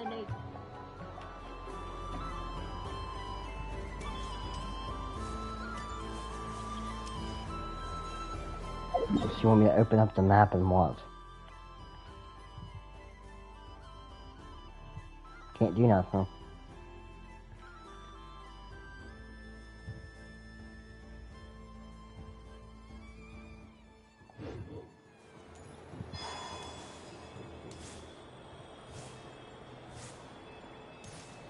There are so many attractions here. since I rarely get out, I might as well make... Just get Sandra stuff done. Well, well, look who it is. I heard someone went and disappeared on us the moment we let her out of our sight. They looked all over for you. Frankly, I didn't think you'd be back for Moon Prayer Night. Were you worried about me, Sandrone? You would like that, wouldn't you? Do you even hear what you're saying? It seems to me like you disguised yourself with festive headgear, just so that you could come see me on Moon Prayer Night and make sure I'm okay. You didn't even bring Polonia with you. You? I thought you couldn't see. I cannot. But I sense the confusion of those around us rippling through the Kuvaki currents. Based on what I know about you, let me guess what you're wearing. Is it cat ears? Shut up! I'm only here to protect the Fatui's interest in this territory. Running into you was pure bad luck. Really? But you were the one who asked Arlecchino to help everyone find my name. Columbina! Ugh, just one more word, and I'll unscrew your vocal cords. I'm screenshotting that actually, It's Columbina hyposelenia now. Tell someone who cares. I've missed you, Sandrone. The whole time I was gone, I was thinking. I hope I get a chance to say some ugly words to you. Oh god, oh, please don't. Is that supposed to be a joke? Anyway, let's go play that game. What? You mean that frostfin whale? Yes. It's some kind of game where you get bitten if you step on the wrong tooth. Seems like fun. Who in their right mind would wanna... Because you're not a scaredy cat. Fine! You wanna play? Let's play. Don't complain when I kick your sorry butt. Lovely. You old geezer! I'm gonna beat the pants off you! Just you watch! I almost forgot. Sandrone?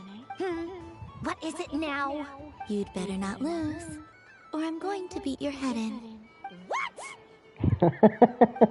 Oh god. Allow me to demonstrate since I'm feeling so nice. You just step on the teeth, like this.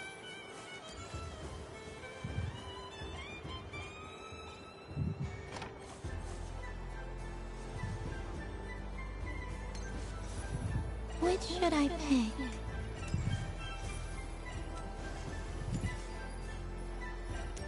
It's hard to get on here.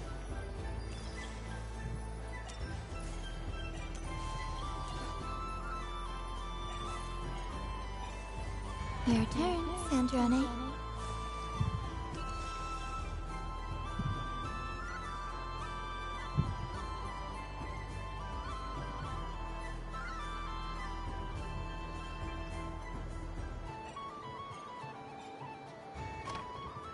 Don't come crying to me if you get bitten.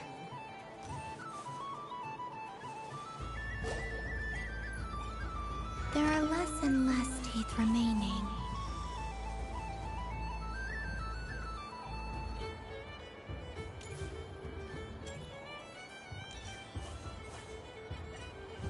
Huh? What's that noise?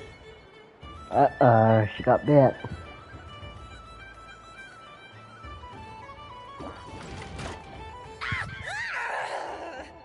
I think you might have picked a bad tooth, Sandrone. God, that's... Shut it! Do you need any help? It seems like you're stuck. No! It's just a blasted... toy! How is its grip this strong? Stop laughing! That's not a bad wallpaper. All right. Well, you lost. So just like I promised... Hey! What are you doing? Are you seriously? Hiya! Why you... Rematch! Are you alright, Sandrone? That was quite a strong bite. Are your clockwork parts? Quit your fussing! I don't need it! Alright. I'll go first this time.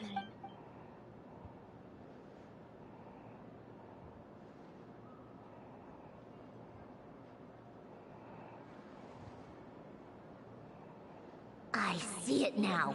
She can sense which teeth are rigged. So I just need to avoid the same ones that she does.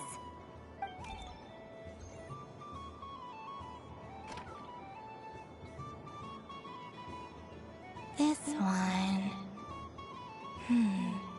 Seems fine. She avoided that one then? Now I've got you. All right, my...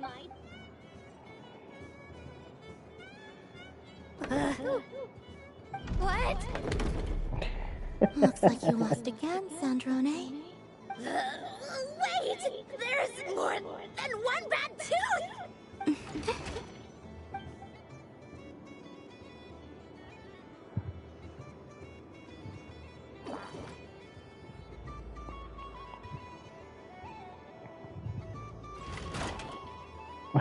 Stupid game! What idiot came up with this? Are you alright, Sandrone? You said some nasty things just now. Oh, I'm peachy. Should I let you bonk me on the head as well? Ah, forget it! Come on, bonk away. It can be your consolation prize for losing so badly. I told you, forget it! I can't wait for Sandrone to come be playable. Singing right outside my door, inviting yourself to my tea parties, going AWOL. And now you're off to the moon or something. Of all my days with the Fatui, the times I spent with you, Arlecchino, and Rosaline, they were my favorite. Rosaline? I will not forget them. Just as I shall not forget this moment. We'll always be friends, no matter where we are, right? Who'd want to be your... No, I wanted to screenshot the face. I'll miss you, Sandrone.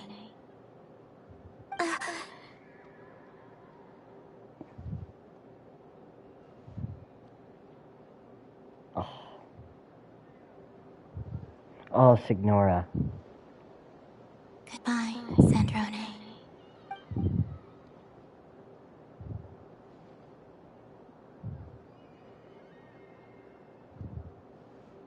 Now she realizes how harsh she's been on her. I'll miss you too, Columbina. Sorry, what was that? Oh. Yeesh! No need to freak out. What's wrong? We've been looking everywhere for you. What do you want? Oh, nice ears. What do you want? This. Huh? It's your turn to draw something. You're one of her friends too, aren't you? Doesn't know how lucky she is.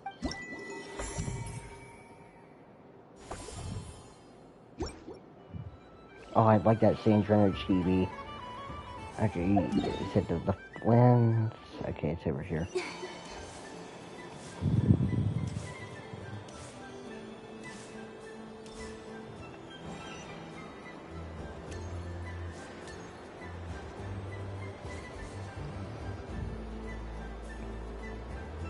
Dodoko's Whirligig! Come check out Dodoko's Whirligig! Ah, welcome home, Moon Goddess. Might I ask what this is? Ah, it's a very special amusement sponsored by the great mage herself. Ride on a soft and furry Dodoko and embark on an unforgettable adventure. I say that, but I'm just following a script here. Who is this mage, anyway? And what the heck is a Dodoko? I'd like to ride. No problem. But, are you by yourself? Is that not okay? Oh, no, it's fine. It's just that each Dodoko can accommodate 2 passengers. Would you like to bring a friend along? My friend. That should do it. Now, we just need to get everyone else to draw something on it too, but we gotta keep it a secret from Columbina. Traveler. Oh, just sneaks right behind him. I want to go on that ride. Will you join me? Let's go then. A date with Columbina. Don't worry. Paimon will do the rounds. You go have fun. All right. I think we have to wait in line over there. Please take your seats. For safety reasons, you mustn't try to leave the ride before it comes to a complete stop. All right, you're all set. I wish you both a wonderful journey.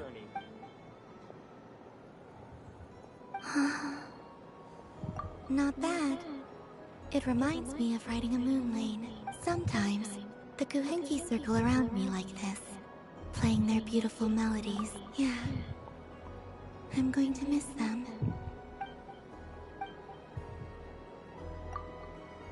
It does. I've felt scared in the past, too. You know something? I got to see a lot of fascinating things during my disappearance. I saw how the Frost Moon Scions act around their families. So different than how they used to act in my presence. And I also saw how they interact with their friends. It made me curious at first. Why do people act so sincere when they're worshipping gods, but save their truest, warmest feelings for each slowly? I came to realize that. It's because I know. I knew it the moment you started calling out my name. What I fear now is the end.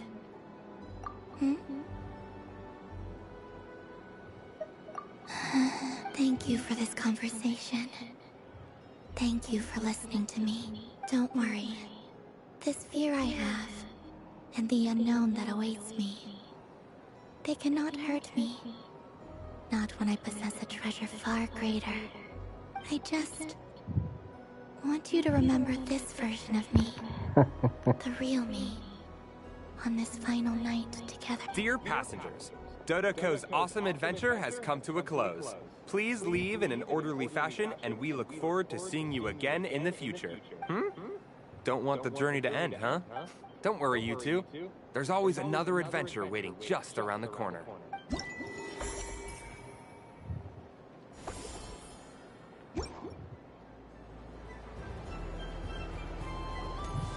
So this is the Frost Moon Scions area. Sunny days!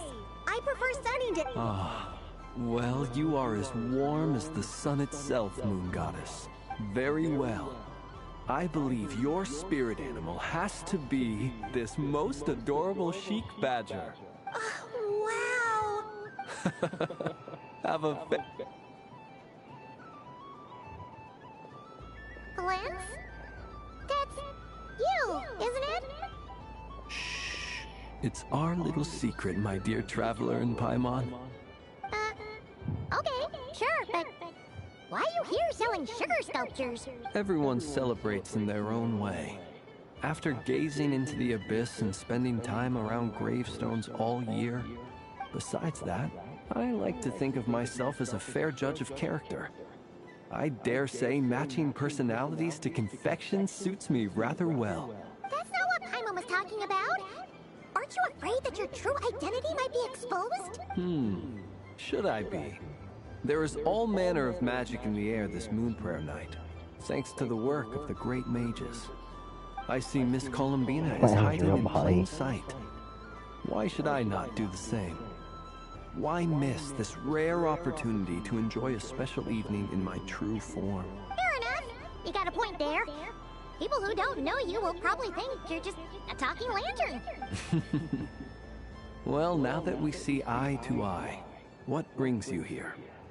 Not a search for your spirit animal, I presume? Ah, well, actually... Here, see for yourself! Oh, this is... How wonderful. A beautiful idea. Yeah! We just met Barca, and he said that having everyone draw their own section was kind of boring. So, he did your bit for you. Ah, Varka. Ever the maverick. I see his artistic skills are truly one of a kind. In that case, I shall paint something on Mr. Albedo's behalf in a short while. What? Why not? Ahem. Welcome home, Moon Goddess. Phew, that was close. I'm not really sure. Hello, Flint. She recognized you right away! What keen eyes you have, Miss Columbina. Especially I did not see you. Rather, I sensed you. I can sense the fluctuations in Kuvaki all around me. One would expect no less of the moon goddess. Yes, please. Excellent. I shall make some for you right away. Something the matter, Miss Columbina? What about my spirit animal? All the other children carrying sugar sculptures are talking about it. Wait, is she taking the test seriously? My apologies. How could I neglect that? You are quite right, Miss Columbina. Every one of us has a magical creature living in their heart. Would you permit me to help you find yours? Yes, please. Do you prefer the day or the night? Night. Which of the 4 seasons is your favorite? Winter. Think of a perfect day. What is the weather like? Sunny, rainy, or perhaps cloudy? Rainy in the morning, sunny at night. What kind of answer is that? Forests, lakes, and open seas. Which do you prefer of these? I like them all. Imagine you opened your very own shop. What would you sell there? Moonlight, I think. Wow! My mom would totally shop there. It wouldn't cost anything. You'd just need to visit. Aha! I believe I know what your spirit animal is. Here. For you. Oh, it's a Kohenki! Indeed.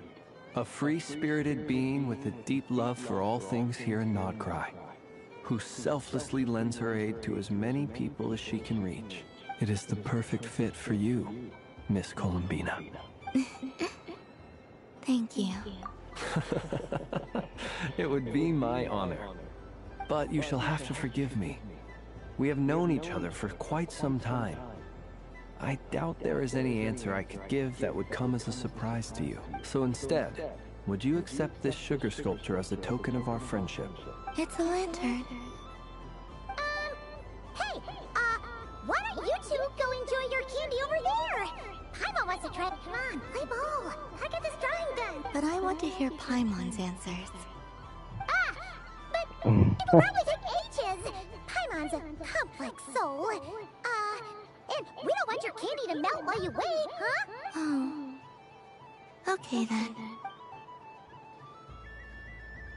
She didn't even have a candy. Was she to eat it already? Phew. Nice excuse, Lady Paimon. That was some quick thinking. Yeah, no thanks to you. A little help next time. It's sweet. Is that Lockaberry? I wonder what flavor the Traveler got. This way, this way! It's the candy-selling lantern! I'm coming! Of course. Traveler, maybe we can share? Share? Yes. I found out recently that people share their food sometimes, so I'd like to try it. Or... Thank you. I guess we could. Okay, can we not make those sounds, please? It's just the candy. Yours is a little more sour than mine. Here, you try it. Amazing. My sugar sculpture has shrunk, yet my heart is filled with feelings of sweetness. I will remember this feeling. Sure.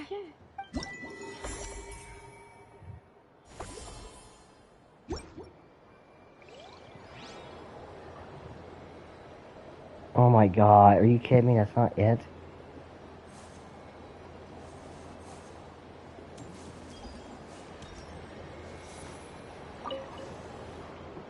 Fun ride, huh? You and Columbina look pretty sad to leave. This isn't...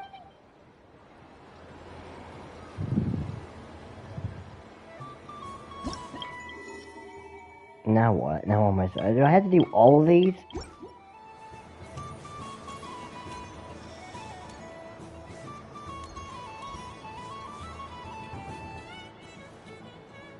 Wow, the Frost Moon Scion stopped. I don't go to Hisi Island much. And if culture means... Hello. Yeah.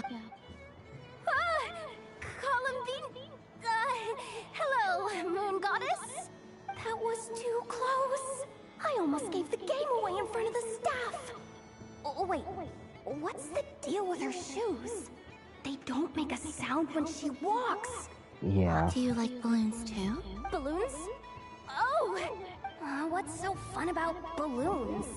I'm not a kid anymore. They're probably... Yes. The animals see... Oh my god, I don't even care. I want to get this stupid festival over with.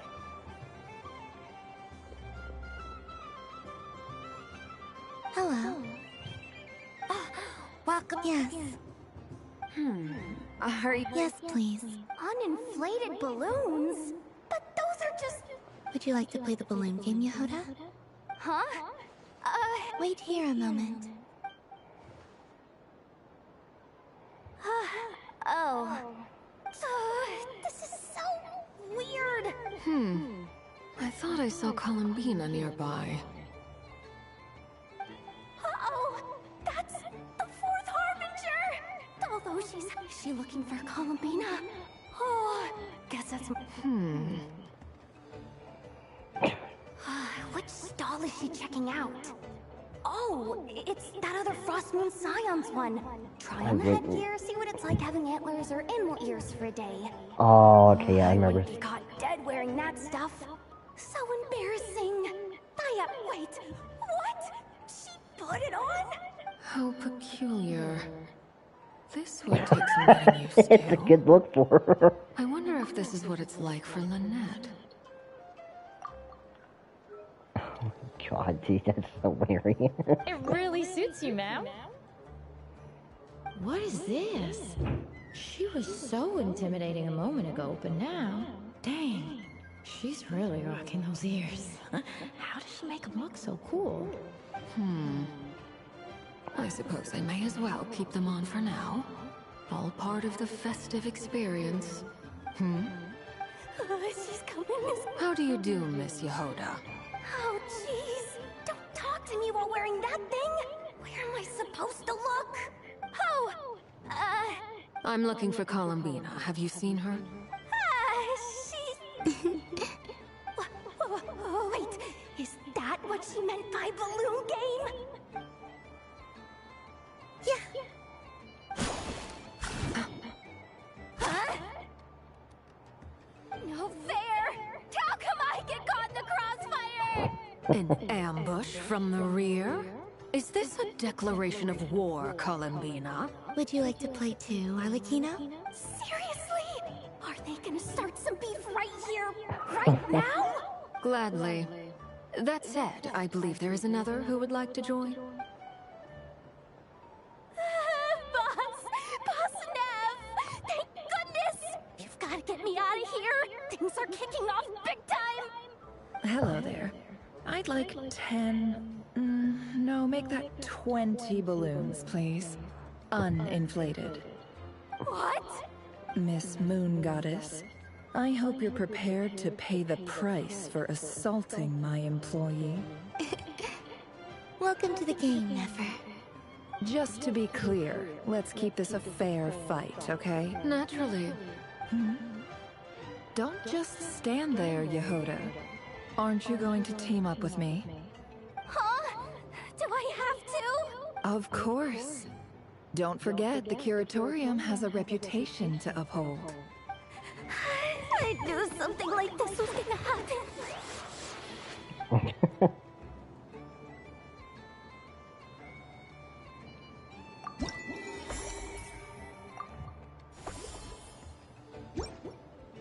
Okay.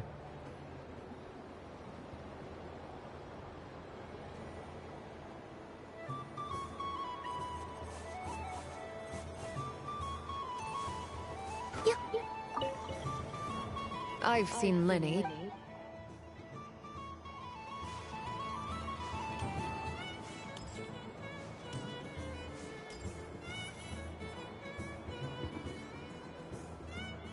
I wish for a never-ending supply of laka berries. What a humble... Is that Llama the Moon Chanter?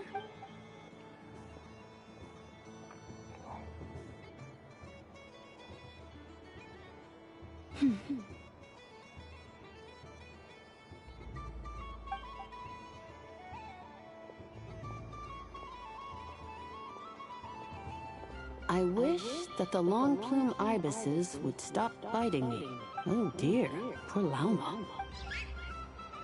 All right, I'll write that one down for... I got it. While everyone else is celebrating Moon Prayer Night, you're as busy as ever. I don't mind. It's rewarding work. A good kind of busy. My antlers are at their heaviest tonight, and the Kuvaki waves are especially strong. But as I help these dear friends hang their wishes up, I feel a great, you see, and they are ones that we... Do you blame me, Llama? It is by the help of so many... You've done plenty. I say this in earnest. Both what about as a moon chanter? I feel... Thank you for your... But... Since you asked for my honesty, I won't lie to you. I suppose it's... Once you return to the moon, we will be far apart and separated by a false... I'm sure those of us left behind will gaze up at that. I will miss you, Llama. I hope to stay in touch. I will try and find some way to send messages down from the moon. Perhaps you could use Kuvak? I've heard Yehoda say that signals can... We could prepare a code. What am I supposed to do to continue with the story? Now that I think about that... Because... Yes. In my experience, the truth tends to be difficult. But that's what makes it... So I'm confident that... Thank you. Is this... I wish that all who dwell in this moonlit world can find a place to belong. And I wish that It's 2 wishes. Not at all. And I think you speak for us all with the second one. I shall continue to pray until the day that...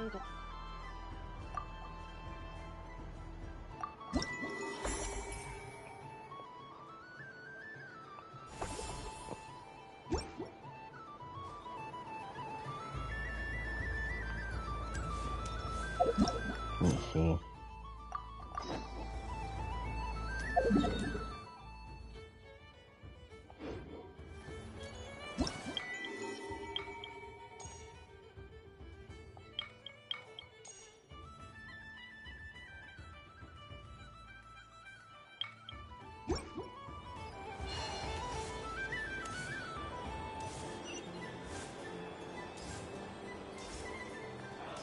Gotta get this one over with.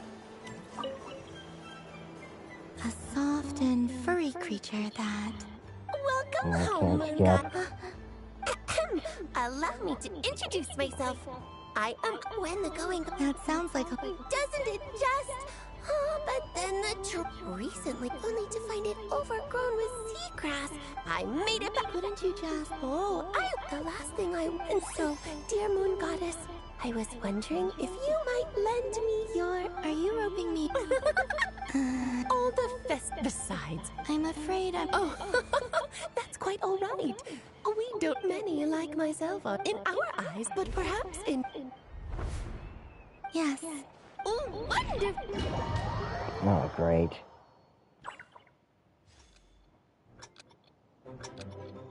Are you kidding me?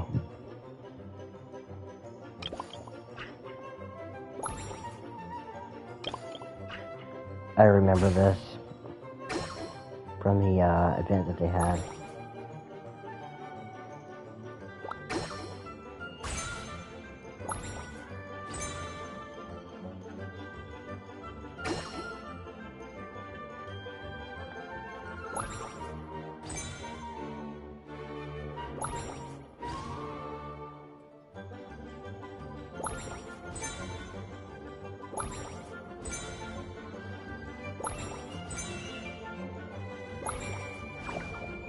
Whoops.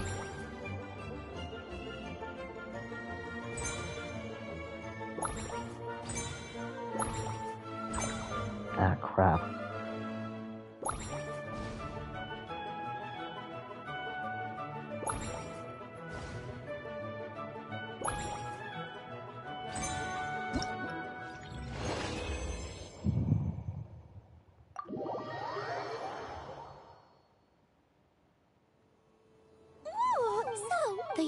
jump. I think they call not bad. Any kitten? Oh, remember, I will. Up for another round of fish blast? Oh, I mean, of course.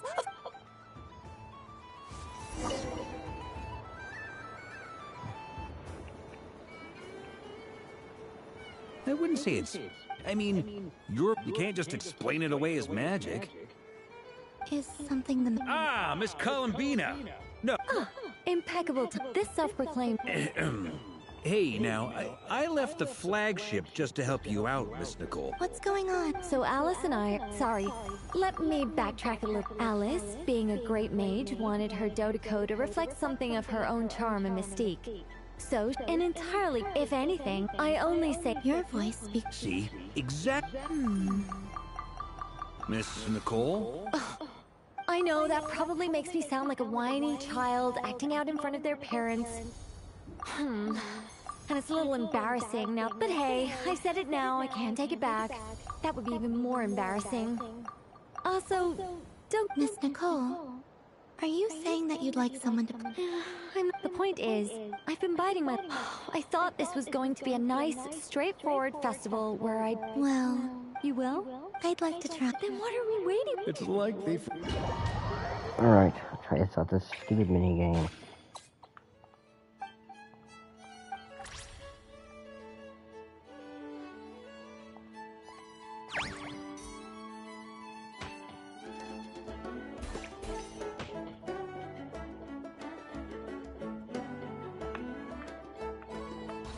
Oh, I see, I see.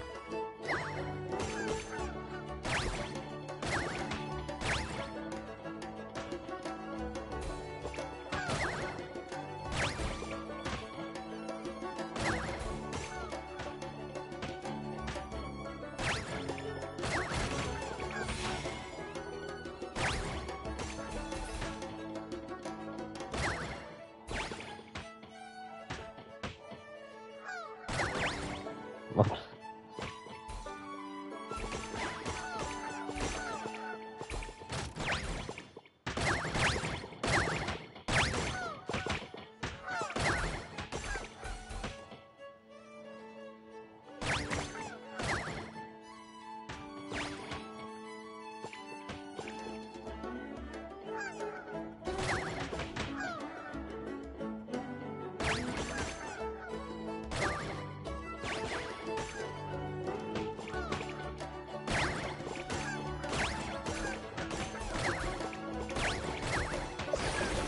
There we go.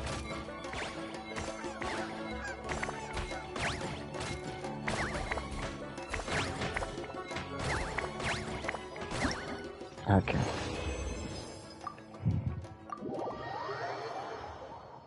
I better be getting a lot of rewards for this too. Congratulations, Miss Columbina. With your great wisdom, you have overcome every obstacle in your path and conquered the great challenge. Fate? Well, something you could even go with. All my hopes are now resting on... Can I open it now? Stop teasing me. Wow. You have my... Thank you for sharing. Don't mention. You've all done...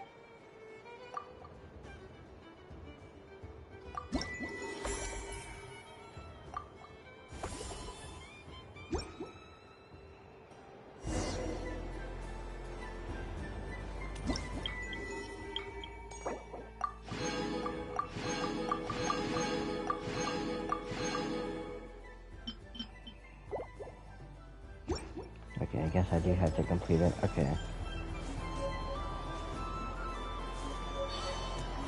So talk to Dory the scammer. But I was aiming right at... Aw, what a pity. I saw it with my own eyes. You were so close. That's not true. It dodged out of the way right as I was about to snag it. I'm sorry? You heard me. This paper frog can move. I swear. Dear, oh dear, what are you saying? How could a paper frog move? Unless you believe there really is magic. Guess I just won't call on being able to just like enjoy the last time where she goes to the mere moon. humble merchant that I am, knew such magic. Surely I would not use it on a paper frog. I'd sooner give Mora legs, so it could walk right into my purse. My dear, dear customer. Why not have one more? Just think about how much experience. Oh, darn. I used up all my coins. Take your time. But, don't take too long. This event is Moon Prayer Night only. Miss it, and you'll have to wait a whole... Next customer, please. Welcome. Hello. Whoa, whoa. What's this big one doing over here? How do I tell my employees? Dory? Why, hello there, Miss Columbina. Would you like to play my ring toss game? That's fine. I think I got 2 more left. First time, but with your sharp eye, sharp skills, I'm sure you'll win all the prizes in one fell swoop. That was enough.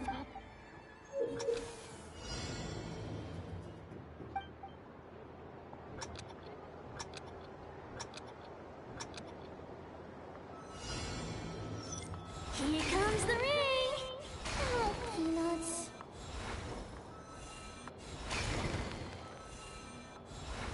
Change tracks!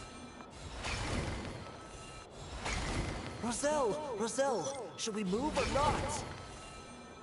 Just a tiny bit. All right, then I'll... Oh, sugar plums. No, that's fine. Let's see now. Wow, very good. And here's your prize.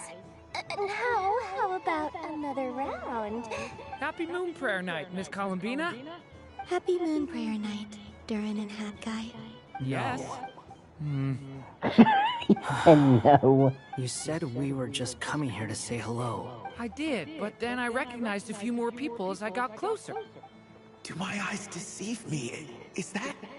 It's our little dragon. He's all grown up. Someone's popular. Well now, since you came all this way, why don't you try out I started in the January 20th or something this year.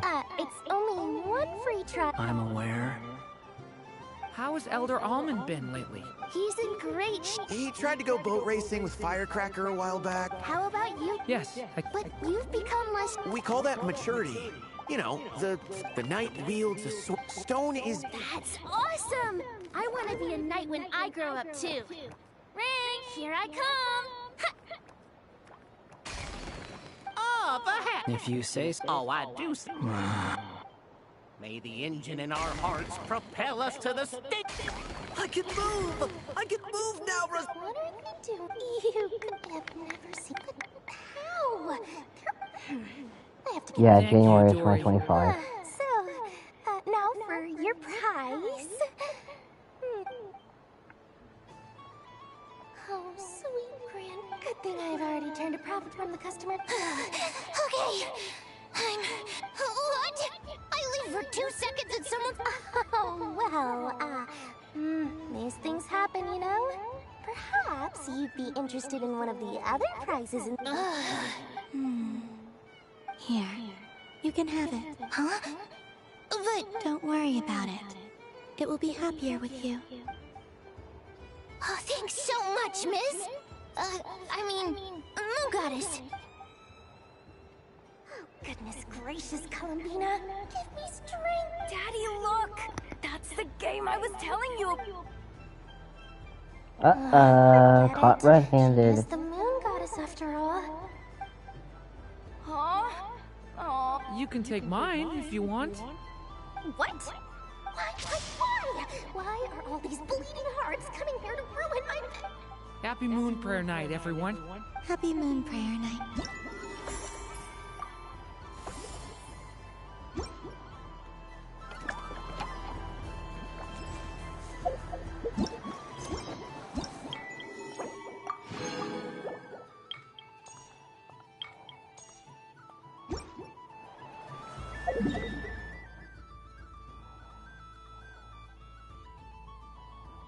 Nafa.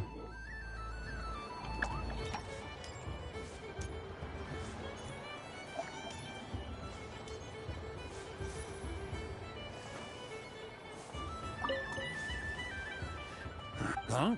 Albedo? This sketch is for you. Oh. The North Wind.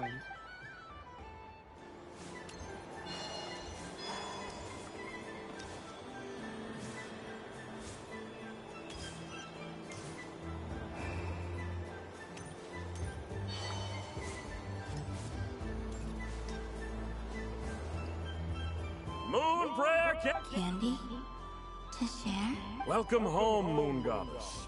Fancy a box of moon prayer candy? Sure. I knew you would. I'm not sure. Is this for yourself? A gift from my friend. Ah, I see. Do you have Nocturne? Huh. No? You did... Hey, now that's a creative... Well, we're at it.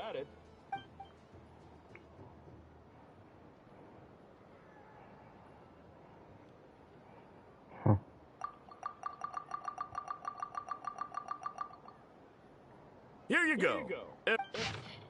Thank you. I hope you and...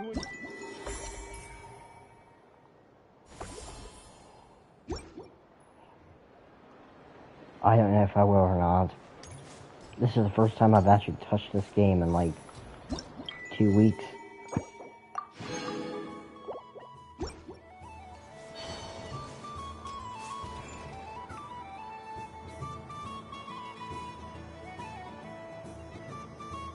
This doesn't make any sense! I am not cheating. Uh-oh, sounds like Inepa's turning into a big baloney bot.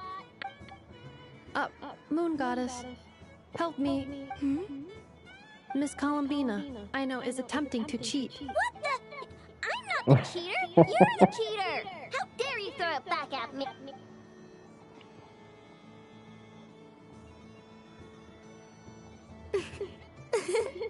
Alright, fine. Let's all laugh at I know. Just you wait till I get home, because I'm gonna make a game bot that can win 100% of the time. Let's see you laugh when I come back and beat your butts. We came to check everything was okay after all that yelling, but,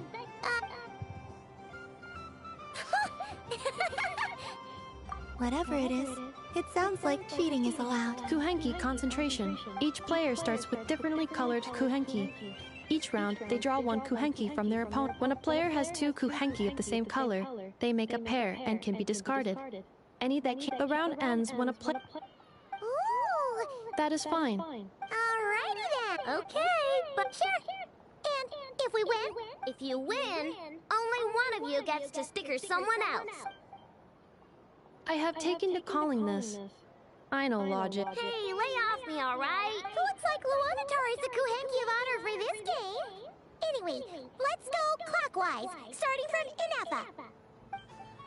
Constant Cantarella from Mula.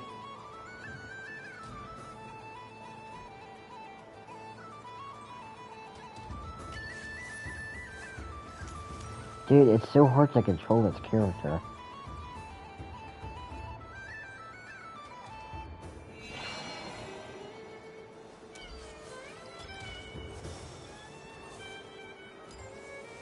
I was gonna go for S2 for Lola, but I think I'm probably gonna get Firefly and Honkai Star Rail.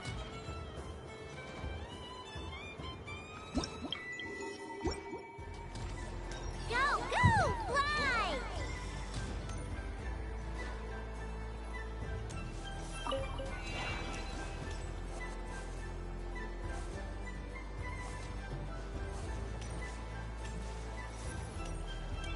Go on.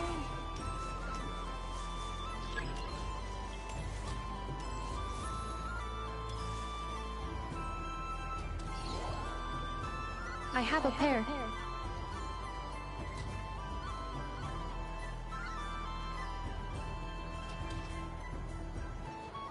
Uh-oh! We gotta pick up the pace!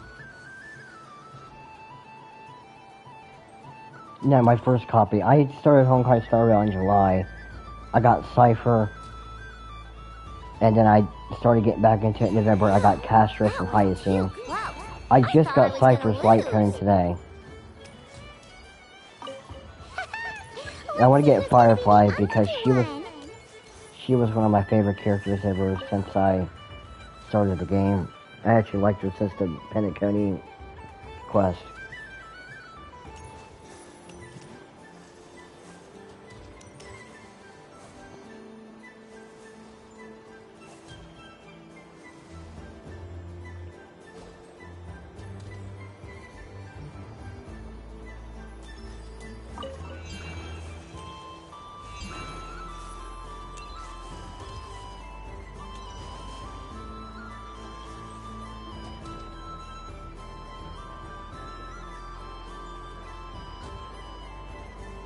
Let me pick a good one.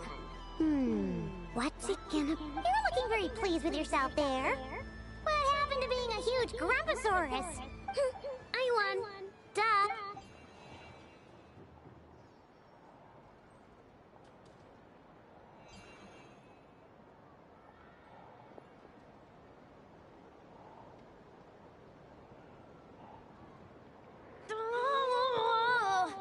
I might also go for Linksha in the second half. I heard she's also supposed to be pretty good with Firefly. If it falls off, it falls off. If a I've actually started getting a Honkai Star Rail a lot. I think I'm starting to like it over Wuthering Waves.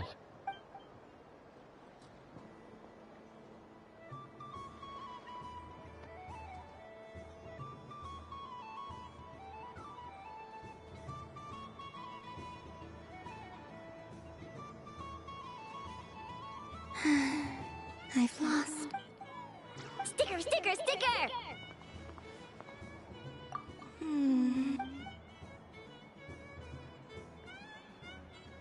Cute! You think so? What do you mean WOJ? Shame. I can't see it for myself.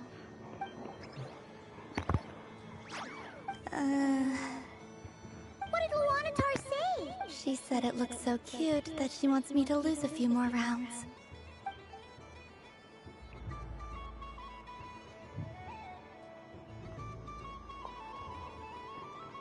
Who put these stickers on Paimon's eyebrows?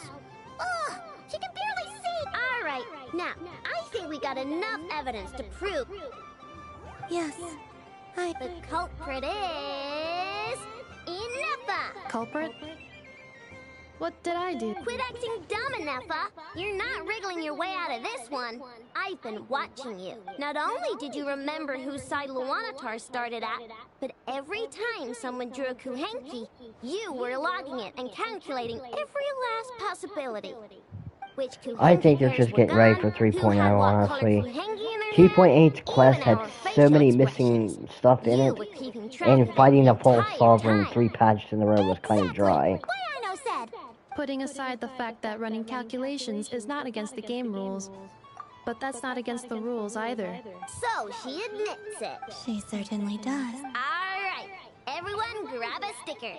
It's time to get Ineffa back. But... Take that! You got everything done. Everything is done. Hey, the game. I didn't get my last 20 No, you know what? Just forget it, man. I think the only character for 3.0 I wanted to go for is Mornay. And that pink hair girl that showed off in the trailer. Hey there, Kalamina! Are you done? Are you sure you don't want to... Right now, what I'd like to do is...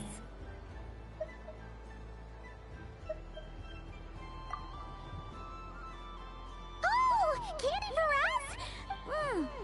What about you, Traveler? How does yours taste? Oh, yes. Okay, gotcha!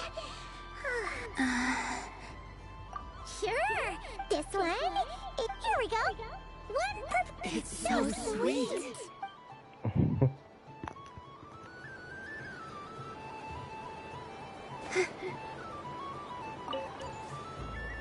Traveler. Columbina! Finished with the festival? Really? You're sure you don't want to have a... Yes. Oh, I guess I could just talk to Paimon then.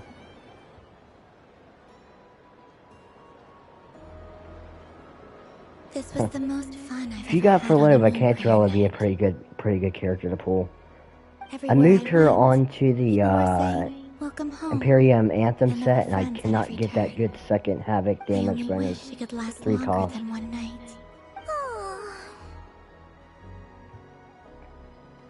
Yes, you're right. The moon prayer blossoms. Ooh, look! Look! Moon prayer night has come.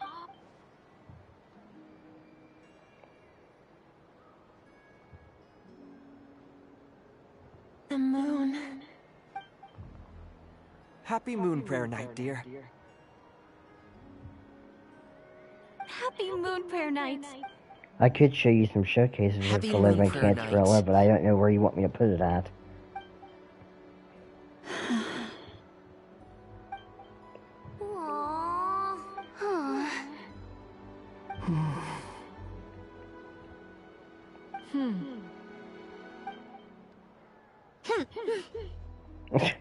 She's still pouting.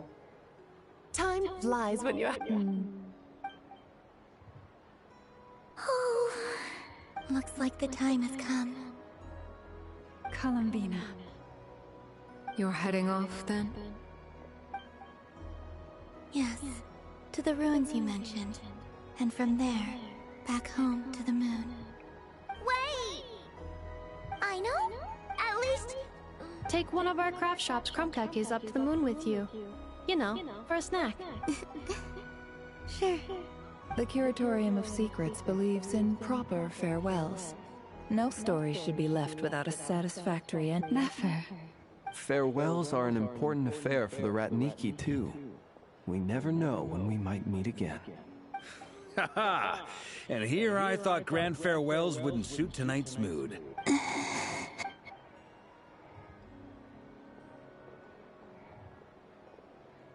We made a little something for you. Ta-da! What is it? A Moon Prayer Night greeting card. With drawings by all of your friends. You did mention that you'd like a portrait done, so I took the liberty of creating one for you. I, meanwhile, did the... I think my... The picture of Ashru was my doing. The two of you seem to get along rather well. Wait, was I the only one who did a full-body picture? I did pictures of me and Anessa. I did my own portrait and one for Hat Guy. Here's the two mages, Arlecchino and Sindrune. So, if you ever miss us, just flip the card open and we'll all be right there with you. I don't know what to say. Thank you so much, everyone. This whole Moon Prayer Night was more than I could have ever asked for. It is the greatest gift I have ever received. Lauma, I figured it out. Remember how the Frost Moon Scions used to use milk as invisible ink to write hidden messages? That was a very long time ago. Oh, are you saying? Yes. When I miss you all, I shall use moonlight in the same way, to write words that only you can see upon the moon itself. Wow, that sounds lovely. Quite. But how will we see them? Simply open your windows on nights when the moon shines bright, and the moonlight will naturally flow towards the words I have written. That sounds most fitting indeed. Very true to form. I'll try to write them in places that won't disturb your sleep. I, for one, would sleep all the better for having read one of your messages before settling down for the night. Exactly. So don't worry about disturbing anyone's sleep. Just promise you'll write to let us know you're okay, alright? All right. I promise.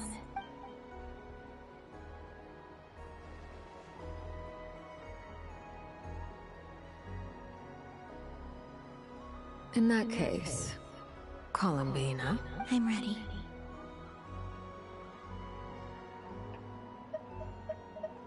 Very well. Let's go. Oh man, she's having to be gone for one patch, so don't be sad or nothing. In just a few moments, I will be gone. I still don't know what to expect on the moon. Will I really be able to send messages to my friends? The Kuhenki, the animals of Not Cry. I'll never get to see them again. I wonder where I'll be when the next...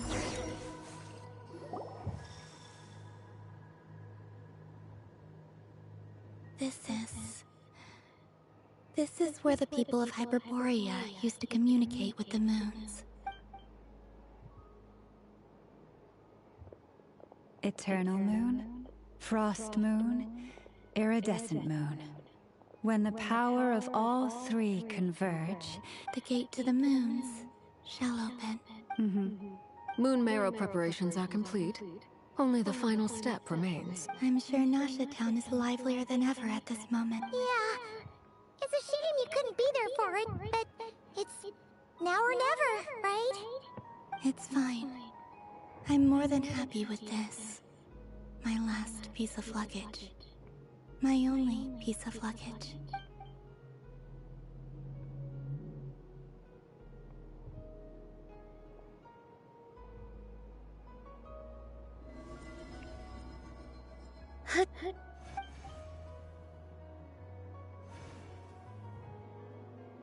I can already feel the moon calling to me.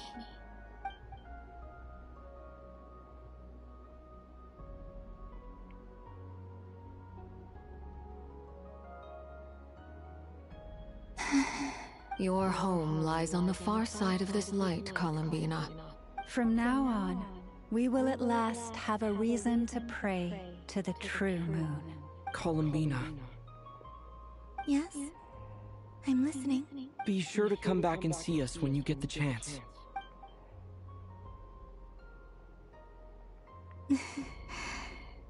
Of course.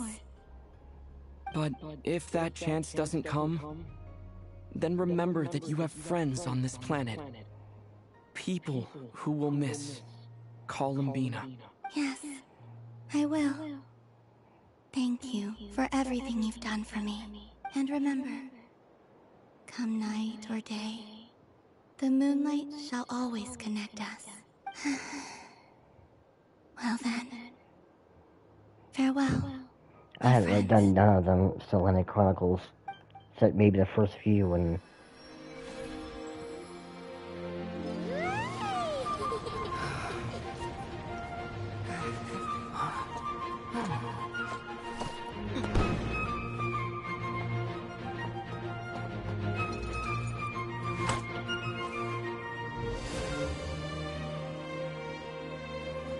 Thank you. This was my happiest night in Tevat. Farewell, Columbina.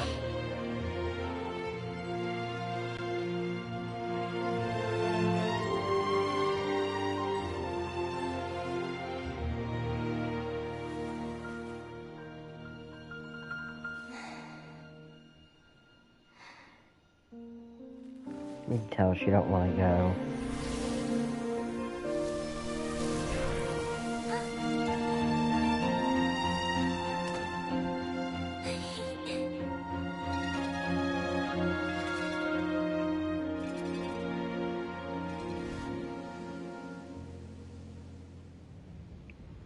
The I went. moon really is closer than ever tonight.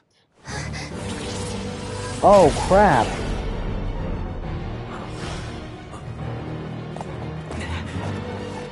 Columbina. All three moons in one place. Time for one final experiment. The doctor, Reason, life, death, time, and space. They all believed I would fail. Oh, shit.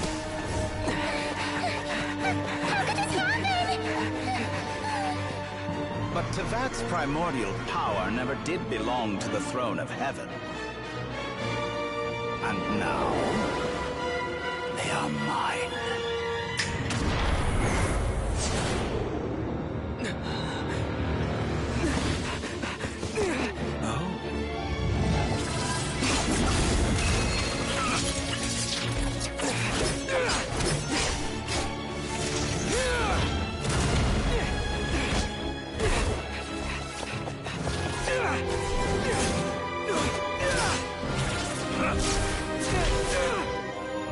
No, as long as I'm here.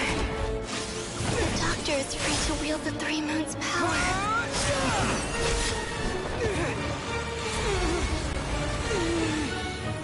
It's the only way.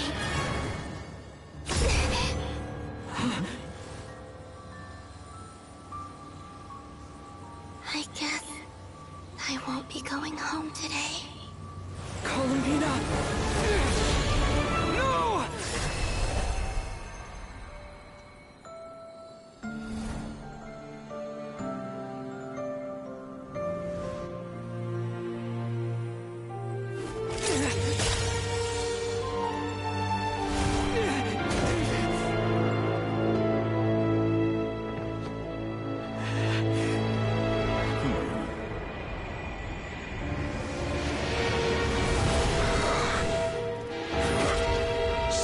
Archon world. Do not try to control me.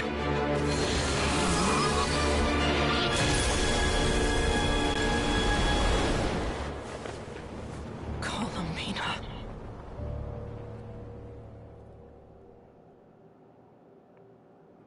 Damn, that's sad.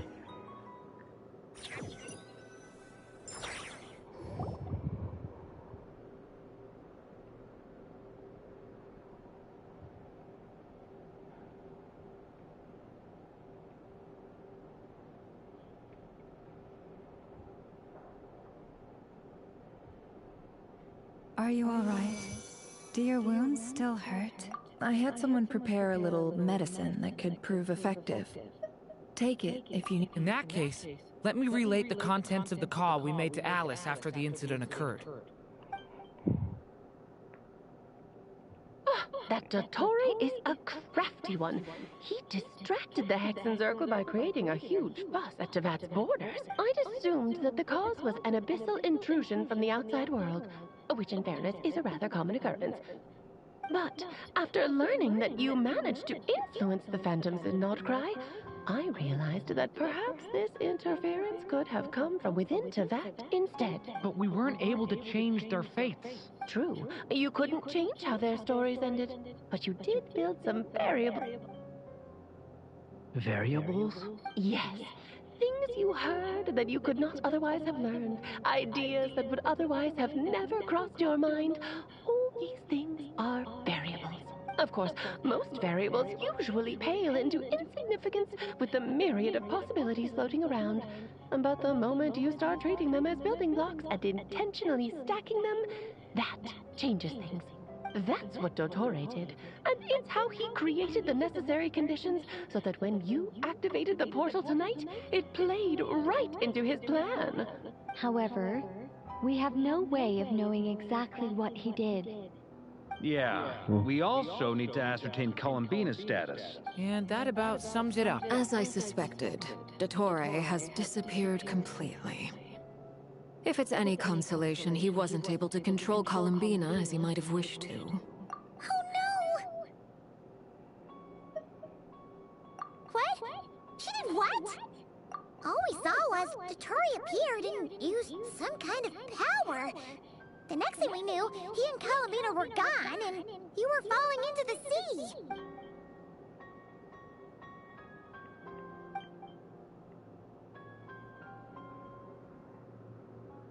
I didn't see it coming. I always thought we were just gonna fight Rarier through the entire patch, which would have been boring. So, Columbina intentionally opened the Moon Gate and escaped into the same mysterious world as Rarier and Thalindis. Sounds like bad news.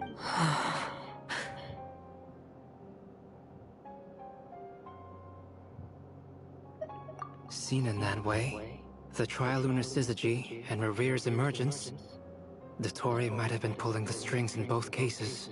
According to Miss Alice, he is attempting to transcend his destiny and finish an experiment that only a god might complete.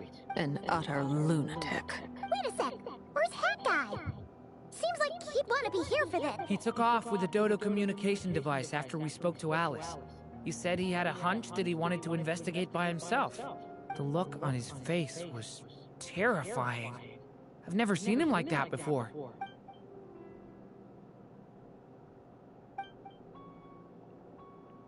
I'm back. Hat Guy!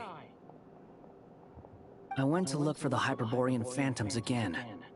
I think I've gotten to the bottom of it. I got them to talk to Nicole on the other end of the communications line. Turns out, the history they describe is different from how Nicole remembers it. Really? But how? Surely Nicole can't have been wrong. Because the phantoms are the ones who are deceived. They speak of a savior who appeared in their history. One who never should have existed.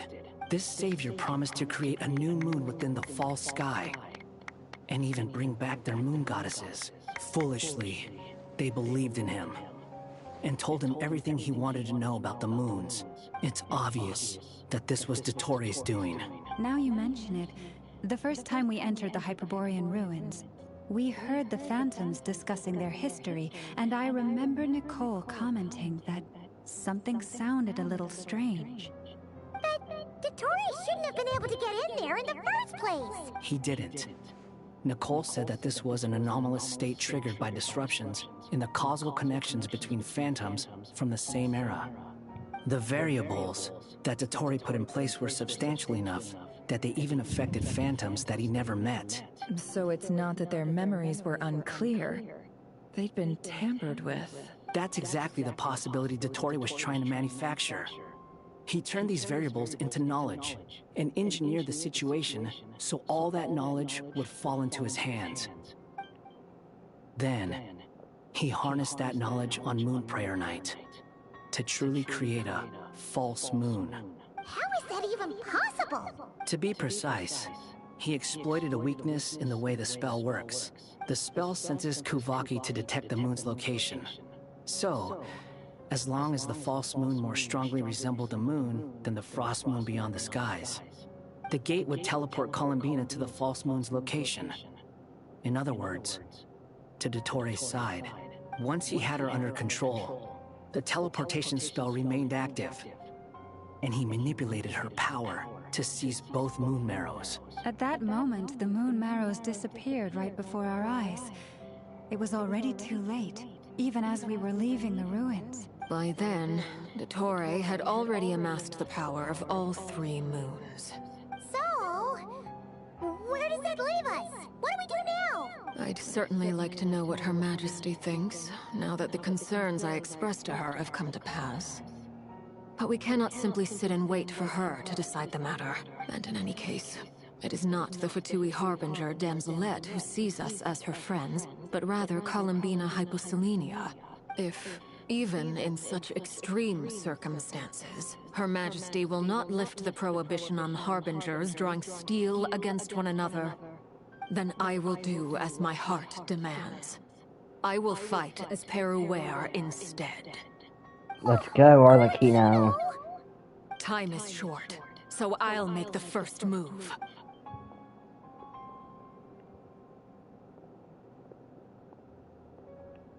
Whew. Even Arlecchino seems to be losing her cool now.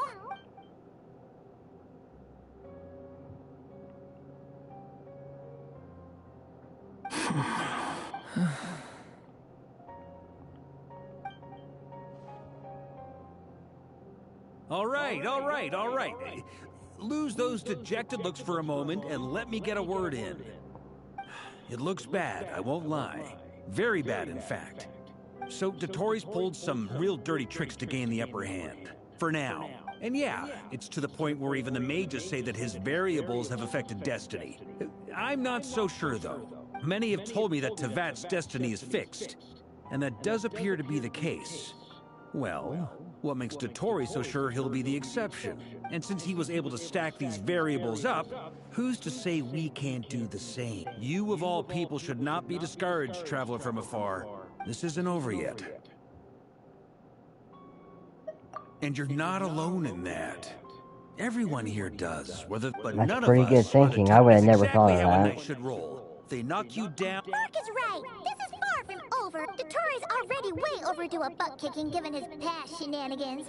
And after this, he's earned himself a double dose. That's what I'm talking about. How's everyone else feel? I'll use Kuvaki to investigate Columbina's whereabouts. I am not ready to give up either. Leave the intel gathering to me. Whatever happens within Nodcry's borders, when the Curatorium of Secrets wants to be in the know, we always find a way. Aino and I will do all we can to support you. We will attempt to reverse engineer Dottore's actions and seek a breakthrough that way. Alice and Nicole are busy dealing with an emergency at Tevat's borders, so they can't return just yet. But they're both very angry about this. They've asked Albedo and me to act on the Hexen Circle's behalf and do everything in our power to fight back against Dottore. Are you ready then? We're going to have to conduct a lot of research, even in the early stages. I'll do my best. As for me, I'm pretty familiar with Dottore's way of doing things, so I can try to predict his next move. I'll help with your investigation. Nice! Looks like we have our basic division of labor. I'll get in touch with Flints and Itlua, get them to have a chat with their star Hey, shiner. Ilikwa is Couldn't hurt mentioned. to bring the Lightkeepers on board as well. At the same time, I'll pass on instructions to... Yeah! We'll show him! That's it then. Good luck, everyone.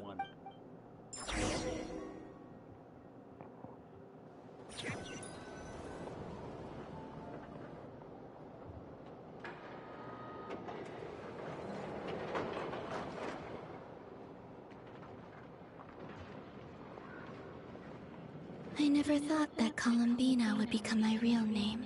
It went from being a Fatui code name to something my friends call. And remember, So we're meeting right there. night or day, the moonlight shall always.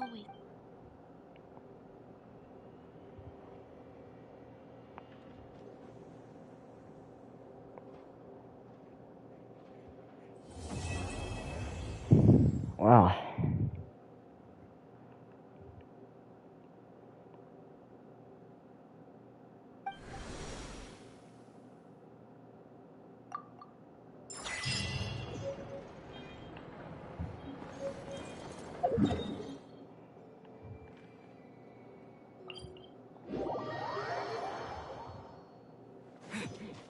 Is there like a special cutscene or something's gonna happen?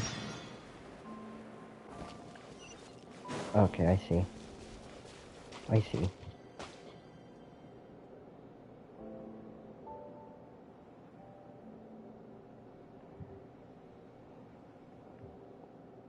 Could Columbina really?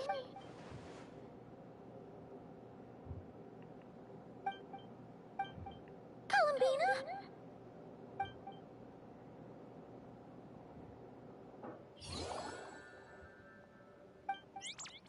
Oh, it's you. Are you also waiting for Columbina to come back? So, you too. Hey, come on, don't be so sad. Keep your chin up. If everyone was sad, that'd be like,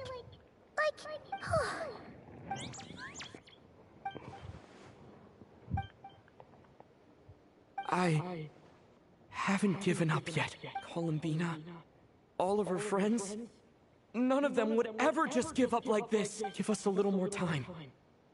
I can't promise anything, but I'll do everything I can.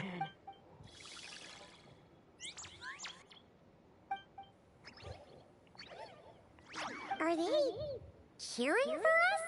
Thank you. Do you need us to help you with something?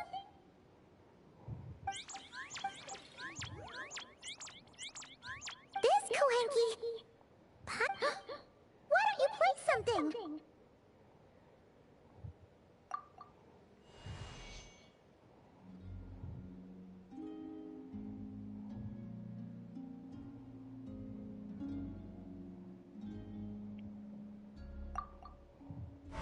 Oh, looks like they haven't had a good. Shh.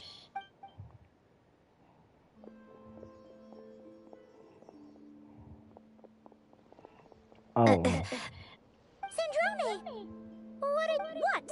Am I not allowed to take walks now? Thought as much. No such thing as a free miracle, you know. Hey, which way are you headed? Paimon means we don't see much of each other. Maybe we could join you for a bit. Let's not. I'm not in a good mood today, and don't have anything nice to say. Besides, comfort is the last thing this place needs.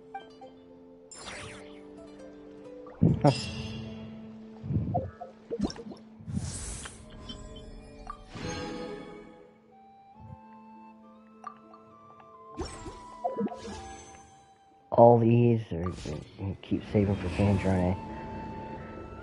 Oh man. Well, that's gonna be today's stream. I just want to do them quests to get out of the way. I don't know if I'll stream tomorrow. We'll see though. But I guess I'll see you guys next time, alright?